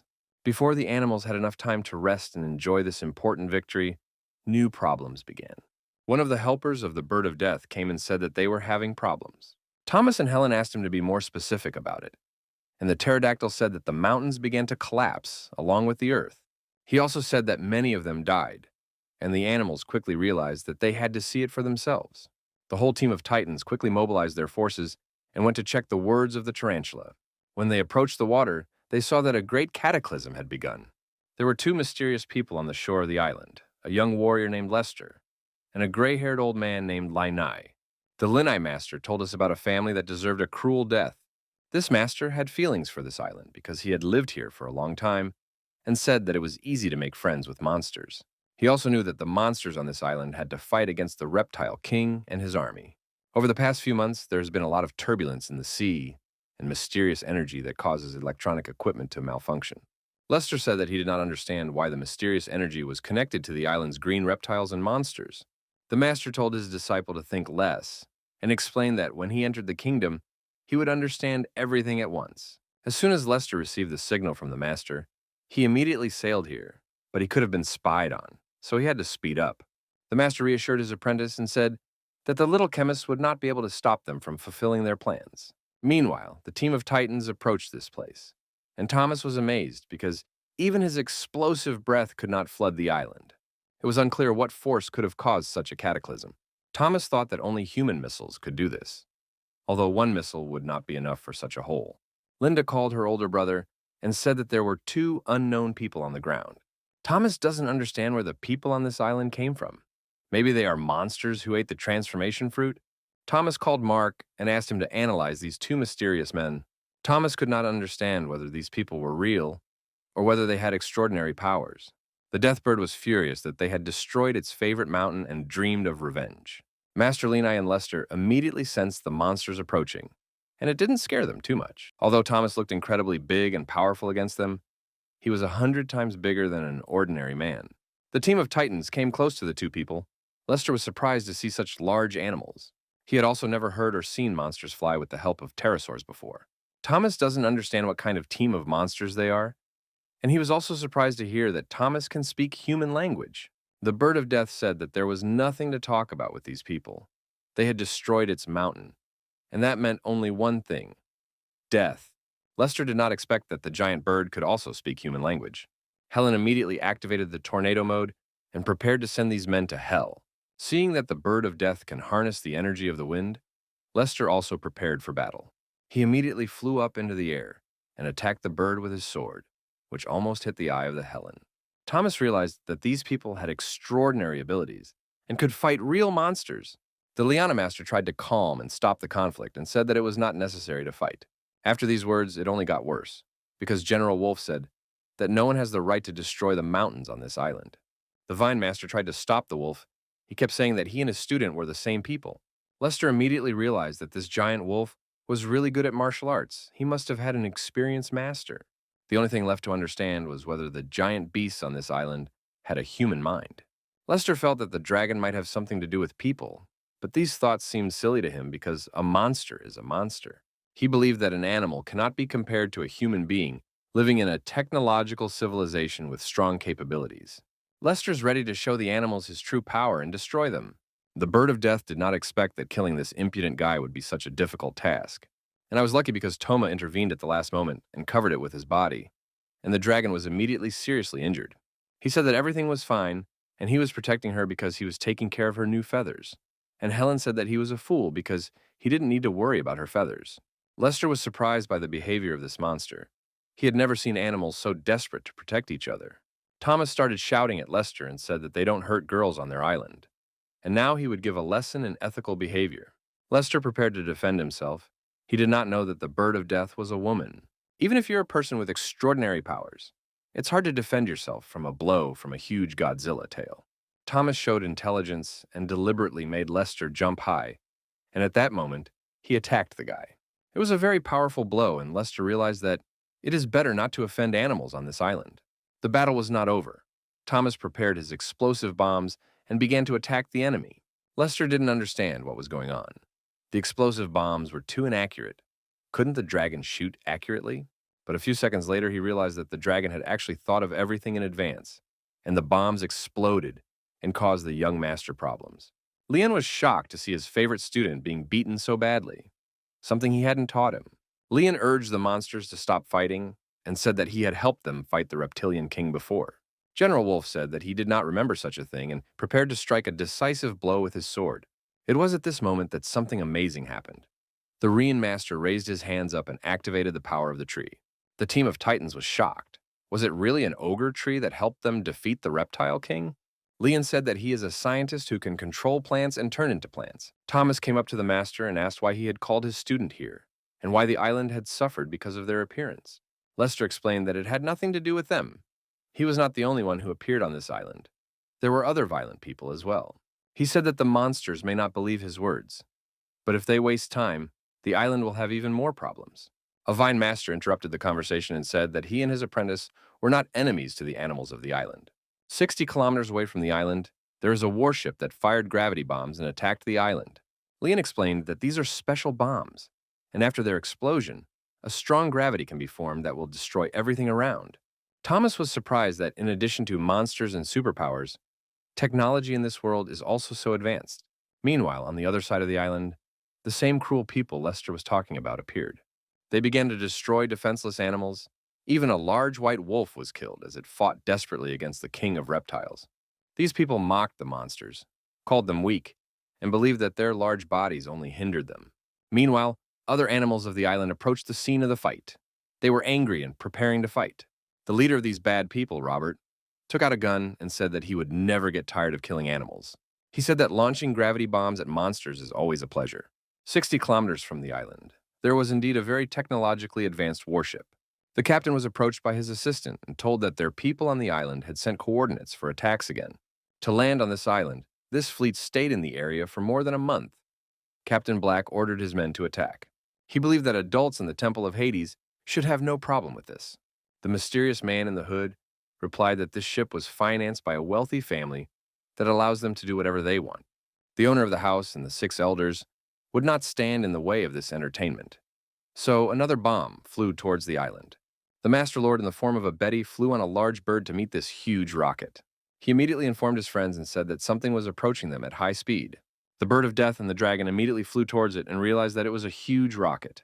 They realized that if this missile attacked the island, many animals would be killed, so it had to be stopped. Thomas gathered all his energy and activated his fire breath. It was the only plan he could think of. The fire breath collided with the rocket and completely destroyed it. The explosion was very large. The ship was shocked that an unknown beam of light appeared and destroyed the gravity bomb. The captain did not understand how the power that could activate a beam of light appeared on this island. The pagans on the island also saw that one of the missiles was destroyed, and they were also unhappy about it. Robert managed to see a bright blue light that attacked and destroyed the bomb. They realized that this island seemed to have a rare world superpower and that its owner was probably very dangerous. This team was contacted by people from a warship and ordered to go to the area of the beams for research. But first they had to deal with a pack of aggressive animals that came to destroy them. These animals came to take revenge for their brothers and sisters and destroy the invaders. This time, the evil team decided not to use gravity bombs and kill the animals with their own hands.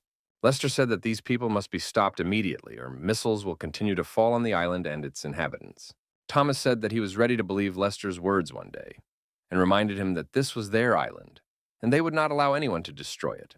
Thomas asked the bird of death to show them the way to the red smoke place so they could see it with their own eyes.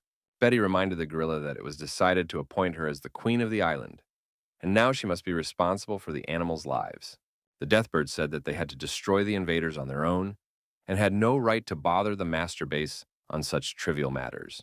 Betty understood that the people who came to destroy the island were Thomas's compatriots. The question was, whose side would the dragon take? It seems that Betty still doesn't believe in Thomas, but the dragon said that he will fight for the monsters and help protect the island. Betty said that she felt better after hearing those words and hoped that Thomas and Linda would be able to protect the place. So the team of Titans went in search of the team of evil and prepared for the total destruction of the invaders. Lester was upset that the monster team had abandoned them and decided not to bring them along to help. The Master of the Vines ordered his disciple to follow him and said that some goals must be fulfilled. Meanwhile, the evil team destroyed the animals on the island as if it were just a game for them. Even huge white wolves could not resist the technology and extraordinary abilities of these people. But after the battle with the reptilian king, the animals learned to unite for common interests. A big black bear came to the aid of a white wolf and began to beat the invaders. He was unhappy that people dared to cause destruction on the territory of Queen Linda, and they should certainly die for it. This powerful man's name was Hans, and he was pleased to have found a rival of equal strength.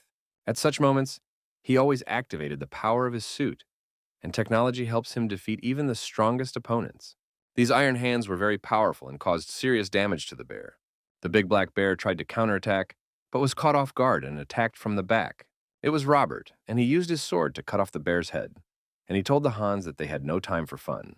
It was hard for the white wolf to watch his friend being brutally killed by these heartless bastards. Hans jumped high and told the wolf that it was his time to die. But evil cannot win forever. The Hans was cut into two parts. Cruelty always leads to double cruelty. The evil team was very afraid for their friend.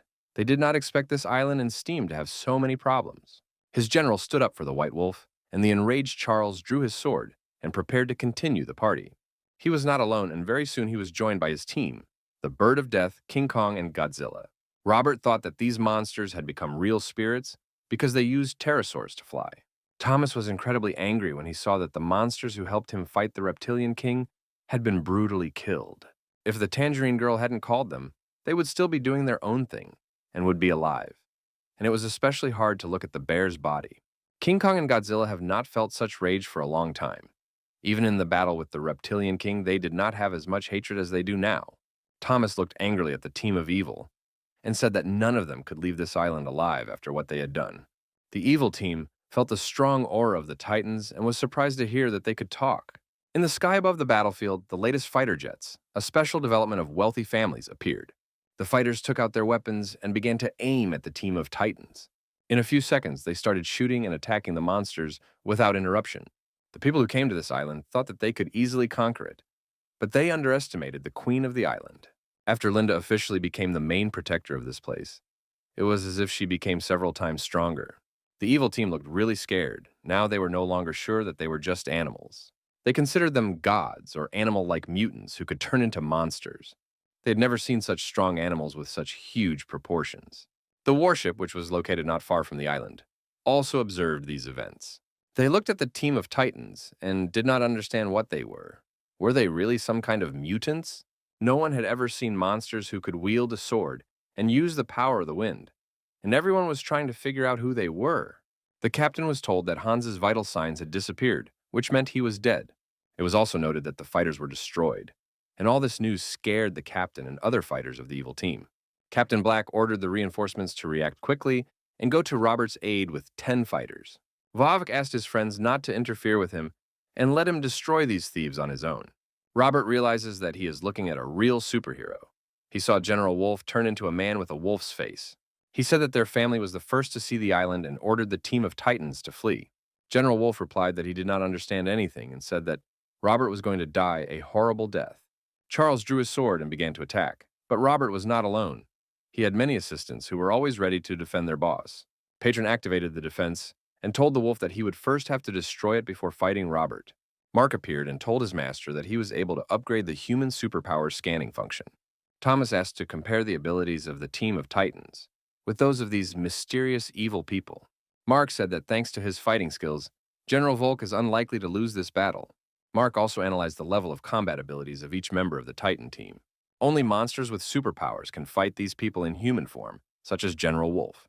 For example, a gorilla must continue its active training to reach the level of a Thomas. Meanwhile, the battle between General Wolf and Patron continued, and there was much to see. The Patron felt that the Wolf's speed was too fast. It was difficult for him to defend himself and almost impossible to counterattack. And speed and intelligence are very important in a sword fight. Charles was able to find the key to his opponent's defense. The ship immediately showed an update, and the Patron no longer showed any signs of life, so it was also dead. On the ship, they couldn't understand how two class fighters could die so quickly. Does this wolf have such a strong sword aura? Captain Black began to worry about his son Robert. The stronger the monster, the more he proves that there is a secret kingdom on this island. The captain was told that the second team and fighters would be on the battlefield in 5 minutes, but some fighters were destroyed on the way to the island. Hearing this, the captain was very angry and ordered 10 more fighter drones to be sent to the island. Robert didn't look as confident as before when he saw that 2 of his men had already died. This time, Folan went ahead and asked the young master to give him the opportunity to avenge their friends. Folan belonged to an ancient and powerful family. He was a Class A fighter and was fluent in magic. General Vovk did not care about all this. He did not give his name and said that the dead did not need it. Folan began his magic attack with the confidence that his knowledge would be enough to defeat the wolf. Charles tried to destroy this golden magic ball with his sword, but it was not so easy. It was like a lightning strike. But General Wolf remained alive and was ready to continue the fight. The bald mage did not understand how General Wolf was able to get rid of his paralysis so quickly. Perhaps this is the main problem of all rivals of General Wolf, an underestimation of his capabilities. It's much smaller than Godzilla and King Kong, but its intelligence and speed are on a whole other level. The bald mage believed that metal weapons would only increase the negative impact of lightning. But General Wolf took the sword in his mouth and swung it to show off his wonders of skill.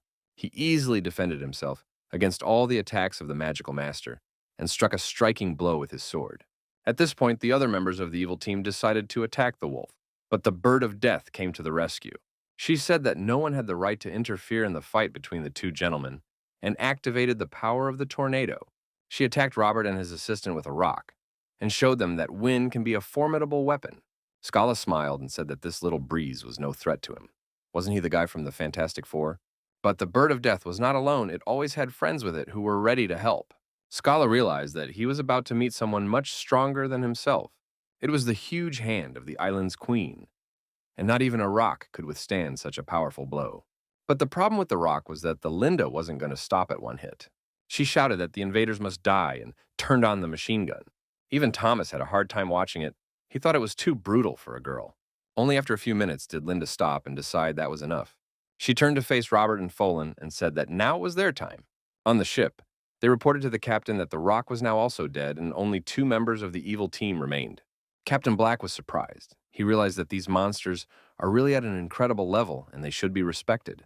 A mysterious man in a hood asked the captain not to be nervous, because help was on its way to the island. Captain Black asked one of his best fighters to take a few people with him and quickly travel to the island in a waterboat. He was a crystal, a person with extraordinary C-class abilities who possesses crystal superpowers and can defend himself against thunder and lightning. The captain hoped that the old bald wizard would be able to withstand the onslaught of monsters until help arrived. It was very hard to do because the monsters were attacking from all sides without stopping. Folan asked the young master to try to escape while he distracted the monsters, because their powers were unequal and death was close. This man knew what real honor and courage were, and he was ready to sacrifice his own life to save the younger generation. He ordered the young master to flee immediately and activated the power of lightning against General Wolf. Charles knew what real magic was. His legendary teacher had taught him several defense techniques. Thanks to this, he was able to parry the magician's attack and even struck back. Folan once again loudly told the young master that he had to run away, and this time Robert followed his advice. Charles felt that this magic show had to end and drew his sword. He pierced the bald wizard through with a precise stroke, and that was the end of Hogwarts. Charles was able to confuse thunder chains, attack with electric shocks, and even throw swords. He is too strong for these profane people. Charles began to cry and scream that he did not want to die and begged for help. Thomas could clearly see this little rat trying to escape from the battlefield. He thought it would be wrong to let this tyrant escape and decided to test his new ability. So he activated the power of the 9 children of the dragon, and now we will see for the first time what it is. As soon as these little spirits appeared, their master immediately ordered them to attack Robert. This young man has never seen anything like this before. It doesn't even compare to folk magic tricks. Our story very quickly changed from a spectacular action movie to a real horror movie. But Robert received a dose of optimism when he saw that fighter drones came to his aid. He started shouting with joy and thought that he was finally saved. Meanwhile, the ship realized that Folan had also died in the battle against the monsters. The captain was happy to see that the young master was still alive and that the fighters had managed to help him. They also saw that the second team would join the young master in a few seconds. People on the ship were very surprised and shocked to see real ghosts. Thomas's new abilities were not only effective, but also able to intimidate opponents. This new team, which rushed to the young master's aid, was a parody of vigilantes. Robert was very happy to see that they were close by, so happy that snot started flowing from his nose. But he realized that he couldn't stop for anything or he would be chased by a real army of demons. The team of vigilantes has not yet seen what they will have to deal with. And when they saw the 9 sons of the dragon, it was too late to react. There was a huge explosion and Robert and one member of the vigilante team were injured. It was not yet clear whether they were alive or dead, because they both lost consciousness. The real judicial team of this island stood over the Avengers. This judicial team was preparing to try them for crimes against nature and animals. And most importantly, this panel of judges was not going to talk for long. The team of Titans was preparing to destroy the invaders. But at that time, fighters approached them. These fighter drones started firing and attacking at full capacity. Their shots are unlikely to kill the Titans, but serious injuries are almost guaranteed. The Avengers felt that this was a good opportunity to attack. They were confident that they could win with the help of drones. That's how this legendary battle between the team of Titans and the people of X from a parallel universe began. As soon as the bird of death began to suffer serious damage, its army of birds immediately flew to the rescue. The Mexican took out his favorite pistols and started shooting non-stop. The birds tried to destroy the fighter drones. It was a real air war. The captain was informed that several members of the new team had been killed. Later, he was told that his son Robert was most likely dead as well, and Black replied that he would tear these beasts to shreds with his bare hands. The captain was incredibly angry and said he was going to the island to avenge his son. An unknown hooded man felt that the situation was getting out of control and decided to report it to the Lord. The Dark Lord knew that the captain had 6 sons, and he probably called for help only to find a hidden place on the island. He ordered the Bat to join the captain. Perhaps they could kill the monster and find a hidden place. Badru is a messenger of the Temple of Hades, with a superpower based on his soul. Meanwhile, a naval boat with the Crystal was trying to break through the island's defenses. It was very difficult for Crystal. It seemed that the thunder and lightning would never end. Captain Black came to his rescue unexpectedly. What a surprise. He helped overcome the island's defenses, and the Crystal immediately asked why the captain came to help. Black said that his son Robert died. The monsters on the island killed him. Crystal asked the captain to give them the opportunity to avenge his son. Black smelled a strange odor and realized that the Batru was not far away and that it would help these giant beasts to die. He asked the Crystal to divide the troops into 2 parts. One team to search for the hidden kingdom, the other team to take revenge for Robert. Soon, the messenger of the Temple of Hades also joined Captain Black and Crystal. He said that he could smell the Oatmeal Master's soul from the opposite direction. Batru also said that he could feel other soldiers from their fleet. He said that another soldier from the department could arrive on the island before them. Captain Black was unhappy that someone would overtake him because he wanted to be the first to destroy the monsters. Badru said that the giant beasts must have been the first inhabitants of this island, which is why the energy of the mysterious realm opened their minds. Crystal reported to the captain that the other soldiers had already managed to successfully swim to the island. Black ordered them to actively search for the place of the hidden kingdom. When they were able to land on the island, the Batru immediately showed the captain the place where his son had died.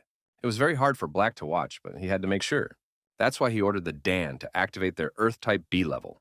Dan was quickly able to raise the bodies of all the soldiers who had died on this battlefield.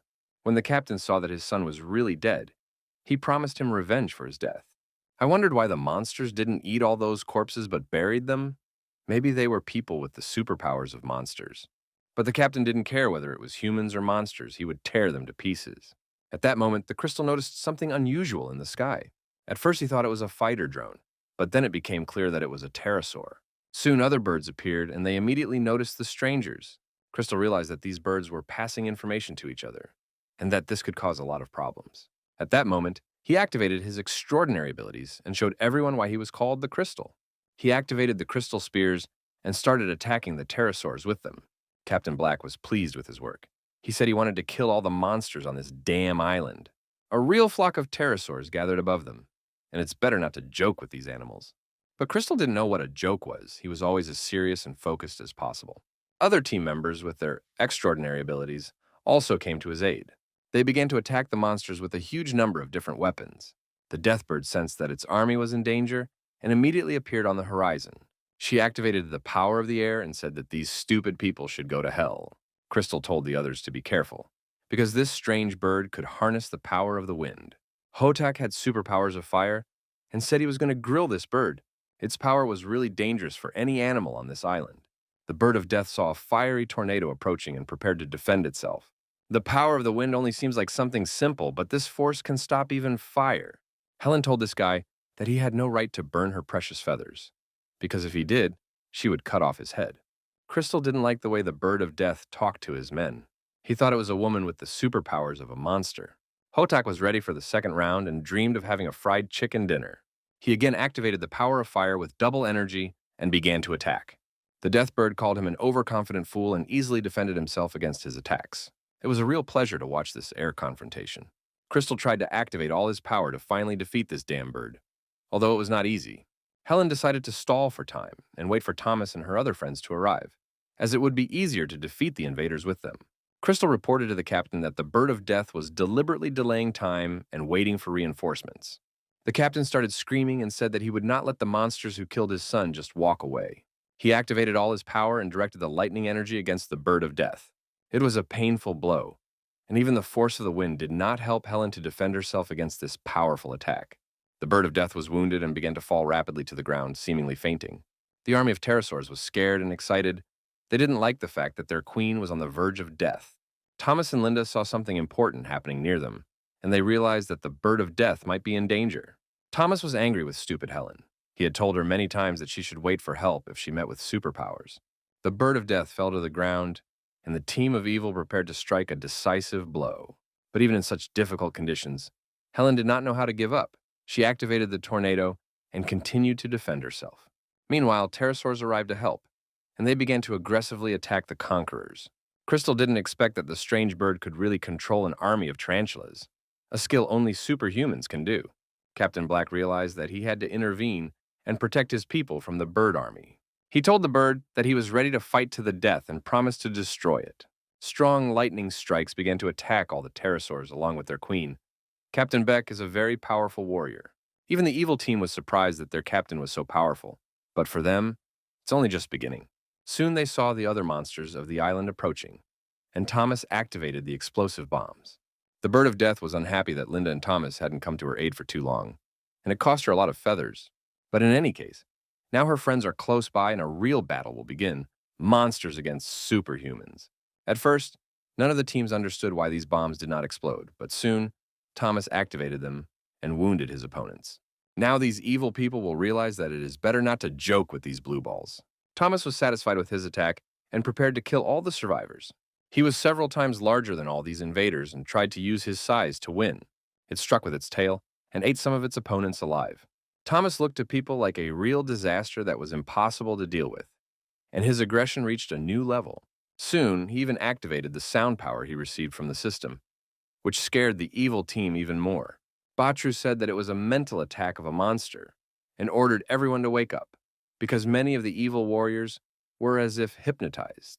They had no time to rest. The gorilla was already running full speed ahead to destroy them. She said that she would destroy anyone who tried to offend the bird of death, and she immediately killed the Dan. Linda looked very aggressive and powerful, and her look alone was enough to win. At the same time, the dragon also continued to attack the invaders and activated its fire breath. The crystal saw that its captain was in danger and turned on the crystal defense to save him. It cost him his health, but the crystal defense was able to withstand the dragon's fiery breath. This battle was very loud. It could be seen and heard from the other side of the island. General Wolf saw the fiery breath and realized that the dragon and other monsters had met with superpowers. He ordered the white wolves to accompany the other monsters to a new territory, while he helped the team of titans. Crystal and the captain were surprised to feel the power of the fire breath. They realized that it was this power that destroyed the gravity bombs. Thomas was also surprised to see that the crystal was able to protect itself from his explosive breath. The dragon asked the system to analyze the strengths and weaknesses of the evil team. Mark reported that Thomas has a real team of superstars in front of him, all of whom have extraordinary abilities. Thomas told the bird of death that their opponents were incredibly powerful and they had to be careful. The captain ordered Alex to turn into a monster and demonstrate his own abilities.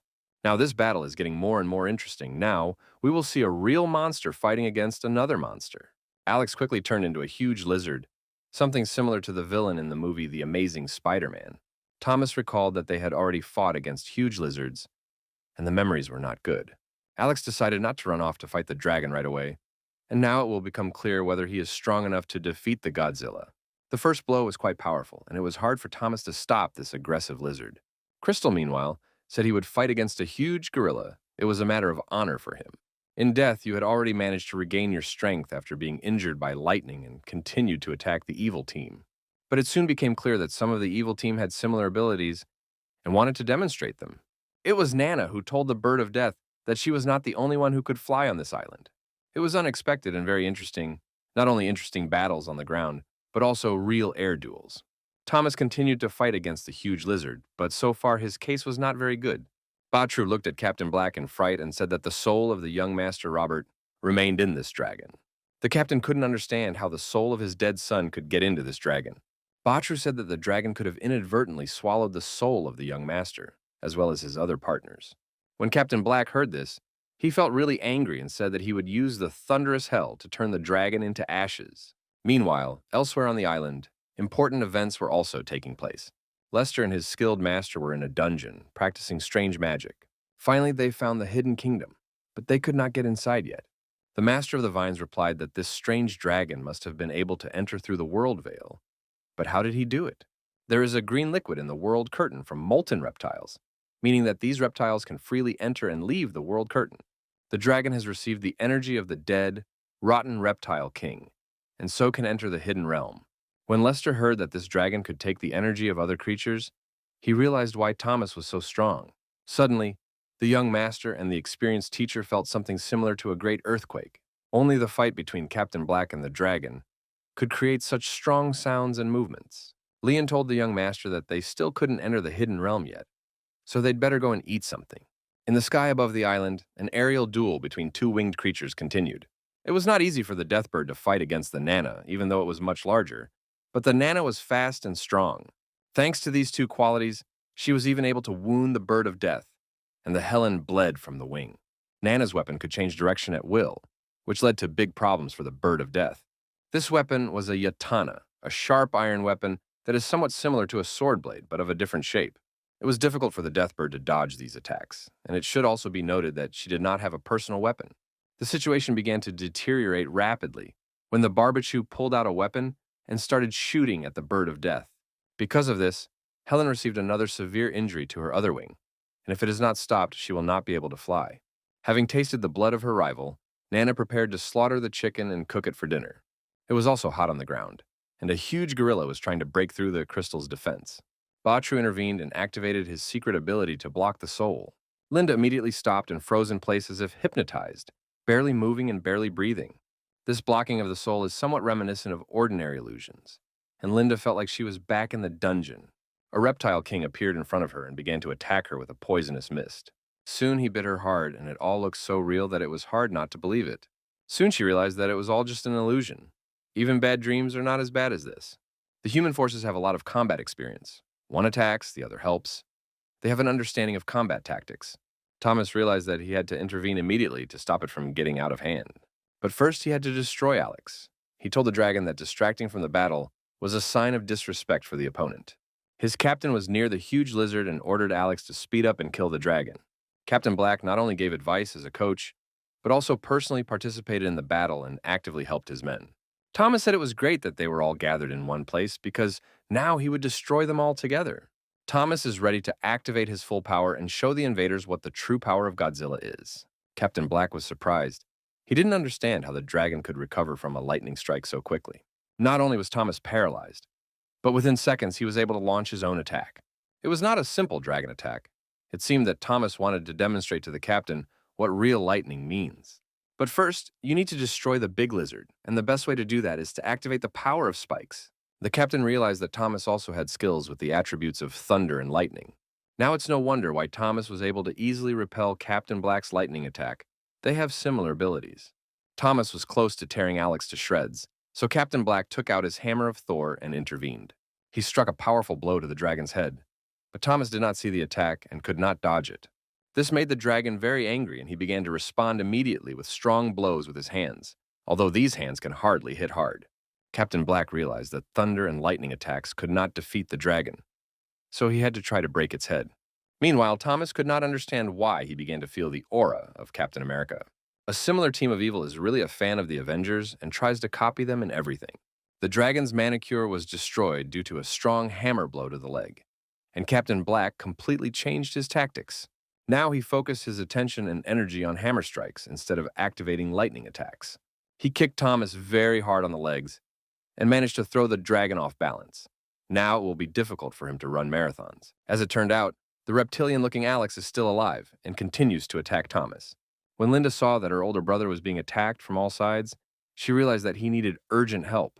The bird of death thought the dragon was too stupid. He was fighting even worse than she was today. Helen rushed to the aid of the captain of the Titan team. If they don't get there in time, the dragon may be brutally killed. Captain Black started laughing and said that he had been waiting for this very moment. The moment when the monsters would all gather in one place. He activated the power of thunder and lightning and delivered a powerful blow to the deathbird, gorilla, and dragon. Linda was able to withstand this heavy blow, but the bird of death was weaker and began to fall to the ground.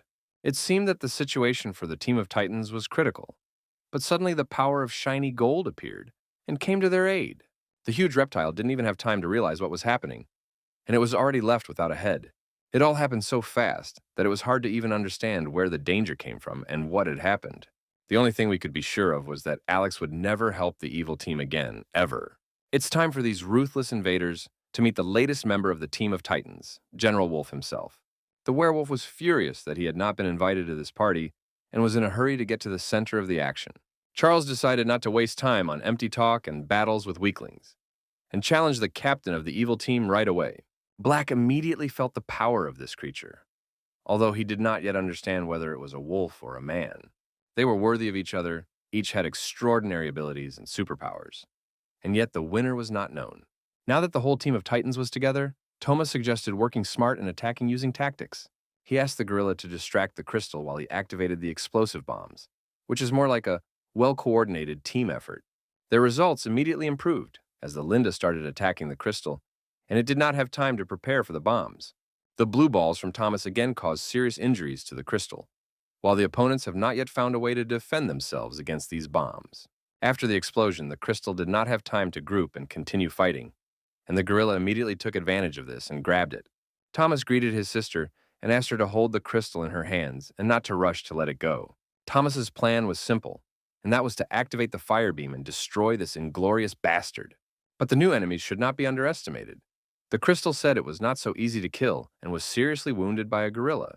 He told the dragon that the gorilla's arm had been injured because of his plan, and that it would remain on Thomas's conscience. Linda struggled to hold the crystal in her hands during the fireball attack, despite the heavy bleeding. But it wasn't enough to kill the scoundrel. The crystal defense was able to withstand the Godzilla's attack. But it was not as simple as it seems. The fire beam was able to change its direction because of the crystal protection. He started yelling at her to get out of there and save herself, but it was too late to react. Nana was roasted like a juicy steak, and the crystal realized that the gorilla and the dragon had used him to attack the others. Linda let it go for a while. The crystal did not understand what she was up to. The crystal said that they would not be able to crush him like an insect, because his crystal defense is the best in the world. Thomas laughed in his face and said that now they would all see how good the crystal protection was. They joined forces with the gorilla and began to put titanic pressure on this little worm. Now the crystal didn't look so cheerful and cheeky anymore. Its eyes were almost completely out, and blood started coming out of its mouth. He started screaming and begging for help, but Captain Black was busy fighting General Wolf. Soon, the crystal's protection could not withstand this pressure. It was hard to watch. Rated 18+. Now the evil team has realized that these monsters are not simple animals, but real titans with extraordinary abilities. Linda told them that they would enjoy killing everyone who came to take their island from them. All those who offend the surrounding nature and the inhabitants of this island will be ruthlessly destroyed. Barbechu said that he had a plan and asked Lord Batru to delay the monsters for a few seconds. The dragon asked his younger sister to be careful because the gun in this guy's hands looks very dangerous. At that moment, the Lord of Batru began to use his magic and say some incomprehensible words. Some unknown black and blue balls appeared around Thomas and the gorilla, and they had never encountered such a force before. Iron chains began to come out of these unknown balls. They looked like earthworms and began to attack the monsters. At that moment, the Barbashu finished setting up his weapon and said that now the monsters would get to know the gravitational field. What all this means is still unknown, but one thing is clear. The team of Titans is in mortal danger. It seems that the evil team has not only gravity bombs, but also its own gravitational field, and this is a serious problem. Barbashu laughed at the animals and said that he was going to crush them and drink their blood like juice. A sick old man. The bigger the body, the harder it is to withstand the effects of the gravitational field. The internal organs begin to be crushed, and it is unbearable. Captain Black thanked his assistant for his excellent work and said he would add something to the gravitational field as well. He was referring to the power of lightning, at which point Thomas and Linda felt even more unbearable pain. It was hard to look at them. General Wolf and the Bird of Death were very worried about their friends. They saw blood coming out of their mouths and realized that the situation was critical. Thomas realized that it was almost impossible to withstand a gravity bomb in a large body, so he had to urgently turn into a human. He told Linda to get ready for the transformation. It would be easier to get out of this trap in human form. Linda listened to her older brother's advice and immediately began the process of becoming human. When she completely transformed into a little girl, she did not understand why Thomas was still in the body of a dragon. He told this stupid girl that someone has to remain a monster to save another. The plan is simple enough. Godzilla will do everything in his power to save his little sister. He activated his fire breath and used it to move the Lin beyond the gravitational field. Seeing a huge gorilla turn into a little girl was quite unexpected for the evil team. Captain Black will realize that these people have extraordinary talents. But who gave them the right to kill his son? Black was very angry and realized that the moment had come to kill the dragon and not let it escape. There was a huge explosion. The force of the gravitational field along with the force of lightning and thunder attacked Thomas. The gorilla was ready to tear to pieces the person who insulted her older brother. She turned into a huge Kong again and prepared to tear off Captain Black's head and eat it. But the captain had a stronger ability rank and was able to easily defend himself from the huge gorilla's attack. Perhaps the strength of the Lin is not enough to defeat Black, but General Wolf is at a completely different level of combat ability. The general activated part of his master's life source in time, and it was a double attack on the enemy. It was hard for Captain Black to withstand such an onslaught. The power of the legendary Master Paul, together with General Wolf, is a very powerful cocktail. This mix is so strong that even the captain's shield could not withstand the tension and broke. The Bird of Death told General Wolf that he had to finish off the wounded enemy and not give him the opportunity to recover. The wolf heeded this advice and continued to attack. Batru saw that Captain Black was on the verge of total destruction and immediately began to cast various spells. Linda saw it, and she realized that this dark guy had been to Hogwarts and knew something. She realized that he had to be destroyed so that General Wolf could kill Captain Black in peace. But Batru was a messenger of the Temple of Hades and an assistant to the Dark Lord for a reason. He saw everything around him and reacted in time. This dark wizard activated the soul chains again and tied the gorilla's legs, a good skill. He did not stop there and continued to launch the chains of the soul into the sky to the place where hellish battles are now taking place. His target was the Bird of Death and General Wolf, and it was easy for him to imprison them in these iron chains. In order for an air attack to be successful, it is imperative to have support from the ground. But the team of Titans did not think about this. Thomas was still in the gravitational field and realized that if he didn't help his friends, they would all die. Thomas remembered how Linda was able to save herself and realized that the gravitational field did not affect all his other abilities. Very quickly, he realized that the 9 sons of the dragon could help him now. He ordered his sons to attack the evil team and cut off their arms and legs, a bad example for children. These young children seemed to be too underdeveloped, and they started arguing about who would be the leader of the group. Their father started shouting at them and ordered them to immediately do what he said, that is, to attack the enemy. The children said that they try to think tactically and attack in different groups. Batru said that it felt like they were in a kindergarten, not on a battlefield. But soon the dragon's children began to act in earnest and managed to escape the gravitational field. Barbie had seen these monsters before, and they attacked Robert. So the old warrior immediately started shooting at the children. But these are unusual children. These are Godzilla children. They don't care about an iron ball from a machine gun. Realizing that even bullets could not kill these monsters, Barbachu realized that he would soon be finished. The 9 sons of the dragon flew at full speed toward the old thief. He was very lucky that he was able to dodge the first attack of the little Toms, although he almost broke his back. The little dragons gave him a real gymnastics and aerobics workout, which will be good for his joints. Barbechu realized that as long as he was not touched by little dragons, he did not have to worry. The old thief saw that the dragons were returning and began to guess that he had the ability to observe them. He soon realized that one of his sons, Thomas, had been behind his back all along. He didn't understand why one of the dragons was there. Shouldn't they attack in groups of 3? Little Thomas called the Barbechu a fool and said that in war, all methods that help to win are useful. The other dragons started shouting at their spoiled brother and said that they should attack the electric boy.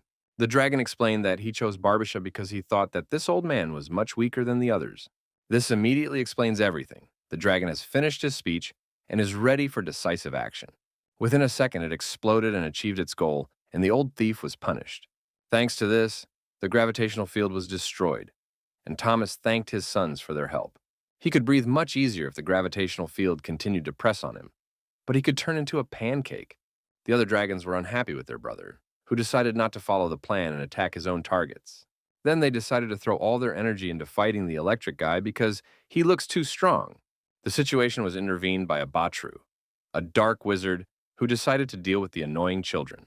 But things didn't go according to plan. The soul chain may connect the soul and body, but the little dragon is something else entirely. As soon as he realized that his plan had completely failed, he immediately felt the fire of dragons. Captain Black didn't understand how this could happen. Batru is a superhuman of extraordinary level. He can't be defeated so easily. All people who have a soul are too weak for this work, and the captain will have to do everything himself again. He began to attack the little dragons with the power of lightning, and it looked quite successful. The dragons felt that the electric guy was too strong and started to run away. They did not want to die, but Thomas shouted at them and called them cowards and a disgrace to their father. Captain Black completely destroyed these little spirits and enjoyed his little victory. But soon he felt that something big was coming his way, that he would be given a lesson and taught how to deal with children. Thomas approached the electric guy and told him it was time to die. It was a very powerful strike. Thanks to one of the abilities that the system gave him, Black felt the power of the dragon. It became clear that this was not like beating little children. It was a battle against a real titan. The wounded captain called the dragon a bastard and said that he had never been beaten so hard in his entire life. The captain promised to turn all the monsters of the island into ashes and prepared for cruel revenge. To be honest, it looked quite impressive and scary. Captain Black ready to fight the army of titans alone. Deathbird, Linda, and Thomas saw that the electric guy was preparing for a decisive battle. He activated all his power and brought down a real rain of sharp swords, spears, and arrows on them. Thomas realizes that this electric guy has brought too much danger to them. It will be almost impossible to dodge. The Bird of Death said he was not going to die. General Wolf said that their opponent was of a rank. Thomas replied that their goal is to protect the island, and they also have their own trump cards and strengths. The dragon activated the explosive bombs and hoped that they would be able to stop the attack of Captain Black. Thomas could not keep attacking with water bombs all the time. He had to come up with a new plan. Thomas asked the system to take away all his evolution points and give him more fruits of life as possible. He hoped that by eating a large amount of the fruit of life, he would gain an incredible amount of strength. This plan really worked, and Thomas continued to release firebombs with even more enthusiasm. General Wolf told all the other team members that they must help the captain immediately. If one goes to war, then all the other titans also go to war. Charles started activating the golden glow. Helen turned on the tornado mode, and Linda started throwing rocks. Strangely enough, all these methods were also quite effective and stopped Captain Black's attacks. Even after eating a large amount of the fruit of life, Thomas felt terribly tired and lacking in strength. He could no longer continue at the same pace. Unfortunately, they managed to break only a small part of the lightning weapons. Captain Black is too strong. With one last hope left, Thomas covered his friends with his body and hoped that his thick skin would withstand the blow. It should be noted that in the Friday moments, this dragon always protected his friends and was ready to sacrifice his own life for this. The whole team of Titans was very worried about the life of their captain. It was unbearable to watch him suffer so many injuries while protecting them. All those lightning strikes automatically turned you into a human. It was probably only serious physical fatigue that made his body transform again, as Lord Base had also had this problem before. Captain Black celebrated his victory and felt that the complete destruction of the monsters was very close. It was a mistake to show this self-confidence. General Folk realized that this attack took a lot of strength from the captain, and this is a great moment to strike back. Black looked at Charles and said that he would turn him into ashes in a few seconds.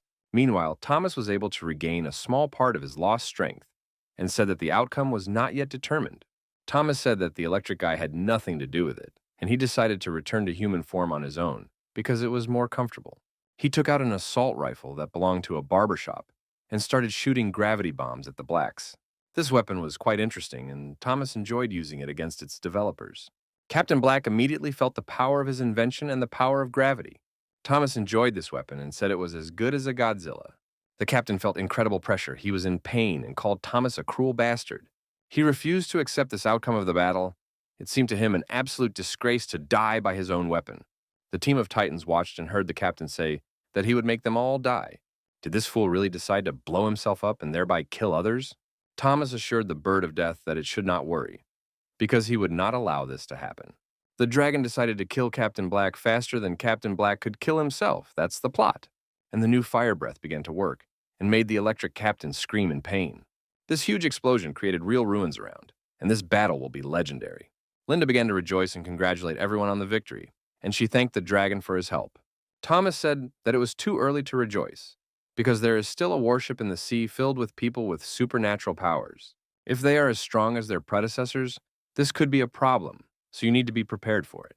That's why he gave his friends the fruit of life so that they could quickly regain their strength. Meanwhile, all the dead enemies began to glow strangely with a bright light. It was because of the mark. It collected their vital energy in order to increase the strength of its owner. But out of the 9 corpses, only 8 had life energy, and for some reason the life energy of the Batru had disappeared. And there is no explanation for this. Mark explained that this could be due to the complete destruction of the bat, but Thomas replied that the system reads too many fantasy novels. Thomas started eating life energies, hoping that it would help him discover new abilities. The system reported that thanks to this, Thomas improved the strength of his tail and spikes. Thomas also received almost 1,000,000 points of evolution and modernization of fire breath. Thomas was upset because instead of evolutionary points, he would like to get real wings and learn to fly. Mark congratulated his master and said that he had gained a new ability, an atomic weapon. This atomic weapon accelerates a group of charged particles capable of destroying everything in its path. Thomas wondered if he ate a gravity rifle. Would he get extra powers? He must have a brain disease. He kept dreaming and coming up with new tasks to train, and Mark suggested he get his brain tested. Not far from them was a huge pterosaur that looked like a real dragon. The body of this pterosaur was inhabited by the soul of a Batru, and it can do this in critical moments before death. When Batru saw that all his friends were dead, he realized that he had to escape and tell the authorities. For now, he can't turn into a human, but later he will find a new body and will definitely take revenge on these monsters. Thomas asked the bird of death if its helpers had been pretending to be dead all this time. But Helen said she didn't know the pterosaur. General Wolf said that this bird was very strange, its neck was twisted, and it should not have survived. Thomas said it didn't matter, and turned to the side of the forest and told the spies to come out of the shadows and stop following them. The dragon is very attentive, and there were indeed 2 spies in the forest, more precisely. The master of the vines and his apprentice Lester.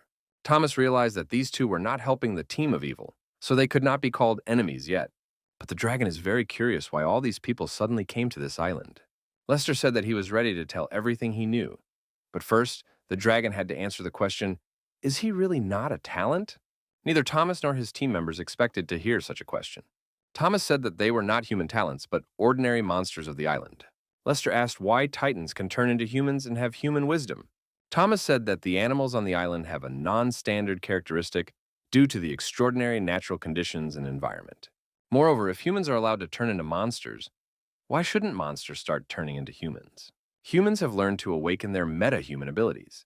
So the animals on this island have also awakened their personal meta-human abilities.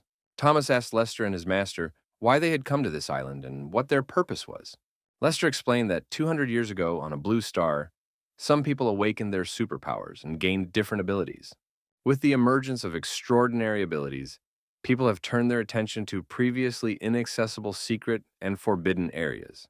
In these forbidden zones, people have discovered magical hidden kingdoms underground, where there's a lot of energy that helps to increase strength. In addition, there are various strange monsters, titans, powerful weapons, and treasures in the hidden realms. That is why the strongest people with extraordinary abilities compete to find and capture these secret realms. This island causes malfunctions in technological and electrical products, so it is likely that there is a hidden kingdom here as well. That is why the Black family mobilized their entire clan and organized this expedition to find the mysterious kingdom on the island.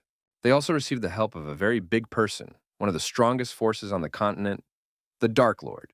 Thomas asked Lester if Captain Black was really the head of a powerful clan.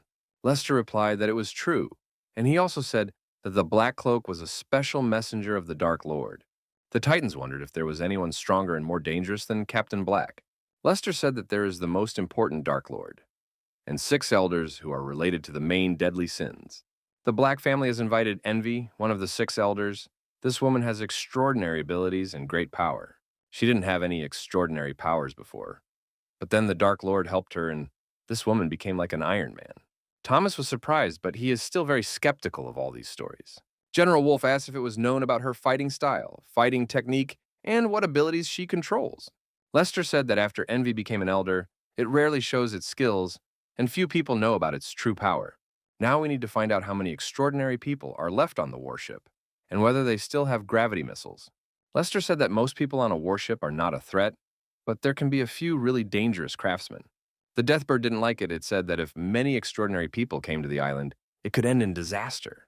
Thomas was afraid that the ship would find out that their captain was dead, and that they would start attacking the island with gravity bombs. Thomas did not understand that if electrical appliances did not work near the island, how could they launch fighters and bombs? Lester said that there used to be protection around the island, something like an electric field, but today it has disappeared. Thomas began to think that the king of the rotten reptiles might have been involved in this protective field around the island. Lester and the Vine Master came from the Celestial Division, and they have long been aware of the extraordinary electrical fluctuations around the island. After no one from the Celestial Division was able to get to the island, it was decided to call the Vine Master to investigate further. Thomas was surprised to hear all these strange stories about the Celestial Division, as if it were in a parallel universe. Master Rian has been investigating for 6 months, and now he is sure that the mysterious energy of the island came from the Reptile King. The monsters were shocked. The destruction of the Reptile King led to the disappearance of the protective electric field around the island. The Deathbird could not believe that the Reptile King and other fierce green animals could defend the island. It was the other way around. The Reptilian King must have been a creature from the island's mysterious realm, and the energy from the realm was in his body and protected the island. It seems that Thomas is a really unlucky dragon. He wanted to save the island, but instead, he brought even more problems. Thomas decided to quickly destroy all the other invaders and calmly begin searching for the hidden kingdom. General Vovk agreed with this plan and said that we should destroy the warships when they were not expecting it. The Bird of Death said they were fools. The sea around the island has hidden currents and storm clouds. Only a dragon can overcome it. If you try to fly with the help of pterosaurs, warships will notice and start attacking with missiles. The dragon called itself the boss of diving and swimming, and it can quietly approach a warship and cause real chaos. After that, the Deathbird, along with Linda and Charles, will be able to help him destroy the warships. General Wolf asked Helen if her assistants could fly through thunderclouds. The bird replied that its assistants, like it, could not fly long distances. Otherwise, they would have left the island long ago. General Wolf said that with the help of pterosaurs, they would be able to distract the warships and gain an advantage. Lester was amazed by the cunning and intelligence of these monsters. They are real military strategists. While the Titan team was preparing their attack plan, Batru was approaching the warship in the body of a pterosaur. A warship noticed him and started shooting, thinking it was the enemy. The pterosaur was killed by a well-aimed shot. The bullet pierced its head through and through. Suddenly, a real Batru spirit appeared from the pterosaur's body and said that no one had the right to shoot it. He started attacking the man who dared to kill the pterosaur he was in. It was not done to kill this scoundrel, but only to take his body. After how many seconds was the transformation completed, and the many completely settled in this body of level C? He decided to hurry and tell the Dark Lord about the situation on the island. Meanwhile, many people began to worry about Captain Black. He and his team have not responded to messages for more than an hour. Taurus asked everyone else to report this difficult situation and allow him to assemble a team and go to the island. At that time, he heard someone's voice saying that everyone on the island was dead.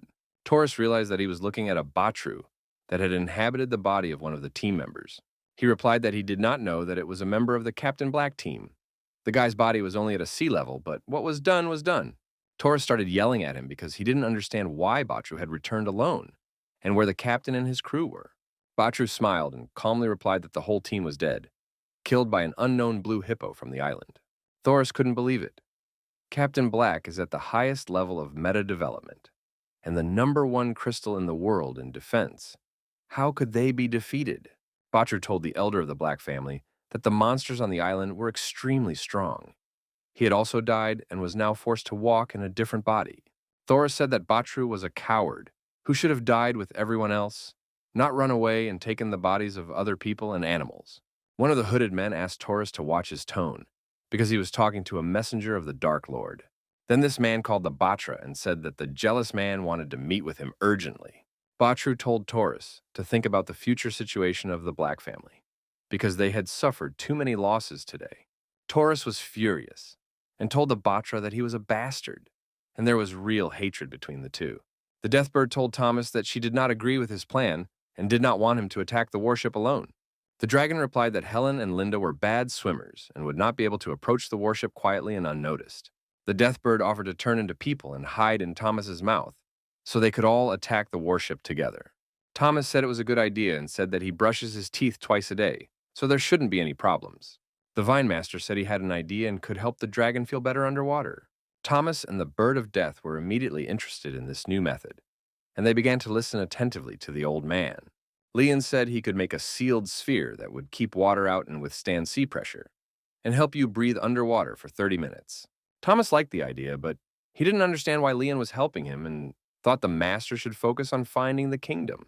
Leon said that Thomas had proved by his actions that he was the owner of this island, and the Heavenly Division had no plans to seize the place. The Vine Master and his apprentice want to help protect the island from invaders and thieves. Lester said that he hoped the monsters would not kill the ordinary people on the ship. They had done nothing wrong. Thomas said that these ordinary people could escape and call for help to conquer the island. Lester replied that these people knew little, and said he had a way to erase their memory of the island. Thomas said he would think about it, but when the real fight starts, anything can happen. Meanwhile, the Vine Master finished forming the sphere and said that the monsters could go inside. The girls immediately began the process of transforming into people, and at the same time became incredibly beautiful beauties. They went forward and carefully began to climb inside this mysterious sphere. The Master of the Vines called Thomas and told him to put on this sphere. Thomas thought he looked like a little fluffy cat with this thing around his neck. The dragon said that he would start weaving first, and General Wolf would keep the distance for 10 minutes. This plan must lead to victory, otherwise all hell will break loose on the island again. Meanwhile, the Dark Lord learned about the death of Captain Black. He did not expect this island to be so dangerous. Batru said that the creatures on the island not only have human intelligence and various abilities, but also can transform into humans and speak. This surprised the Dark Lord, and he asked his assistant if he was sure they were spirits and not talented meta-humans. Batru replied that he had fought them and could confirm that they were not talented people who had turned into beasts. He began to beg his master to do something about these miserable creatures on the island. Batru proposed to completely destroy the island and capture the hidden kingdom. The Dark Lord said that no one had the right to teach him, and the Batru immediately bent down and apologized to the master. The Dark Lord said he needed some time to analyze the situation and asked to be left alone. The Dark Lord wanted to rest and relax, but now it seems he needs to take this case under his personal control. He changed a bit and said that he hadn't appeared like this for a long time, which is a pretty good form for a Dark Lord. It is one of the 7 deadly sins of the world, envy, and it is ready to destroy the hippo and his friends. Envy ordered everyone to leave the ship's control station, because from now on she would personally take over this function. Rumors quickly began to spread throughout the ship that everyone should leave the control station and give up control of the ship. The superhumans were surprised that the Dark Lord personally took control of the ship. It looks like the landing on the island will be very difficult. Everyone already knew that the previous team and Captain Black had died in a battle with the island's titans. This ship has a super brain that can control it, but the super brain takes a lot of energy, so the ship is controlled by people. The ship began to accelerate very aggressively, and many people lost their balance because of this acceleration. Soon after, it was reported that a huge, unknown creature was approaching the warship. This creature looked like a dragon. The evil team realized that the hippos from the island that killed Captain Black can swim perfectly and are going to attack the warship. Thomas was already very close and activated the power of fire breath. Now it will become clear how strong this ship is. The warship's shielding field worked and was able to partially reduce the force of the impact. People inside started panicking and shouting that they were being attacked by hippos. One of the leaders asked no one to worry, because the defense field could withstand the attack of a human target with a CC level. Jealousy was furious and said that no monster had the right to attack her and ordered the missiles to be fired. This warship had a lot of weapons that could destroy an entire city. But would it be enough to defeat Godzilla? Thomas did not expect a warship to have such a strong shield, and explosive breathing works much weaker underwater. When he saw that missiles were being fired at him, he thought it was hardly even an attack. Dragon believed that this would not be a serious problem for him and activated homing explosive bombs. This ability was very useful at that moment, as the explosive bombs destroyed the warship's missiles. Toma realized that he needed to change his tactics and use other abilities to destroy the defense field. Taurus said they could not allow this behemoth to continue to attack their ship. He ordered the metahumans to dive into the water and attack the monster. Thomas has already gotten very close to the ship, and it looks like it's too late to stop him underwater. The soldiers began to scream and panic. Even though they had supernatural powers, they were afraid to look at the monster. This dragon looked like another planet. It was huge and very aggressive. Thomas decided to activate the power of his tail and spikes to pierce the ship's defense field. Seeing the protective field collapsing, the evil team's fighters were amazed. Not even the CC level defense could withstand it. One more hit will be enough to completely destroy the protective field, and then it will be fun. Thomas decided to make his past move and use it to completely destroy the warship's defense. Jealousy was furious and did not want to wait quietly for Thomas to come and cut off her head. There was high turbulence inside the ship due to the dragon's attacks, and some of the men had already said goodbye to their lives and started calling for their mothers. Thomas continued to deliver powerful blows to the ship and completely destroyed its protective field. But at the last moment, the warship began to drift, as if the real Dominic Toretto was at the wheel. Soon, holiday gifts began to fly from the warship in Thomas's direction, but he did not ask Santa for them. The dragon realized that now he was in danger again and needed to somehow protect himself from these missiles. These gravity bombs were very dangerous, and the evil team was sure that it would be enough to kill the blue behemoth. Thomas only later realized that he was not the main target of these missiles. They flew towards the island. We had to come up with something immediately and save the island, which is home to millions of living organisms that could now be destroyed. Thomas again turned to a proven technique and activated the explosive bombs. And it worked successfully again. But he was unable to destroy all the missiles that were flying at the island. So he had to use the technique of the 9 sons of the dragon. He told his children to hurry up and save their house before it was too late. The evil team has never seen anything like this before, and it looks like this blue behemoth can launch its own missiles with a tracking system. The sons of the dragon were successfully catching up with the missiles and destroying them, and there was only a little bit left. There was only 1 missile left, and Thomas asked his son to hurry up. The island could not be destroyed. Soon the last missile was successfully deactivated, the 9 sons of the dragon proving to be stronger than high-tech gravity bombs. After it became clear that the island was not in danger at the moment, it was time to destroy the warship. General Wolf and his army of pterosaurs started their attack. They kept a distance of 10 minutes with Thomas as agreed. The evil team was scared when they saw a werewolf with a sword on a dragon. Even though he was their enemy, they admitted that it looked very cool. This picture became even cooler when General Wolf activated the life source of his master. During all this time, the warship was able to partially repair the protective field. But now, this protective field is at risk of being completely destroyed by 2 incredible forces of nature. A Godzilla attack, along with the attack of General Wolf and his master, is total destruction, no matter who is standing in front of you. The evil team began to panic. They screamed and said they did not want to fight against this terrible behemoth.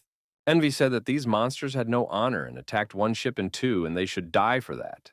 She gave the order to shoot at these demons without stopping and not to stop until they were completely destroyed. General Volk immediately sensed the danger and realized that the situation was getting very hot. He ordered all the flocks of pterosaurs to dodge urgently, which was easy to say but hard to do. Thoris said that these monsters killed their leader. The evil team must unite and avenge Captain Black. He ordered the flying metahumans to attack the winged dragon and the werewolf, and the metahumans who could swim should attack the blue hippo. Taurus also said that all other warriors should show their strongest qualities during the battle. The legendary battle of people with extraordinary abilities against the island's monsters has begun. While the metahumans who could fly began to fight the pterosaurs, those who could swim were already in the water.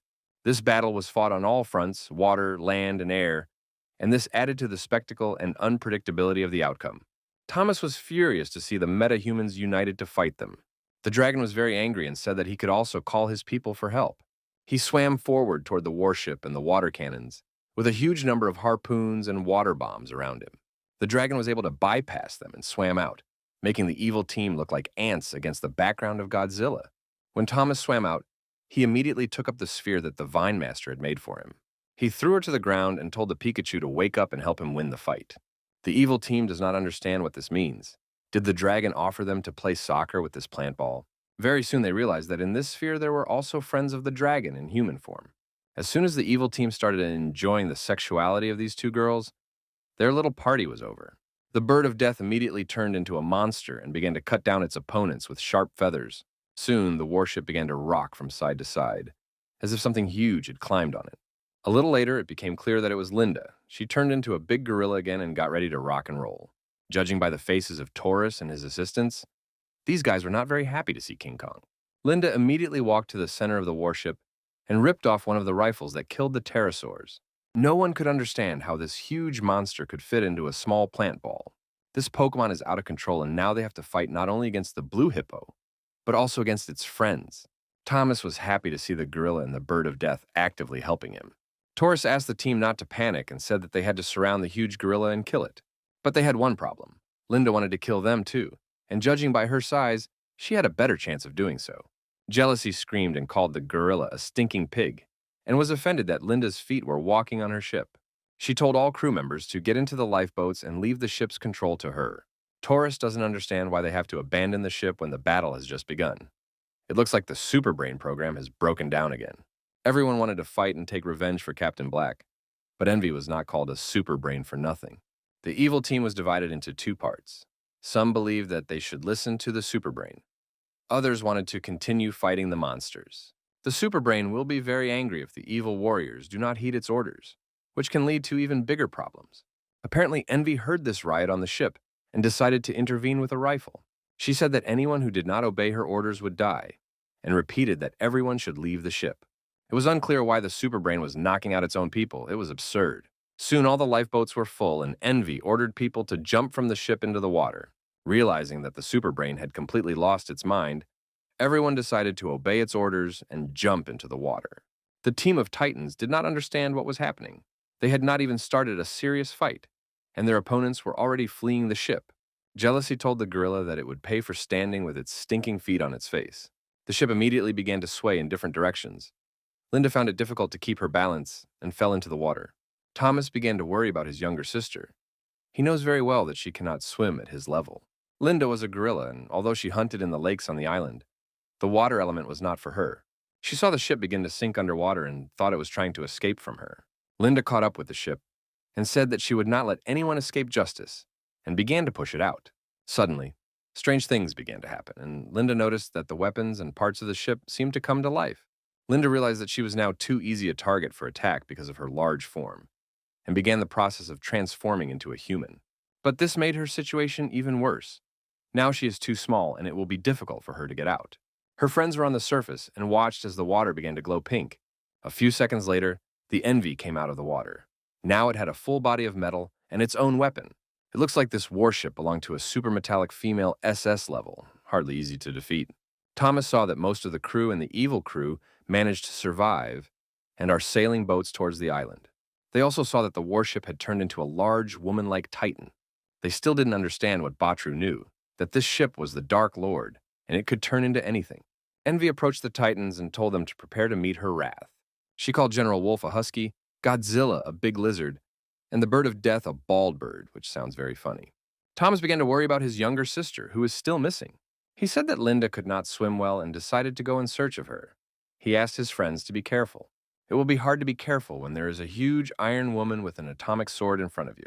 As always, General Wolf was the first to challenge the opponent and attack, and we are in for a battle of swords of the highest order. Although they had a big difference in size, General Volk's fighting spirit and physical strength were not inferior to Envy. But her sword was extremely powerful, and Charles's first attack was unsuccessful. In addition to being bigger than the wolf, her sword was also more powerful than his, and that's a big problem. While Charles was developing a new strategy to attack the Bird of Death, it activated its signature weapon, the power of the tornado. General Wolf told Iron Woman to get ready for the second round and activated the Golden Beam. The Iron Woman smiled and replied that this was not enough to defeat her. Such attacks would not even tickle.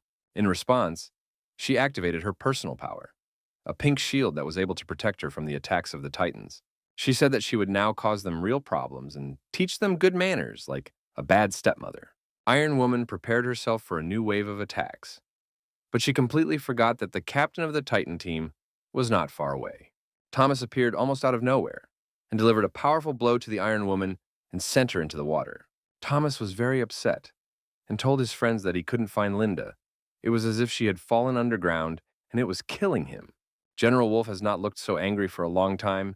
He said that they should destroy this iron can. After they destroy her, they can all start searching for their younger sister together. The Iron Woman started shouting at Thomas. She called him a disgusting lizard and said he had no honor. Even though she activated her pink shield, it is unlikely to help deter firebombs, tornadoes, and the Golden Ray. Meanwhile, Linda couldn't get out and help her friends, even though she heard them fighting hard against the Iron Woman. Whatever she did, it was not enough to get out and support the team of Titans. Although they would have needed this help, even all their energy was not enough to break through the pink shield. While the Iron Woman laughed in the face of the monsters, Thomas and company did not understand how to kill her. She said that now it was time to strike back, and now she would make them suffer. This is a completely different kind of opponent for the team of Titans. They have never fought against Transformers before. Realizing that it would be difficult for them to defeat the daughter of Optimus Prime, the team of Titans decided to temporarily retreat. The Iron Woman said that she had to fight cowards, but running away would not help them avoid death. It had a lot of different weapons, like a real warship, and started firing gravity bombs. Thomas told the Birds of Death and General Wolf to be very careful because these missiles have a homing system.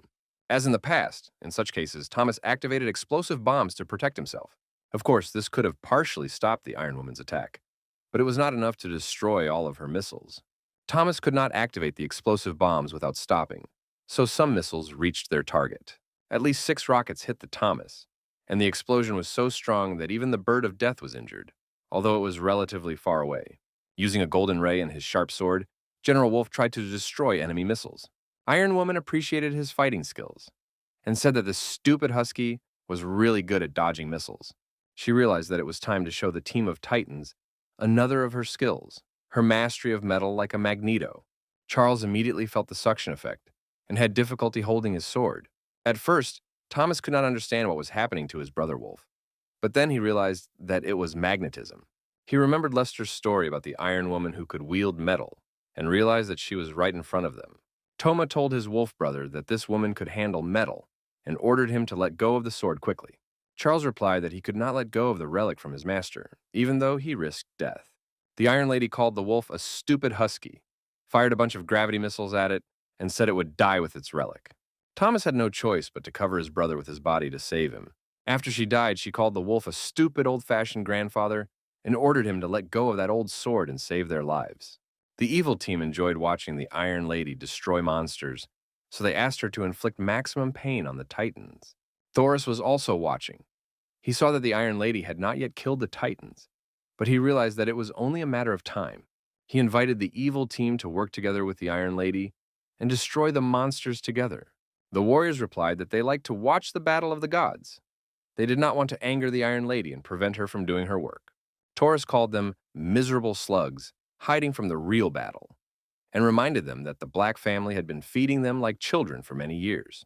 Taurus is the elder of the Black family, and after the death of their captain, he cannot stand by and wait for the others to avenge him. Feeling that the animals were in great distress, he realized that it was his finest hour for revenge. He wanted to take revenge for Captain Black by personally ripping off the dragon's head and activating the power of thunder and lightning. Thomas managed to see this insidious attack in time. It looks like they are being attacked from all sides. Thomas said that they should forget that they were at sea and not even think about escaping from the battlefield. The Iron Lady started laughing at him and said that even running away would not help them avoid punishment. But then she turned around and looked at the evil team and said that they were all just fools who knew how to spoil and break everything. She pulled out her iron rifle and started shooting at the evil team. No one expected such a plot twist. Has she gone crazy? The evil team was deathly afraid, and it looks like they should have run away to the island as soon as possible and not watched this battle. They realized that she was trying to kill her people again and began to pray. Some even realized that the Taurus's intervention had angered the Iron Lady, but it was too late, and the evil team was officially destroyed. Thomas was pleased and asked the Iron Lady to continue. She only makes his life easier. General Wolf noticed that the Iron Lady's defense shield was now weakened, and the perfect moment to attack had arrived. Thomas realizes that this unbearable woman is afraid of lightning and gets ready to help General Wolf. Now, she will feel the lightning power of the tornado, and the monsters have a chance to win. The Iron Lady only smiled in response, as she considered all these covert attacks to be child's play. A little later, it became clear that not the entire evil team was destroyed. Some managed to survive. The most angry of all was Taurus. He was still alive, and I don't understand why the Iron Lady attacked them. The remnants of the evil team found themselves in the middle of the Battle of the Gods, not the best place to rest. There were dangerous attacks from all sides, so these little scoundrels signed a death warrant for themselves. Thomas activated his spikes and inflicted a severe wound on Taurus. The Elder did not expect that after so many years of playing with lightning, he would be fried by his own weapon. After these little ants were exterminated, all Thomas's attention shifted to the Iron Lady. Meanwhile, Linda was still in her human form, but she still couldn't get out. She saw the Iron Lady microsystem next to her, all the while she was inside the warship. Linda was very excited and realized that this was her chance to create a real disaster and destroy her rival. After that, the girl started doing what she does best, destroying everything around her. The Iron Lady immediately felt a pain in her stomach, and she began to think that there might be other crew members left behind. This made the Iron Lady very angry, and she began to hate these little ants even more. The team of Titans saw that the Iron Lady was in trouble, as if she had a problem with her microchip. When they saw that her protective shield was almost completely gone, they realized it was the perfect moment to attack. As always, General Wolf was ahead of everyone when it came to fighting his rivals, and the spirit of his master came to his aid once again. This time, he managed to take revenge, using his sword to cut off the rifle on the Iron Lady's arm. Toma realized that it was the perfect moment to cut off her other arm. She held a sword in her right hand, and if you leave her without this weapon, victory is guaranteed. But then the dragon saw that the Iron Lady was in great discomfort and began to vomit. It turns out that even Transformers can vomit, so Linda was able to get out. She was happy to finally be able to take part in this battle against the Iron Lady. Only now Thomas realized that all the problems that the Iron Lady had were due to Linda, the wonderful work of the younger sister. The Iron Lady also realized this. She got angry and said she was going to send this little flea to hell. Thomas asked his younger sister to be careful because this giant iron woman was determined. Linda was shocked by what she saw. Not long ago, this woman was a warship. What a transformation. But Linda was never afraid of anything. She jumped on the Iron Woman and prepared to attack. She didn't care if it was a woman or a warship. Either way, it would be destroyed. So far, the gorilla was confidently winning the fight, climbing on top of the Iron Woman and destroying her. The Iron Lady didn't like the dirty gorilla's feet on her face, so she found the strength to strike back. She said she would kill the gorilla with her friends, even without one arm, although it would be quite difficult to do so. The Iron Lady activated her sword and prepared to cut the Linda into two parts. But the Bird of Death arrived in time to save her sister. Iron Lady couldn't let her enemies get away so easily, so she activated her jetpack. General Wolf saw that the Bird of Death and the gorilla were in a precarious position. He realized it was time to come to the rescue and activated his master's energy source. This double attack was dangerous for anyone in this world, but the Iron Lady managed to defend herself with her sword. But this time, the double attack of General Wolf and his master was so powerful that it completely destroyed her weapon. It seems that the Iron Lady has started having problems. She lost one arm and also lost her sword. The only thing that was difficult to take away from the Iron Lady was her character, her thirst for revenge and aggression. She threw away the broken sword and activated the power of metal and directed it against General Wolf. Charles immediately felt its power, and at that moment he was holding his sword in his mouth as usual. Perhaps now he should realize that it is dangerous, and it is better to keep the sword elsewhere. The wolf didn't like his weapon being manipulated, so he decided to show the Iron Lady his true form. She was very frightened when she saw this behemoth wolf, and now she was not a little werewolf, but a full-fledged monster. The remnants of the evil team were still watching this battle. They were scared and realized that the Dark Lord was now close to defeat. Despite the fact that his opponent was made of iron, the wolf began to bite this evil woman. At that moment, Thomas appeared and he realized that he had to help his brother and end this battle with a confident victory. Thanks to his high-speed aha, another arm of the Iron Lady was torn off, and now it will be difficult for her to make iron donuts. It seemed to calm her down a bit. She seemed upset and even ready to cry. But all this was just a temporary preparation for the upcoming attack. The Iron Lady does not give up on anyone. She called the monsters vile creatures and said she would bomb their island with her missiles. Thomas was frightened and angry at the same time. He really did not want this dangerous missile attack to happen again. The dragon prepared its explosive breath and planned to tear off the Iron Lady's legs so that she would no longer bother them. But the Iron Lady realized that this lizard had a weak spot, its mouth. So she activated her last missile and aimed it at the mouth of the Godzilla, which was a perfect hit. Thomas did not have time to use his explosive breathing and immediately felt a burning pain in his mouth. A few seconds later, he lost consciousness and fell into the water. It looked very bad. The whole team of Titans was very scared. They were afraid that Thomas could die from this attack. In response, the Iron Lady only laughed, saying that her bombs must taste delicious. That wasn't all she had in store for the team of Titans. The Iron Lady activated metal manipulation. No, it wasn't to take away General Wolf's sword. It was to direct his missiles at monsters. Now the wolf, the gorilla, and the bird of death are in real trouble. Strangely enough, the Iron Lady began to win this battle only when she lost both arms. General Wolf ordered the girls to immediately duck and jump into the water, but it was too late. All the missiles hit the target, General Vovk lost consciousness and began to drown. It was not only him, the Deathbird was also injured, as was the gorilla. It all looks very bad. Is the team of Titans completely destroyed? Soon, following his friends, the Bird of Death also went under, and the three of them lost consciousness and began to drown. The evil team celebrated their long-awaited victory. They praised the Dark Lord and congratulated each other on their victory. While Thomas was descending to the seabed, the system found a source of inanimate energy inside the host. Thanks to this source of inanimate energy, the system was able to restore the host's injuries and bring him back to life. Finally, Thomas opened his eyes and fully regained consciousness and began to recall what had happened. He remembered that he had swallowed the Iron Lady's rocket and began to ask the system why he had survived. Mark showed up and said that it was just a rocket. It was child's play compared to what Thomas had been doing earlier in the lava. He explained that Thomas had previously fought monsters on the island, but had never resisted human technological attacks. This is why the ability to activate inanimate energy has not been used, and thanks to the Iron Lady, it is now possible. Now Thomas can suck up not only the life energy of monsters and humans, but also eat heat energy, world energy, geothermal energy, and nuclear energy. The dragon was very happy when he realized that he could now take a bath in magma, which sounds very cool. But later he lost his enthusiasm when he saw that his younger sister had also lost consciousness and was drowning. He immediately picked her up and saw that she had also been wounded by a rocket, but she did not have the same ability to heal herself. Later, Thomas became even more angry when he saw that all his friends were wounded by these deadly missiles. He felt a real hatred for this Iron Lady and promised to destroy her. The dragon grabbed all his friends and swam up to give this bad girl a personal lesson in parenting. Meanwhile, the Iron Lady wasted no time in getting back to work. Thanks to her power of metal control, she was able to restore her arms. Soon she will need them because an aggressive Godzilla is approaching her. Thomas emerged from the water and showed the Iron Lady with his whole body that he was going to tear off not only her arms, but also her legs and head. What she definitely did not expect was that Thomas swallowed 50 tons of explosives and survived, which is some kind of fantasy. She saw that the Bird of Death, the gorilla, and the wolf had taken human form, but were still unconscious. The Iron Lady said that the four monsters couldn't defeat her, so Thomas wouldn't be able to fight her one-on-one. If 50 tons of explosives were not enough to kill this blue behemoth, then a 1,000-ton missile would have to be activated. She told Thomas that if he dodged this missile, the island behind him would be completely destroyed.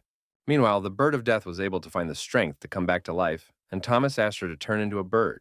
Helen said she would try to do so, but asked Thomas what his plan was. The dragon asked her not to ask too many questions, to turn into a bird, to take Linda and Charles with her, and to run away. Helen looked at her friend with distrust and asked him to be careful. Soon she was able to turn into a bird, took her friends, and started flying away. Meanwhile, the Iron Lady lost her patience and activated a huge missile. She was sure it would be enough to destroy the blue lizard. Thomas quickly asked Mark if he could now absorb the atomic energy in this bomb. Mark replied that it was possible, but if there was too much energy, Thomas would explode and die. The dragon realized that if he used explosive breath, the explosion from the rocket would still damage the island. He has no choice. He must swallow the rocket, otherwise the island and his friends will surely die. Thomas decided to take a chance. If he dies, it's fate. But right now, he's a crazy behemoth who defies death. The dragon grabbed a huge rocket and went underwater with it. All this was done so that when it exploded, the impact of radiation and nuclear energy would not damage the island. The explosion was indeed incredibly strong. Large waves rose in the sea, and the Bird of Death was watching all this. The evil team was sure that after the dragon swallowed the rocket, it was torn into 1,000,000 pieces. The system immediately sensed that the owner began to absorb lifeless energy. The system could not absorb all this, and said that the host's body could not withstand such a large amount of inanimate energy. There was too much atomic energy in the body, and the owner was in danger. His body could explode. The system kept making noise and shouting that the owner was at critical risk of a body explosion. Thomas did not want to die young, and he also realized that if he died, the Iron Lady would destroy the island and his friends. That's why he decided that if he had to explode and die, he should do it with the Iron Lady. Mark said that he was a genius because he was able to set up the dragon system in such a way that it could release all this energy outside. In this way, Thomas can avoid death. Now it is possible to use explosive breathing and release atomic energy. This time, you need to activate explosive breathing and try to concentrate all the energy in your mouth. It will be a very powerful breath. Thomas got excited and said that he was going to give the Iron Lady a taste of her own creation and blow her up. Meanwhile, the Bird of Death, I was still nearby and watching the situation. Her little friends came back to life, and Linda immediately started screaming and asking everyone where her older brother was. Helen told her that he swallowed a rocket to save everyone else and exploded on the seabed. It was hard for Linda to believe that the dragon could die so easily, and she craved revenge and the total destruction of the Iron Lady. The Deathbird said that the dragon's last wish was to save his friends, but General Wolf replied that there was no safe place on this island without Thomas. So he turned into a monster and attacked. Linda did the same thing. She said that they had to take revenge for the dragon, even if they died because of it. Bird of Death, I realized that it was time to join my friends in this madness. Even if they are destined to go to hell, at least there will be 4 of them, and they will be able to defeat the devil. The Iron Lady called them fools and said that if they wanted to die, she could send them to the big lizard. When this woman said all these cruel things, she always confirmed her words with real deeds. But she could not even imagine that this huge lizard was still alive and would return for revenge. Thomas emerged from the water and protected his friends from the missiles with his body, his system reminding them of the danger of an explosion. Linda didn't understand why her older brother had become so red and fat. His gluttony must have gone beyond all limits. Even Charles was surprised to see the team captain's condition. It looked abnormal. Thomas looked at the Iron Woman and said that he had come back to show her something and prepared to attack. This dragon has never activated such a fiery breath before. It's like the end of the world. The Iron Lady has not yet had time to recover from the shock and activate her pink defense. The atomic energy began to attack her, causing serious problems to her body. It seems she was celebrating victory too soon. Thomas's friends were also shocked. They had never seen such a powerful fire breath from him. They didn't even understand what it was. The fire breath used to be blue, but now it's red. After this attack, the Iron Lady completely disappeared. Not even a remnant of her remained, and everyone wondered how Thomas could do it. The evil team realized that they could now become the dragon's next target and began to flee quickly. Thomas returned to his normal form. He became smaller and blue again. His friends were happy to see him alive, and everyone loved his new ability. Thomas said that he was just lucky. He was close to death, but managed to stay alive with the help of the system. In desperation, as a last-ditch effort, he used nuclear energy to create explosive breathing. The release of lifeless energy in the body is a real art. Even General Wolf was delighted. The Bird of Death saw the remnants of the evil team running away and said that they could not let them get away so easily. She called an army of pterosaurs for help and told them that a delicious dinner was waiting for them. The evil team didn't want to die, so all these villains activated their abilities and began to defend themselves. They had weapons in their boats, so they were still dangerous, even though there were a few of them left. One of the crew members saw a head of envy floating next to him. He was very scared and said that he was seeing a real ghost and began to pray to God. Jealousy said that this bunch of cowards had no right to sit in her boat. They should all die. The lifeboat began to fall apart, and the Iron Lady demonstrated her ability to control metal. The crew members begged her to stop and let them live. Some of them did not even know how to swim. Thomas remembered that they had promised not to kill ordinary people, so he asked the Bird of Death to save the ordinary crew members without superpowers. That was not a problem, but the Bird of Death was interested in the bright pink light. What could it be? Later, they saw that it was the head of the Iron Lady, so they decided to make a horror movie. Even after the attack of nuclear energy, she is still alive. Someone else would have died and never come back. Thomas also thought that she could use the leftover metal to recreate her shape. He told his team members that they could not let the Iron Lady escape and launched an attack. His crew immediately supported him, even though the rest of the warship's crew was scared to death by their appearance. Meanwhile, the Iron Lady was transformed into a rocket with the help of metal scraps in the sea. She started to run away and said that the stupid lizard and her friends would not be able to keep up with her. The team of Titans just had to watch this little female head run away from them. Linda looked at the defenseless crew members and asked Thomas what they would do with them. Among these people were those with extraordinary abilities, who begged for a second chance and said that they had been deceived. Thomas began to shout at them and said that those who had offended his island had no right to beg for a second chance. Suddenly, the dragon heard a familiar voice asking him to show mercy and save the lives of these people. It was the Vine Master and Lester. They said that the black family was to blame for this situation, and these people were innocent. The rest of the crew did not understand who these two men were, but were happy that they were trying to persuade the dragon to have mercy. Later, they recognized Lester, a guy from the Celestial Combat Unit who had fought against them before. Some even suggested killing the scoundrel, recalling their past confrontations.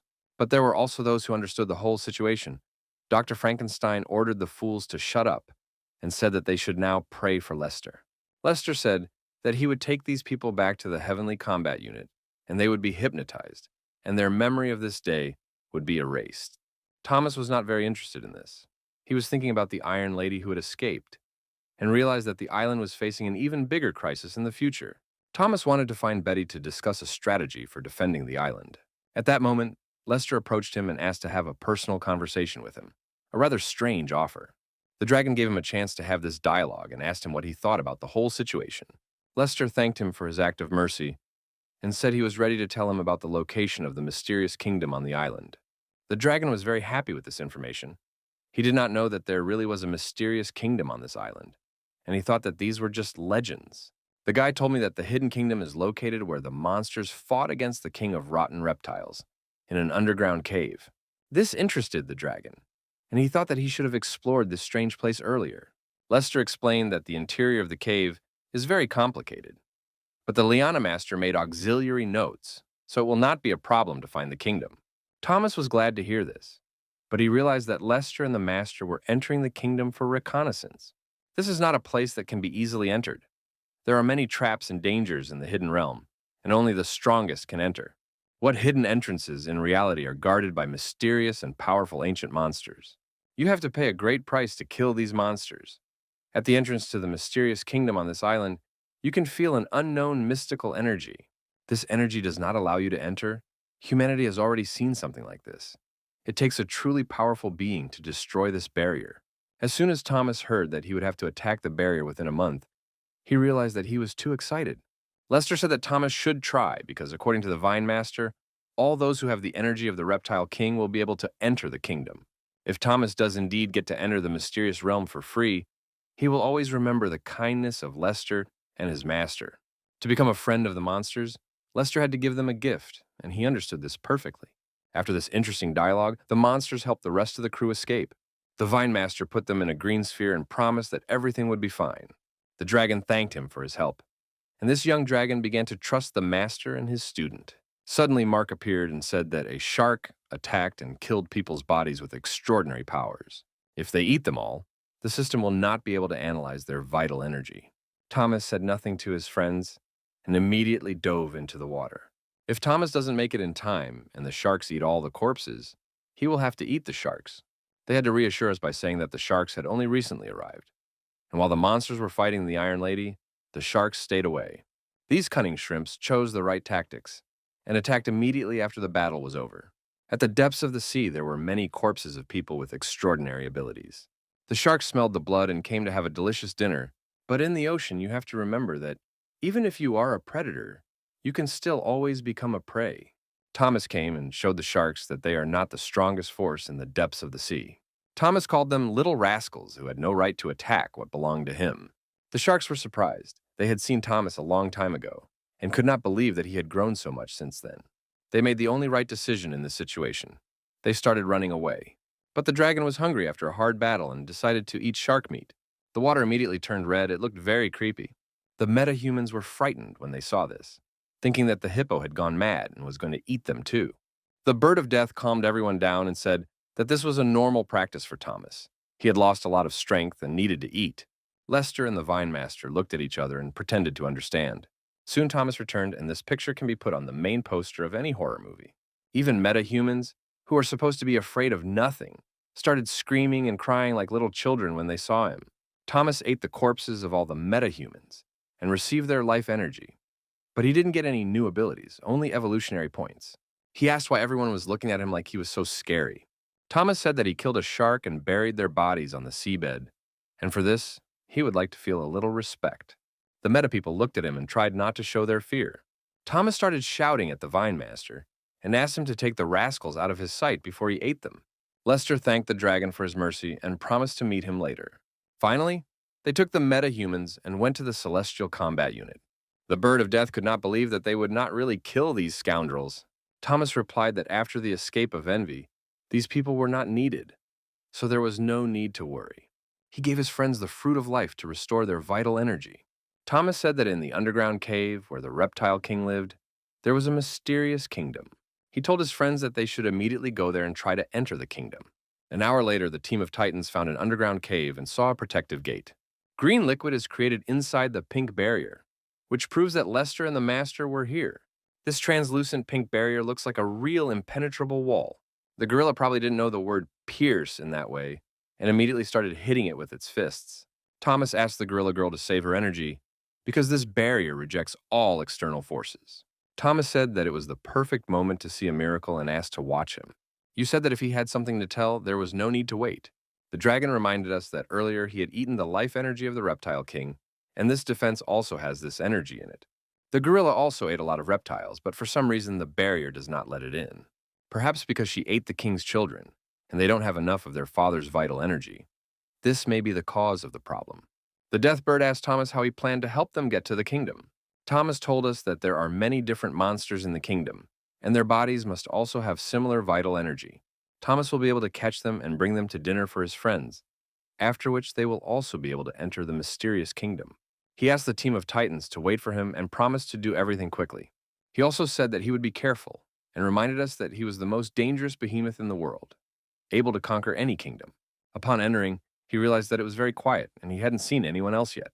After walking 500 meters, Thomas thought that Lester was wrong, and there was no kingdom here. He saw some strange light from the upper cave, although he thought he had to go down. He decided to climb the mountain and understand where this glow was coming from. Having walked only half of it, he thought that he was very tired during this hard day. The dragon chose not the best moment to rest. A huge black snake appeared right above him. It started attacking him and scared him very much. This black mamba could easily swallow him. It is an ancient hippopotamus snake, an incredibly venomous beast with teeth as hard as titanium. Thomas thought that this beast might be the guardian of the hidden kingdom, and Lester talked about it. Thomas realized he was in trouble when he saw that a black mamba had managed to bite his hand. He began to feel weak due to the effects of her venom, but now was not the time for weakness. The dragon realized that he had to fight and kill the snake and give its meat to his friends. He managed to dodge her attack and struck back, and the fight officially began. Thomas was able to take a bite of its meat, but the black mamba managed to escape his sharp claws. This snake hardly likes to be bitten, so now it will try to kill the intruder. Thomas realized that he had come unannounced and decided to give the snake a gift: explosive bombs. The bombs were activated and the black mamba felt the power of Godzilla. Thomas was surprised that she didn't die. Her black skin seemed to be able to withstand the attacks of fire breath. The black mamba also had its strengths, and like reptiles, it had the ability to attack with its poisonous breath. Thomas dodged in time and thought that this black snake would be a lot of trouble. After that, the black mamba began to run away, as if it did not deserve the title of an ancient behemoth snake. Thomas was sure that the black mamba would not withstand his most dangerous weapon and would be fried like a Bavarian sausage. This black snake wanted to escape, but no one has ever escaped from the fiery breath. The attack was so powerful that even on the island, everyone saw a flash of bright blue light. Other predators were also watching, and they saw with their own eyes how their sister received a portion of the fire. Thomas wondered what a hippo snake tasted like, and he got a lot of points in evolution for it. The system said that now his armor strength has increased, as well as his resistance to monster poison. Satisfied and well-fed, the dragon prepared to continue his journey to the mysterious kingdom. He climbed a mountain and ended up in a strange place, not at all like a clearing on an island. Everything looked completely different, which is probably what a real mysterious kingdom should look like.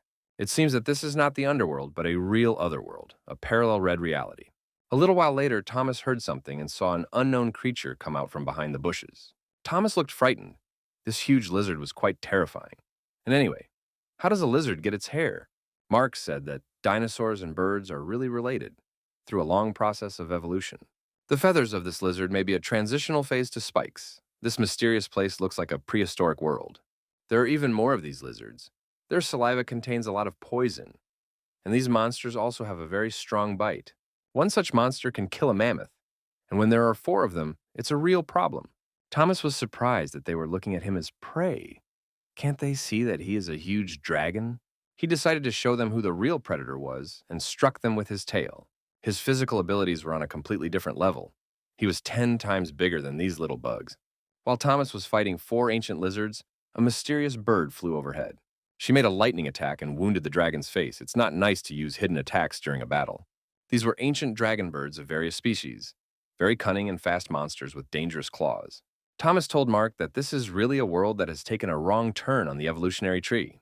Perhaps these monsters are mentally retarded, and instead of looking for benefits and running away from harm, they started attacking the huge dragon. Mark said that the energy source in this city is the same as that of the reptile king, but much stronger than that of Thomas. That's why these monsters identified the dragon as a foreign organism that must be eliminated. Thomas said that he would eliminate anyone himself and started attacking the dragon birds after he finished his lizard sandwich. He said they would soon realize who the real boss of this island was. Even if the hidden kingdom is under the island, it is still the territory of a Gojira. To attack these guys, you don't even need to use your extraordinary abilities. Thomas was relaxed. But suddenly all the animals began to run away, as if sensing the approach of a real demon. And so it happened. Something very large appeared behind the bushes. Was it a real Tyrannosaurus Rex? Toma realized that now he would have to strain and show his true abilities. He was ready for this battle. He said that he was going to destroy this great dinosaur and show all the animals in the mysterious kingdom that he was their king. But so far, everything has not gone according to plan. The dinosaur was able to dodge Thomas's attack and inflicted serious injuries with its claws. Thomas immediately fell to the ground and felt severe pain, bleeding all over his body. He realized that his opponent was a real football player and that he needed to find a special approach to defending him. The system told us that it was an ancient speed dragon with deadly claws and incredible speed. Thomas realized that he had to destroy another dinosaur in a down vest. This time it won't be so easy, Lester was right. Animals in the hidden realm are real killers. The dragon realized that it was the perfect time to start activating his extraordinary powers. He started attacking the dinosaur with explosive bombs, but it easily dodged all his attacks. Thomas was amazed. He was facing a really unusual monster. You have to be able to adapt and always find a way to win. The speedy dinosaur decided to use his signature move, but Thomas was already ready for it. He easily dodged the attack and saw another creature on the mountain. Could it be another speedy dinosaur? As it turned out, it was a completely different creature, an ancient bone dragon with giant sickles on its forelimbs. This guy was also not friendly to the tourists from the island and started attacking. It seems that all the animals in the mysterious kingdom are not very friendly, and compared to them, the island is a real paradise. Thomas realized that there was no point in talking to them and began to attack again with explosive bombs. The bone dragon managed to dodge, but still felt the burning pain of the Godzilla's breath. Meanwhile, his younger brother, the speedy dragon, attacked by surprise and knocked Thomas down. Such big guys, and still fighting 2 against 1, a very unfair game on their part. Perhaps Thomas is too used to fighting with his team of friends, and now it's unusual for him to defend himself alone. Both dinosaurs are very fast. They can easily dodge fire breath in open space.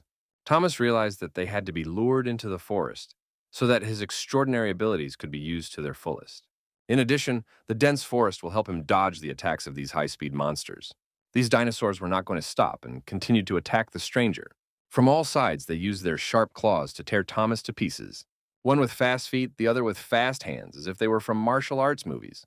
Thomas began to run into the dense forest to lure them after him. His finest hour would soon come. As soon as the dinosaurs ran after him and entered the forest, Thomas immediately activated the explosive bombs as if from a machine gun. Now these 2 dinosaurs are in a bad situation, and the second round of the battle has begun. Thomas said that they were surrounded and now they would have serious problems. He activated Thanos mode again.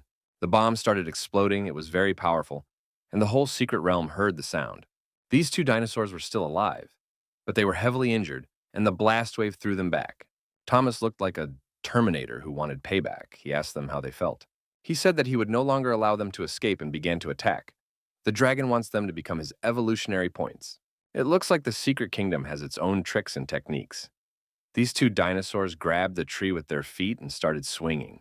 Thomas had never seen such military techniques on the island before, which surprised him, and he prepared for the unexpected.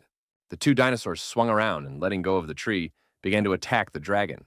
Their main weapon was numerical superiority. One by one, Thomas would have torn them to pieces long ago. But he reminded these 2 bastards that every enemy who came this close to him was defeated. Now they will feel the power and taste of its thunderous spikes, a date they will definitely not forget for the rest of their lives. One of the dinosaurs could not withstand this tension and lost consciousness, and another one remained. Thomas grabbed his hands and told him that it was not over yet.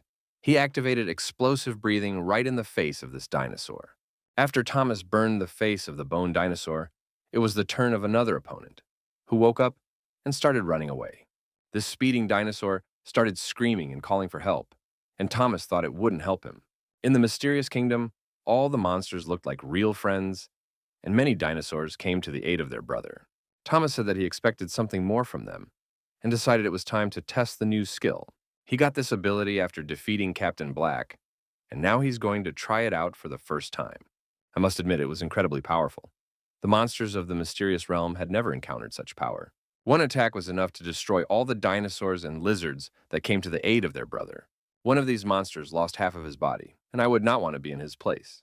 This weapon has great power and can ricochet during attacks, and Thomas wondered if it was possible to eat monster meat after this electrolysis. After tasting it, Thomas realized that the meat tasted quite good, as if it had been grilled. Thomas got a lot of evolutionary points for eating a speed dragon. He wanted to have that speed too and asked the system for it. He decided to eat a few more bone dragons and see what the system would offer him. The system reported that Thomas would now have sharper double claws, but he thought this was too weak an advantage. He mentioned that he hadn't logged in for a long time and it could bring him a lot of benefits. And so it happened. Thomas took the form of lava, that is, all the energy in his body turns into magma, and he becomes a lava behemoth. This ability can only be used once per day for 60 seconds, as it takes a lot of energy. Thomas also received magma claws that can only be used in the form of lava. They are very hot and can cut off anything. He ate a lot of monsters and was completely full, so he thought he could take the leftovers with him. But then the dragon saw that there were too many remains of the killed dinosaurs. He asked the Mark to give him a bag to store his goods in. But the Mark replied that the owner had read too many novels about cultivation. Thomas said that he urgently needed a room with a large volume. Mark replied that he was busy developing new features for the system, and it took a lot of his energy, time, and effort. Toma realized that he needed to negotiate differently and asked how many evolution points he needed to do so. Mark replied that in order to get what the owner wanted, he had to spend 10 million evolution points. Thomas started yelling at the system and said that it was robbing him like a real thief. With tears in his eyes, Thomas agreed to give 20 million to evolution for what he needed. Thomas was upset he's risking his life and competing against real monsters, and this guy made 20 million in 2 minutes so easily. After a while, Mark said that the work was done and the 200 cubic meters of space was ready. Mark said that he was doing everything to save his master's life, but Thomas replied that he did not believe this little thief. Now Mark said he would show the owner how to move the monster's corpses to his vault. This can be done very easily by simply asking the system to do so. Mark used an unknown staff to open a strange portal near the corpses of monsters. In a few seconds, the whole pile of large bodies was moved to the Thomas storage. Mark was pleased with his work and said he was happy to help his owner. Thomas also recognized that it was amazing, but he was worried that the monsters' bodies would remain intact, so that he could eat them later. Mark assured me that the bodies were fine and could be quickly removed from the storage facility. Thomas said he now trusts his system and went to look for firewood. It is unclear whether he found the firewood, but he returned to the Titans team. They were glad to see him, even though they had been waiting for his return for a long time, and everyone was curious about what was inside the mysterious kingdom. Thomas asked them to take their time and said that the conversation should begin after dinner. At first, his friends didn't understand, but then he opened his hidden space and took out a lot of meat from there. They made a fire and barbecued, while Thomas told them everything that had happened in the mysterious kingdom. He said that this red world must be very big, and in a few minutes, he met an incredibly large number of hippos there. Envy has escaped, and Thomas is sure that soon evil people will return to this island, and then they will have real problems. Jealousy alone almost destroyed them, and if all 7 deadly sins came, they would be almost impossible to defeat. Thomas said that the protection of the mysterious kingdom is very powerful. He wants to bring all the animals of the island here to protect them in times of crisis. After the team of Titans has eaten the meat with the energy of the mysterious realm, they can try to enter it. Linda said that she ate the most and was the first to try it, and she succeeded. Helen was also able to do so, but for some reason General Wolf could not pass through the pink gate. There could be many reasons for this. Perhaps General Wolf had too little dragon meat? This is a rather strange situation. Linda and Helen easily entered through the protective gates of the mysterious realm. The next step is to call the animals from the island, feed them dragon meat, and let them into the kingdom. But there's a problem. There are creatures on the island that don't eat meat, and we need to find some way to get the energy of the realm for them as well. Thomas ordered his team to gather as many animals as possible from the island. to call anyone who wants to escape the crisis. Meanwhile, Thomas and Linda will hunt dinosaurs and destroy all the dangers around the cave of the mysterious kingdom. So the team of Titans was divided into two groups, each with its own task. When Thomas and the gorilla entered the kingdom, he told her that their journey would begin here, and soon this red world would belong to them. Linda immediately felt the energy inside her that was in the reptilian king, which was quite an unusual feeling. Thomas said that as long as they are in this place, their power will grow, but constant fighting and eating will speed up the absorption of this energy and increase their strength, so you need to start hunting. It was strange because before, Thomas was immediately attacked by hippos here, but now he doesn't see anyone. Later, Linda found huge tracks of an unknown monster. These footprints were much larger than the size of Thomas's feet. Perhaps they belonged to a T-Rex 100 meters tall. Thomas began to worry. He had never seen a single T-Rex during his time on the island. Later, the dragon and the gorilla saw an ancient stegosaurus, a giant with amazing defense and a powerful tail. Thomas had never seen such monsters in the hidden realm, and he was curious about their strengths. Linda was immediately excited and asked her friend to rest while she destroyed the two sausages. Thomas asked her to be careful, because the two of them have strong defenses, but Linda didn't listen to him. When she sees an opponent in front of her, she no longer listens to anyone and craves only one thing: victory. Like a real King Kong, she wants to defeat other titans and show her superpower. The gorilla attacked one of the stegosaurs and struck it with its own hands, but its friend decided to teach the gorilla a lesson. He accelerated, reached top speed, and crashed into her. It was a powerful blow. The stegosaurus didn't stop there. As we've already realized, the mysterious kingdom doesn't like outsiders. But they have never met such strong monsters as the team of titans. Linda grabbed one of the stegosaurs by the tail, swung it around, and threw it away like a sack of shit. Then she took another stegosaurus by the tail and pushed it against her brother. Lindy calls it a seesaw ride, and the stegosaurs will surely feel dizzy for a long time afterwards. The job was done. Linda was satisfied with her work, and Thomas also congratulated her on the successful start of her acclimatization in the kingdom. They probably started celebrating too early, because besides the fact that they don't like outsiders, the local monsters are also very friendly. No one likes to be insulted by their friends, and now Thomas and Linda will be tested once again. The stegosaurs called for reinforcements, and these large boars began to run at the titans like a bull at a bullfighter. Thomas and Linda were only too happy to do so. Dinner was willingly meeting them halfway, and it would be wrong to refuse. Thomas told the gorilla that 6 stegosaurus would be too much for her to handle, so he decided to help. He activated his extraordinary abilities and showed the stegosaurus what the power of titanium was. After killing these boars, it was left to collect the military trophies. Thomas opened his virtual vault and started dumping monster bodies there, and it was a glorious hunt. Thomas heard strange sounds, and he realized that a large hippo was approaching them. From a distance, it was not clear what kind of creature it was, but judging by the sound, it was something really more dangerous than their previous enemies. An ancient tyrant dragon, its height is 110 meters, and its weight is 116 tons. It is strong physically and has strong armor. Among the strengths of this dragon are its powerful tail and hind limbs. This tyrant is back in his fur coat. The whole picture of Thomas's world was destroyed in a few seconds. Linda said that this dragon looked like a cousin of Thomas, but the dragon said that he had no relatives with such fur on his back. The tyrant dragon looked very powerful and aggressive. It was incredibly large and dangerous. Thomas said that no one was allowed to growl at him and his younger sister, and that this monster should be punished for that. But their opponent didn't look like a little boy who could be easily taught a lesson. There are no rules for this rascal. Thomas realized that he was much bigger than them and asked his sister to be careful. They immediately realized that this dragon also had great speed, and it was very difficult to dodge its attacks. Thomas realized that he needed to take action and activated the power of his tail, which should be enough to win. But in reality, it looked very stupid, as the tail kick did not cause the opponent any problems. The tyrant dragon showed Thomas what a real tail kick is and knocked him out. This guy's really big and strong, and it's hard to come up with a plan to defeat him right away. Linda remembered her new methodology and decided to grab the dragon by the tail. She ordered him to leave her brother alone. The gorilla also overestimated her abilities. It seems they are both a light snack for this giant. Thomas wasn't going to put up with it, so he activated new abilities from the system. Supreme power should do damage to this dragon. Thomas picked up speed and crashed into his opponent. But his powerful attack only made the dragon take a few steps back. Perhaps it was just a distraction because as soon as Thomas approached the dragon, he immediately bit it on the neck. He immediately felt that this guy's skin was too thick. He couldn't tear a piece of meat off him.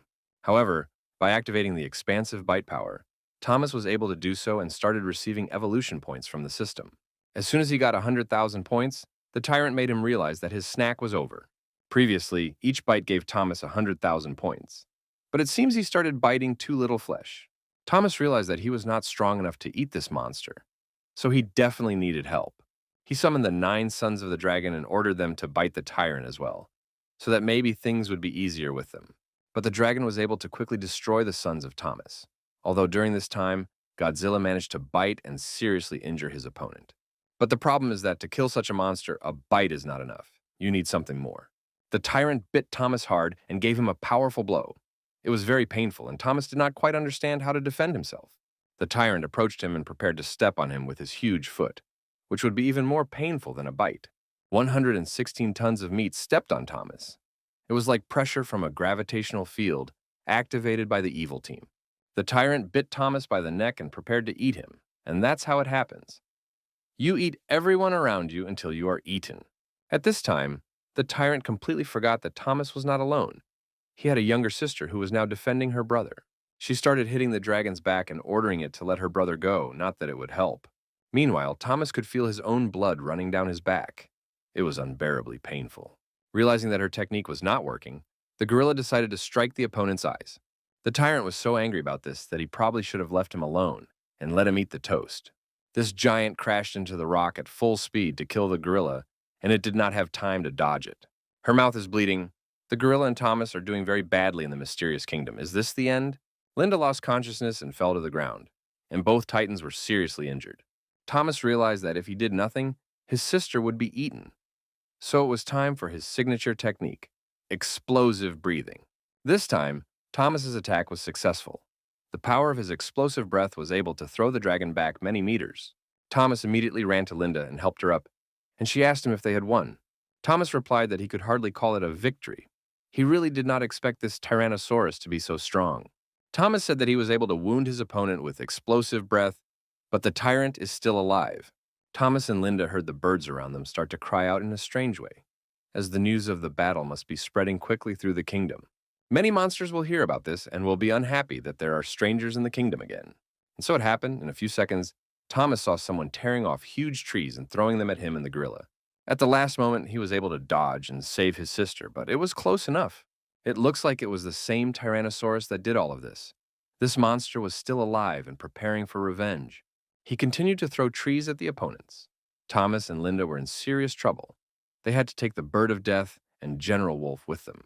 Thomas realizes that Linda is seriously injured. He must protect his sister like a real man.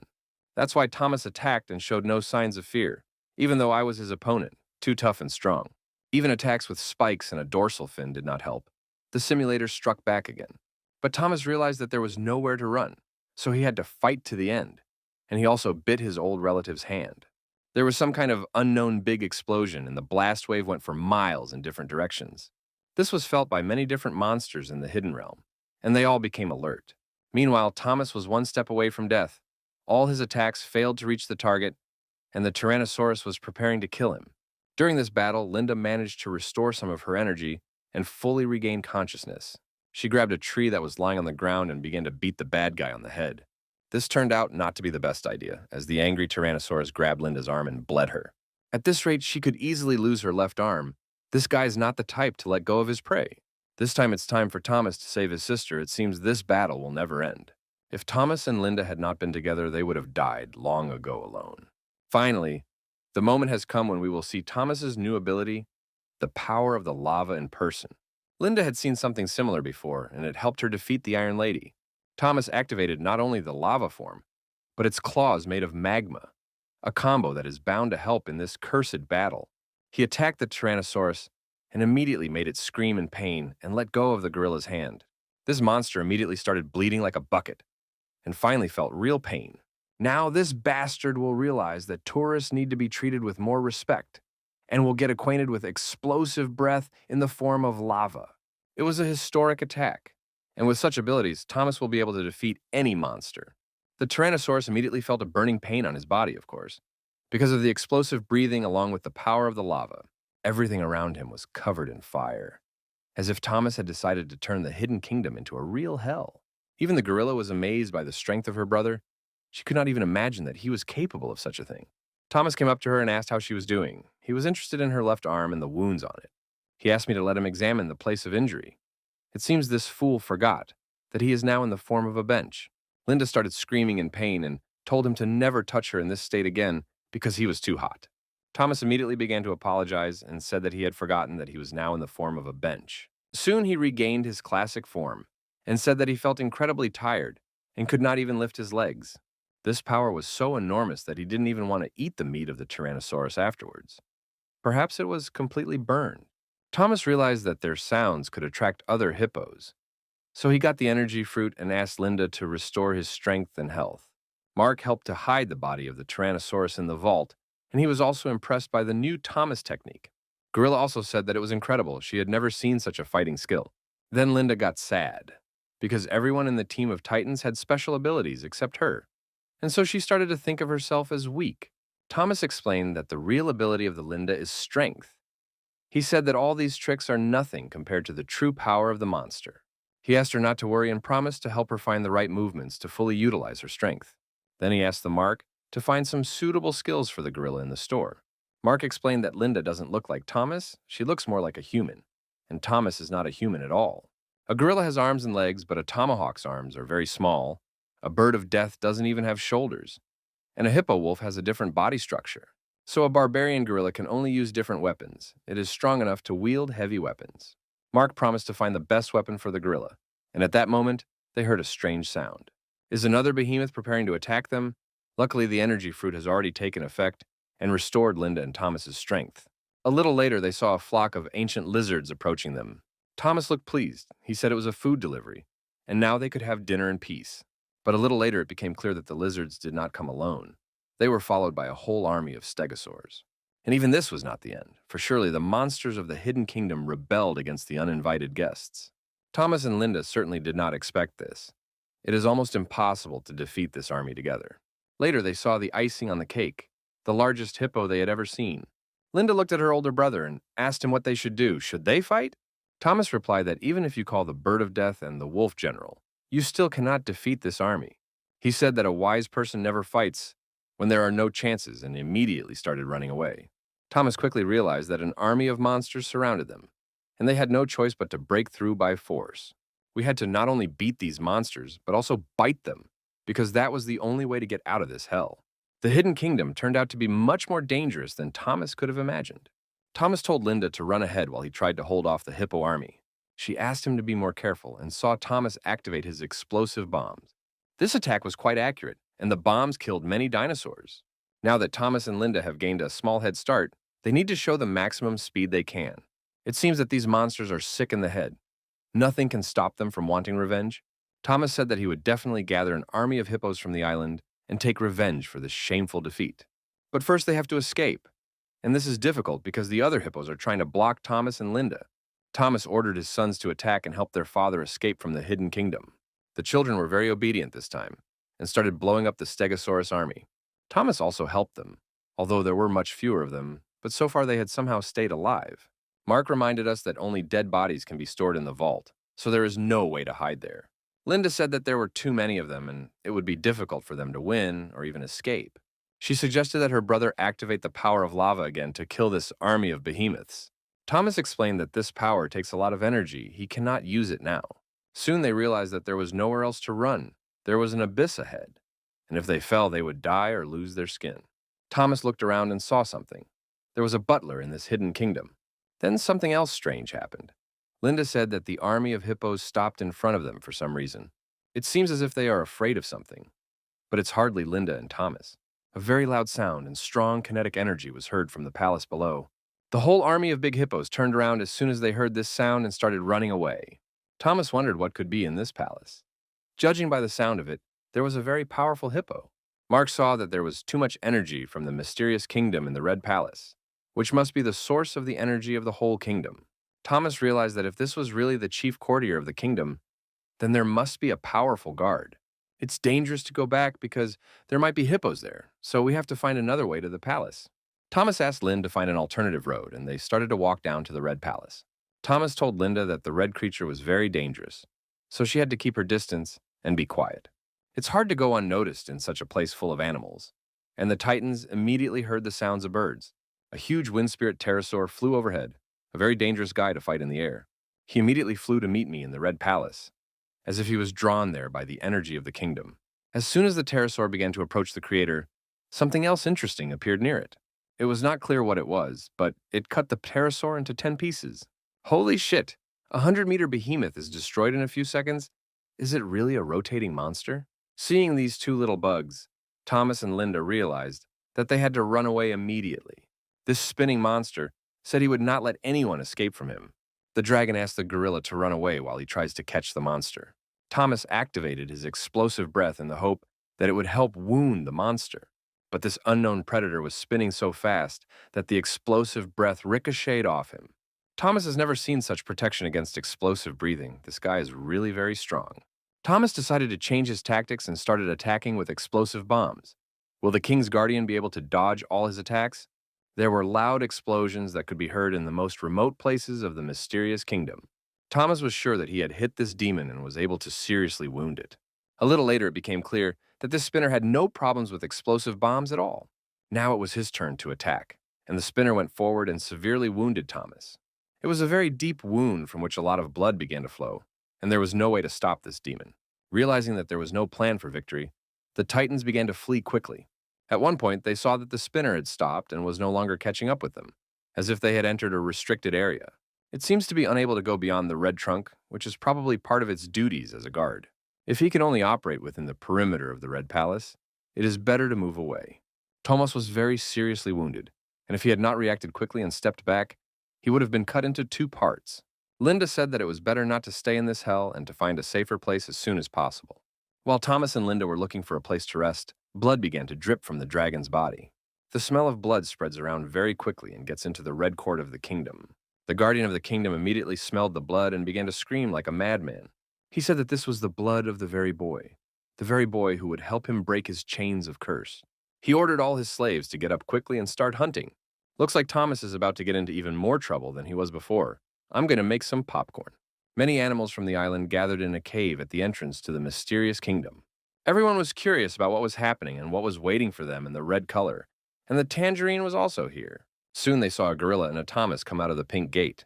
Thomas was happy to see his old friends, and the other animals began to bow before him and call him Lord. Many animals came from the island, but Thomas could not see the grass-eating monsters. General Wolf said that there are many monsters in the hidden kingdom, and it scares away all the herbivores. Thomas said that it was logical. He promised to destroy the threats at the entrance to the mysterious kingdom, and then safely guide the herbivores there. Everyone was frightened to see how seriously the dragon was wounded in the battle with the guardian of the kingdom. General Wolf realized that his friend was fighting a real demon. Thomas said that he and the gorilla fought against various strong monsters and met a special predator. General Wolf was surprised that the spinner's power was stronger than the reptile king's, and said that now the entrance to the kingdom looked dangerous. Thomas said that the spinner is restricted in movement and cannot leave his neighborhood while they are away from him. Everyone is safe. Then Thomas called all the animals and said it was time to eat. He opened his storage and took out a pile of delicious and fresh meat. He explained that everyone should start eating, and that by doing so, they would be able to enter the gates of the mysterious kingdom. The animals were happy to see that the 2 kings brought them so much food. It is a real holiday for every predator. Thomas said that was not all, and brought out a real dessert, a huge Tyrannosaurus. This 100-meter-long hippo had no head, and the animals thought that Thomas and Linda were the real kings of the world. They looked at them as if they were real movie characters. It was love at first sight. The Titans were pleased to feel the love of their people, and Thomas said that without Linda's help, he would not have been able to do it. The food festival officially began, and everyone could eat as much as they wanted. General Wolf said that the body of the Tyrannosaurus was very similar to Thomas, and asked if it was not his ancient relative. Thomas said they were nothing alike, and asked Charles to turn into a huge wolf and start eating. Charles said he had lost his appetite watching all the other animals eat, which surprised Thomas. Then the dragon asked his friend where the bird of death and its subordinates had gone. Charles said that Helen had gone to the sage's snowy mountain to ask Bays and his helpers if they wanted to go together. Thomas immediately recalled the meeting with these snow giants. Meanwhile, the animals from the island ate so much that they turned into real wild boars. The dragon called the fat men and told them that now was not the time to rest. They had to see if they could enter the kingdom. He led the animals through the pink gate and asked them to wait and not go forward. They were so fat they would not be able to climb up anyway. Then he started shouting at Charles, the tangerine, and the white wolf because they hadn't eaten anything at all. He said it was time to taste the meat and get the opportunity to enter the kingdom. There were plenty of goodies as long as General Wolf didn't become a fat boar. The animals ate so much that Thomas thought he might not have any meat left. But now he was only thinking about speed and ordered everyone to eat as if they were in a donut-eating competition. He also yelled at the fat Neon, who ate and went to sleep. This lack of discipline made him angry. The dragon turned into a bad king and almost single-handedly ate all his subordinates. He said that the moment had come for them to find their new home in the Red World. When their army entered the kingdom, everyone was amazed at the beauty of the surrounding nature. No one could believe that there was such a beautiful world under the island. Was it really their territory now? Thomas confirmed that the hidden kingdom is under the island, so it is also their territory. But first, their claws and teeth will have to do their job with those who already live here. Before the bird of death arrives, Thomas suggested that we plan our actions for the next few days. He said that we should constantly guard the entrance to the kingdom, use this place as a base, and study the environment. General Wolf was glad to be friends with Thomas, because only an animal with human thinking can unite different species of hippos. Thomas also warned that there are many dangerous animals around, so we need to be careful and stick together. He also said that there is a lot of strong energy around, and even if you do nothing, there will still be progress. Soon their power will become greater, and they will not be afraid of dangerous animals and the evil corporation. They also agreed that when the bird of death returned with its friends, they would be able to start reconnaissance operations in the air. They decided to split into different groups to analyze the situation. There were two groups, one led by Linda and the other by General Wolf. Thomas stayed with the Mandarin and began to worry about his friends. Thomas realizes that if the humans attack the island again, the team of Titans will not be able to stop them. All the monsters of the island need to become stronger, and this can be done through battles against dinosaurs. Mandarin also said that she wanted to be stronger, probably because she had watched too many Jackie Chan movies. Thomas said that she was already very strong, the strongest behemoth rat on this island. But that's not enough. The monsters have to capture this kingdom and become stronger to be able to protect their island in the future. Thomas said that he was very tired and it was time to rest. After that, a week passed. Many interesting things happened, and the animals got used to the kingdom step by step. Thomas lived like a king. Everyone around him hunted and brought him food, and he ate all day long. This time, the gorilla and its friends returned from hunting again and brought a lot of food. Blinda said that during this time, she had become much stronger and could kill a stegosaurus with a single blow. Thomas laughed and said that the gorilla was becoming more and more like the king of the kingdom every day. Soon, herbivores from the island will join the mysterious kingdom, and there will be plenty of food for them as well. Also, the bird of death has finally returned, and as usual, it does not look very happy. She said she did not expect this place to be so much more beautiful than the island. She immediately felt her friends become stronger with the help of the energy of the king of rotten reptiles. Linda started bragging and said they had never felt so good and powerful. Helen said that Betty and her assistants would not come here. They were used to cold weather and could not stand the heat. Thomas understood their decision. The climate of the Hidden Kingdom was really not suitable for these guys. The bird of death also said that although the creatures from the ice realm refused, Betty promised to come visit. From the very beginning, they flew here together, but unexpectedly, Betty's body developed anomalies. It seemed that she was very ill, and the closer they got to the kingdom, the worse she got. She fainted, and the bird of death had to bring her back to the Snow King, where she immediately felt better. Thomas thought it was rather strange. Perhaps the monster lord deliberately did not want to come here? Thomas said that the most important thing now is to organize aerial reconnaissance to expand the range of research. He told Helen where they were now and where their enemies were, and asked her to organize a perimeter survey. He said they needed to collect a lot of leaves to feed the herbivorous hippos. Suddenly, one of the jackals ran up and said that they were attacked by monsters from the kingdom, and many animals were killed and wounded. Thomas had suspected that this might happen, even though the monsters of the realm had not touched them at all week. Thomas told Linda to defend the base, while the bird of death should rescue the wounded. The special operation has begun, and the team of Titans is back in action, but without General Wolf. Then Thomas saw something strange, as if the monsters of the Hidden Kingdom had gathered their army against them again. Last time he ran away like a dog, but now he is with his team and ready for revenge. Thomas ordered everyone to attack and destroy every ancient dinosaur. From a bird's eye view, it looked very large and beautiful. Thomas prepared his extraordinary abilities to deliver the first powerful blow. He, like a real general, went on the attack and knocked out a lot of dinosaurs with one blow. His team of animals from the island did not lag behind the general. They also followed his example and began to attack the enemy ruthlessly. Firebombs were also activated, of course, as it is difficult to imagine a serious fight without them. This added color to each battle, making everything look more spectacular and beautiful. But not everything was perfect for the animals from the island, and air attacks caused them many problems. This went on until the Bird of Death intervened and activated its tornado power. She called her army of birds and told them that there was a lot of work for them now. Pterosaurs were always ready to kill for their mothers, wonderful children. Even Charles and the White Wolf returned to this battle, and together with an army of jackals, they also attacked the enemy. While the jackals were gnawing on the dinosaurs, the wolf made a real fireworks display with a sword. This guy's work is always a pleasure to watch. That's what old school means. Seeing how tough and strong her friends were, Linda realized that she could not shame them. It's time to activate the power of Kong to show who is the real king of the island. I must admit that during this week of staying on the mysterious island, the gorilla really became much stronger. She was fighting huge dinosaurs, but it seemed like she was fighting children. It seems that a special green giant with big horns decided to challenge her. Linda has never refused to compete in strength. Just offer her a fight and she will immediately start fighting. These two titans were very powerful. Some animals even stopped to watch the action.